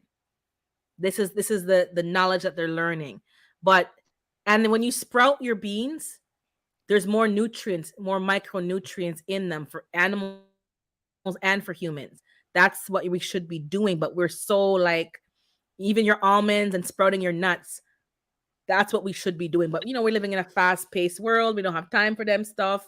You just go and buy what you need and you just eat it same. And that's what happens. I'm gonna do it. The issue that I had is I did not soak them this time, and I cook beans, so I soaked my beans for a few hours. I didn't soak them too long to where they actually start sprouting. I'm like, I don't think I want to cook these, but I'm gonna soak them this time. I'm gonna pour it off, and then I'm gonna go ahead and use my own, my own little concoction that I use as far as soil. That's what I'm gonna do. And I also found a cheaper way to do microgreens as well. I gotta drop the video. Like You I gotta did the drop it, video. GT, because I I'm got doing the same that's thing you're what doing. So I'm still you catching gotta up show from me. 2022. I'm still trying to catch who up. you telling? I got videos for about a year and a half. I haven't to edit them, and jeez. Goodness So I gracious, know. man. Trust me, I know. I'm behind. You're gonna get videos that are like, "Is that happened last?" No, it's last year, honey. It's last year. Yeah, But that's if why you I want to tried. know about fermenting your feed, there's a few people, but I know offhand, Mike the Fit Farmer did a video on fermenting his feed because he used to do it, then he stopped because you get busy, but he kind of started back again because the price has gone up. So he did a video about showing how to ferment the feed, and I believe I'm gonna find the video and I'll tag you because there's a lady who lives in the cold. It's either Alaska or somewhere else she lives, and she fermented her food, and she makes her own mix as well. I'm gonna find that video. It's a new lady I found on my feed. Some lady, I can't remember her name. She wears nice overalls. That's all I remember. I'll send it to you because she's in the cold climate. She mixes her own feed together. She uses lentils and split peas and stuff and makes her own stuff, and then she ferments it. And she uses a lot less food that way. But it is a process. You got to take the time and have 3 jars going, and and keep the thing going. But I know I don't have time for that right now, but I am going to do it. But I'm going to do the wheatgrass and the bean sprouts because I have the trays for the bean sprouts and stuff. And they love the wheatgrass, and I juice it for myself. I felt the chlorophyll in my veins. I could feel like it was so energizing. I felt it. I'm like, man. But you gotta watch. I put too much seeds in the tray, and it was too clumpy, and it got moldy. So you can't give them moldy stuff. So you gotta really do it properly and turn it over quickly. You can't be letting it sit there. Yeah, what I'm actually gonna be buying is the chlorella and spirulina tabs that they have. I used to take the powder. The powder was god awful. I've never. I'm talking about. I did it, and I can tell that it was doing something to my body, but it was god awful. Oh my goodness! Yep. So now that I actually watermelon war. Okay, but now that I see it's on there. It gives you 4 months supply for I think $30.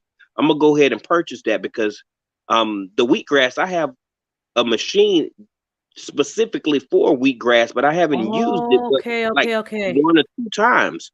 So because I it's a found turn. yeah, it's yeah, I know what you have. It's like you have a wheatgrass machine, like it's actually for wheatgrass, and it gets Yeah, I all the have stuff one of out. those. Yeah. But I haven't used it in a while because when I started on this journey of trying to, grow my own food and stuff because I wasn't willing to accept what they was giving me, I started juicing it. I didn't like it, but it was because Wheatgrass I was juice is so very grassy, and when you eat it, yeah, it's very sweet. But if you can just take a shot, all you need is a little shot. You don't need a big old bottle. You just yeah. need a little shot. You can just drink that and then have your other drink after, like something like carrot or something sweeter. You're good because it is an But that acquired taste. yeah, but that was because I was only part time healthy. Like I was eating still the junk food, and then let me just have a little bit of this, and it was like my taste buds wasn't acclimated to it. Um, Um, she's talking about the beans, but then Earth Variety is saying about the beans that she doesn't soak her, but she boils them for 10 minutes and then she throws off that water and then she starts to cook it. Yeah, so you're doing the same thing in a different way because you're basically taking out whatever's in the bean that's not good for you, the lectins they call it, and then she's throwing it off, the water off, and then we just what soak I'm ours and then throw off the water and then put fresh water and cook it. Yeah. what I'm gonna do is I'm gonna soak mine for a few hours, and that's because it gives it more sproutability from my research, from my Yeah. experience. Yeah. That's what I have noticed. I've Yeah. tried it the other way where I just put it in soil, make sure the soil is wet. I No. get some sprouts, but it does not give me the germination that I deserve. No. And I use just regular beans that you get in the package. I'm the ones you used to Yeah, buy I for use the regular ones too, $1. and they work. But I find when you soak them, it's chickpea, same thing. All of them, you soak them, you get better, almost 100% germination, almost 100% germination because they've gotten to soften up a bit and they can germinate easily, even without soil. You give it a good soak, it's fine. And I've had the chickpeas and the beans all germinate easily, but I need to keep it up because it's good for me and it's good for the chickens, and that's less expense of me relying on the chicken food. I sent an email to the company because on the bag it says if you want to know about the ingredients, you have to email the manufacturer, not the feed store. So I emailed the manufacturer, sorry, and they haven't answered me yet. I asked them, can I get the list of the ingredients? No answer. I don't care. No acknowledgement. I don't even care. But my I want to know local what's in there. I want to know what's in there, GT, because all you're telling me is protein, calcium, all the things. What's in the food? What's I in can those dig it. pellets, please? I can dig it. I don't I want the get the formula. crumble. I don't need to know, just tell me oats, corn, like give me a list of the ingredients. And if I can understand what they are, no problem. If it's some kind of lesser thing, something, you know what? I'm going to say, you know what? I have no other choice, but I'm going to scale back on how much they're getting. That's for sure. I'm going to scale it back. I'm actually making. Sorry, y'all. I'm actually gonna make giving them more of the greens a priority. Yeah. Well, I can't say that. It's kind of hard because I work as much as I do, and it's starting to get hot in Yeah, the yeah, yeah. garage, so it's going to be more difficult. But hopefully, the garden gives me what I need to be able to give them because I want to get away from the feed a little bit less. I want to give them Yeah, me 25% too. less. That's all. Just Yeah. 25% less and give them more greens just to give them that balance of, greens are good for you. And then I'll be giving them fruit every once in a while, like once every 2 months or something. When the fruit goes bad, I put it in the freezer. Like if I And don't let them eat it pick in at it. time or Yeah. whatever, I put it in the freezer, and then later that month or whatever, I'll bring it back out and feed it to them or whatever. Let it, get unthawed or whatever, and then I feed it back to Mhm. them, and they eat it. Papaya, the papayas they go rancid so bad that I'm like, okay, I didn't get a chance to eat it. You know, Yeah, yeah, yeah. I bought like 5 papayas and I haven't eaten one of them because I forget about them and then I'm like, oh man, it went bad, so I just cut it up. And then this season, I get more apples. We have little apple trees here, Yeah, I know. We and some of them be on saw your side of the apples. road. We saw you bagging up them apples. I'm gonna do it again, and I'm gonna get Yeah. more. I'm gonna make sure that I bring me enough bags, and I'm just gonna. I have a um, I have a deep freezer that I've been emptying out over the past year to try to. I don't want any food in there because this is gonna be my fish cooler.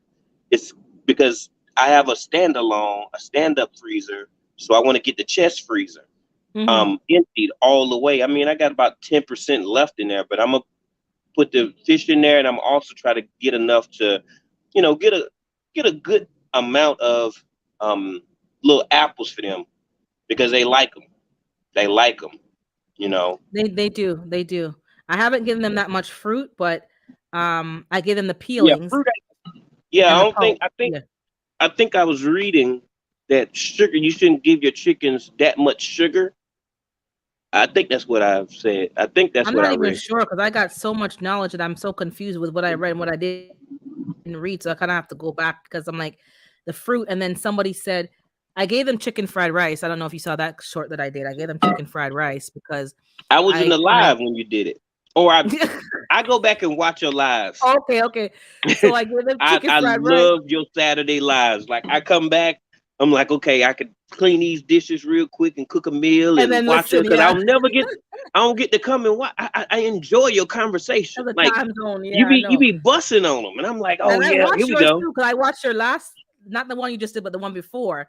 I watched it because it was a different time zone. Because so I was like, I'm in bed sleeping, so I watched it the next morning.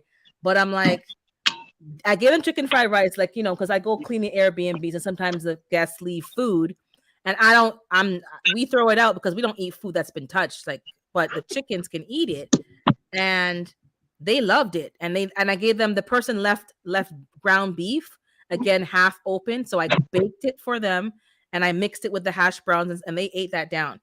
I so now that when they have the food, the man goes if there's food there. He always said we could take the food, but I throw up the opened food because I don't eat. We don't eat that. If it's sealed and closed, we'll take it. So I'm gonna give it to the girls because they I can eat can't give meat, them so the she's chicken fine. fried rice, and I can't Yep, give them I an gave them. egg I sandwich. scrambled their eggs back to them, and they ate it. When I put some, seasonings in them, and because one of them stepped on the egg by accident. I don't know. Like, I like to get the eggs in the morning because when they keep going and laying on top of each other's eggs, somebody steps and sits on it, and it's just like Yep, a whole problem. So they yep. cracked 2 eggs so far. So I had to cook them and give it back to them, and they gobble that up, and they ate the shell and everything too. So I'm like, okay, cool. So I give them greens. I do give them a lot of greens, but I know I can give them, the rice. I can give them, stale oatmeal. If the oatmeal was like in the package too long, it's kind of, whatever, or it went old, I'll give it to them. If I have old rice, I'll cook it and give to them, and yeah, just give them whatever. But at least I know what they're getting, and I know what they're being fed, and it's not chemical. But to go back to our point about the parasites and the worming. When I went to the feed store, I don't know if you heard me earlier in the live, I said they were offering me like, medicine for deworming, like how the girls, hey, Texas Lala, how are the girls? And I said, and he wants to sell me a product. And I said, oh, no, I give them herbs. And he's looking at me like kind of surprised. Like, I don't want to give them medicine because I'm eating their eggs, and that means I'm eating the medicine, unless I'm going to stop taking the eggs for a week and then throw them out. Like, I don't know what people do, but I don't need to give them medicine. I don't take deworming medicine. I take, papaya seeds. I'll have Sarah seed tea. Like, there's natural ways to pass out parasites. Why are they not promoting? They're not promoting none of that.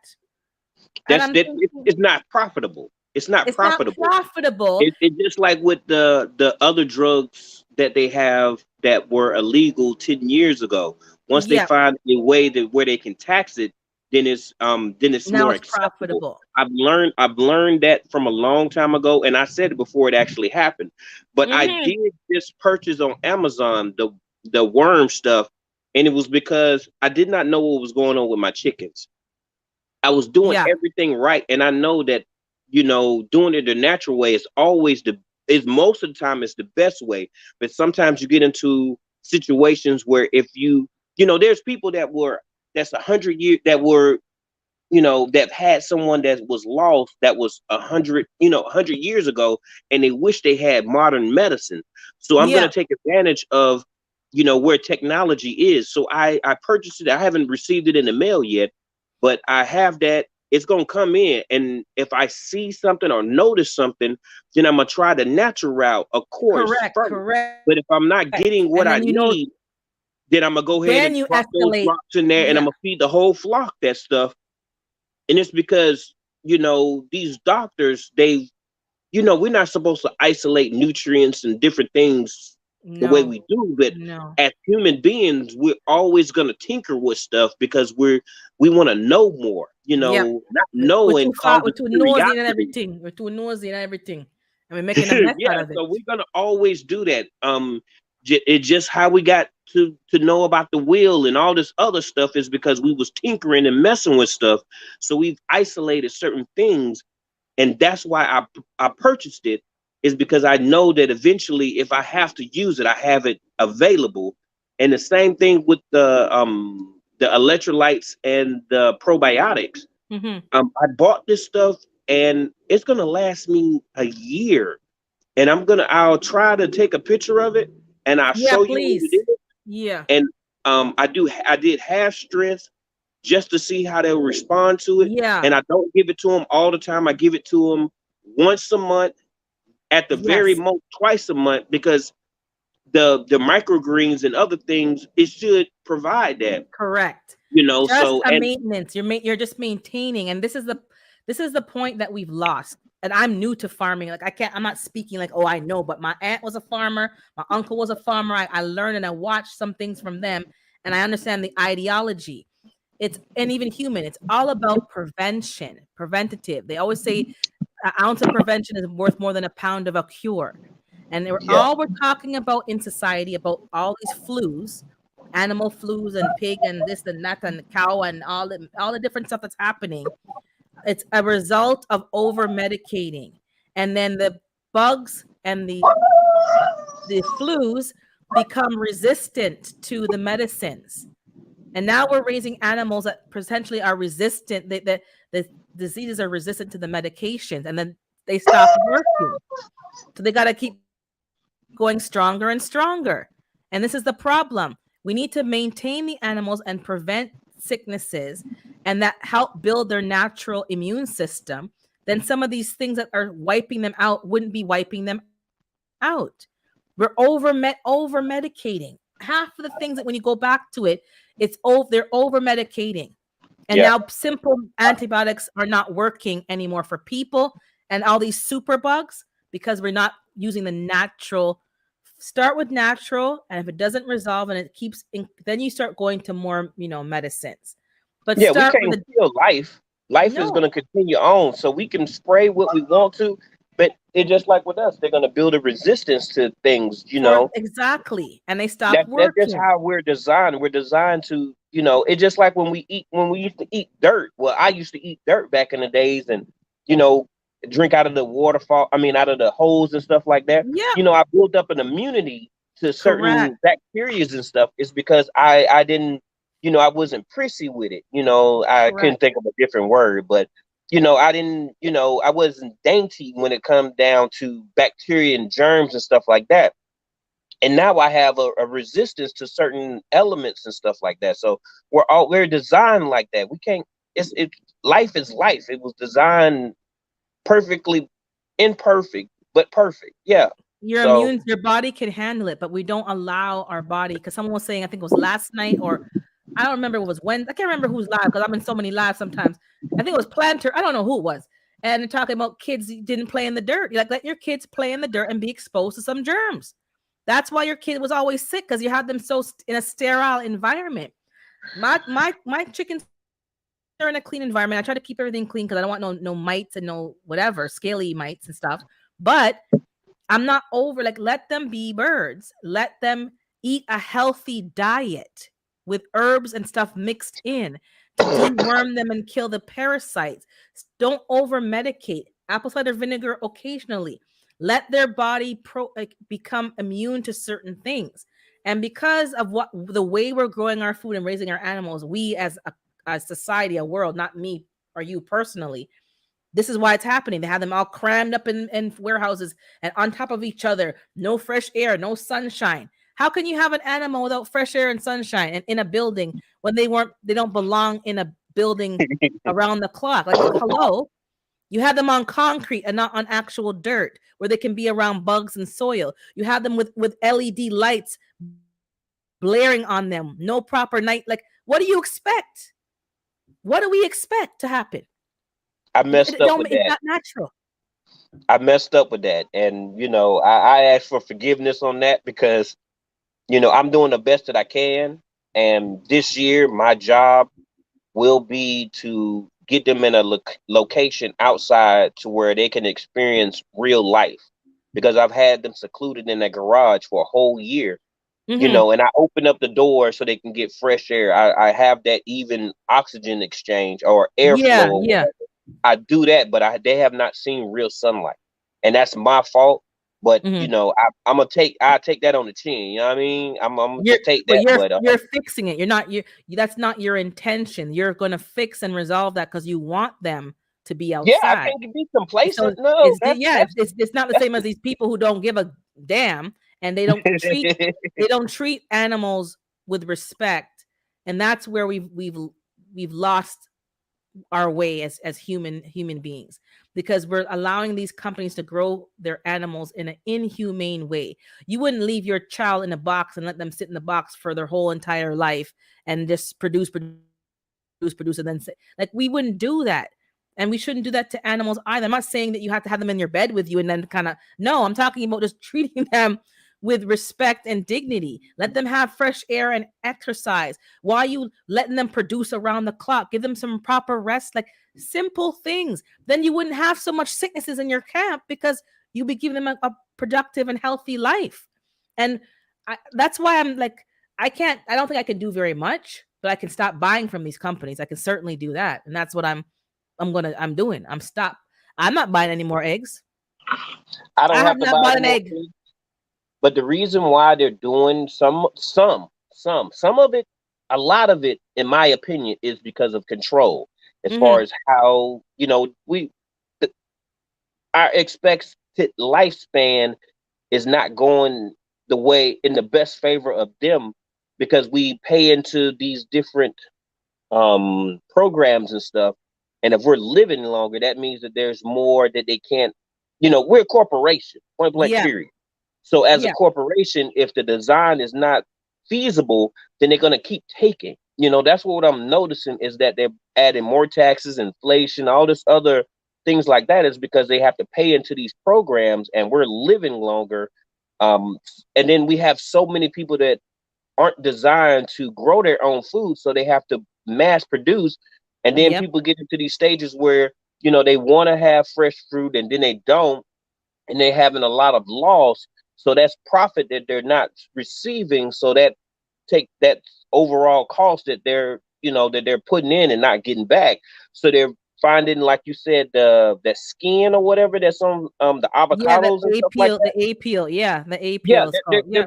they're being logical about the situation. A lot of things morally aren't correct, but Yeah. logically it makes sense to them because the bottom line is what matters to a lot of different people. And Money, business. if we're not going to take our intake of food more seriously, Correct. then we're gonna be faced with these things. And that's why I'm trying to, you know, have a food forest. Like I'm trying to see the most economic way for me to put more soil inside of just my landscape so that I can try to produce more. I'm looking at more perennials. Like Yeah, um yeah. today I'm going to go meet with the raspberry strawberry guy and worm guy. I'm going to meet him, and he has all this. And I go to him every year, but this is probably going to be my last year that I have to actually go to him for actual plants. And I'm gonna text him and let him know, hey, I'm gonna videotape a little bit of it. I know that's cool with you, but I just wanted to let you know so he can have it a little bit more presentable, if that's his Yeah, so desire he or can have a whatever. chance to, But yeah, to make it, yeah. I'm getting my strawberries again. I did strawberries, but I'm getting some more strawberries. I'm getting another thing of raspberries, Yeah. and he has something else that I think I want. But I'm putting my perennials out, and I'm making sure that every year I have something consumed that I don't have to do much to. Correct. Like That we is go for smart. fruit trees, Exactly. we go for Let fruit nature trees. work for you. Yes, it has to, because that's the way it's designed, and they've done it for before we even Before we were here, start exactly. messing with it. It was already producing, so we need to just find that again. There's this guy, I can't remember the name of his channel, Viking something. Dude is phenomenal. That sounds His name is familiar. That sounds familiar. I think I recently found Gardening him. Like a Viking or something like that. Something, yeah, yeah, yeah. He's doing a live right now. I went over there for a few minutes, and said hey, and then I came back over here because this is the spot. This is the Thank spot. you. Yeah, you doing what you do, girl. So, but I go to him, and he has all of these things about how to make fungicide, how to make Yeah. all these organic, because he's an organic approach. He hurt my Hmm. feelings with hydroponics. He hurt my feelings. Yeah. Like hydroponics, I know it's not natural, but it's also technology that put me in a position where it's like this is a good source, and I believe that the plants, they take what they need and they Yeah. distribute it the way they want to. But he was saying, no, don't give you the nutrients. But I have all these microbacterias, Hmm. amino acids, and all this other stuff that's dissolvable for hydroponics, and that's the route that I actually want to take. Because I want to get my mom a hydroponic thing, but I'm trying to rationalize getting it for her. Then her maybe asking me, well, baby, is this organic? I mean, she's not gonna ask me something like that, but Hmm. it just makes me think about it. Am I giving her what she needs? But my mom doesn't grow at all, so she doesn't have to deal with the pesticides if she goes with a hydroponic method. So I look Correct. at it that way, and I definitely look at it that way for myself. But it's my mama, so I'm trying to rationalize that and seeing what steps I can actually take to actually make it more feasible for me to accept it for her. So, yeah, I but I got had, my dad a hydroponics because I got one. I said, you know what, guys, just get one and grow lettuce. And I know people, like, as I keep saying, people keep arguing and saying, oh, listen, we don't, you live in Alaska, I live in a cold climate. We don't have the luxury of growing outdoors all year long, unless you're going to buy a heated greenhouse, and that ain't cheap. So, people need to help people find solutions and not be so judgmental. I want to grow my own food and not have to go to the store. And from November to March, growing outdoors is very difficult unless it's already out there and I'm just maintaining it and covering it up. But it's a lot of work to go out in the cold and garden. They don't know unless they've done it. So I don't know why people rag on hydro. I don't rag on hydroponics. I just didn't need to do it.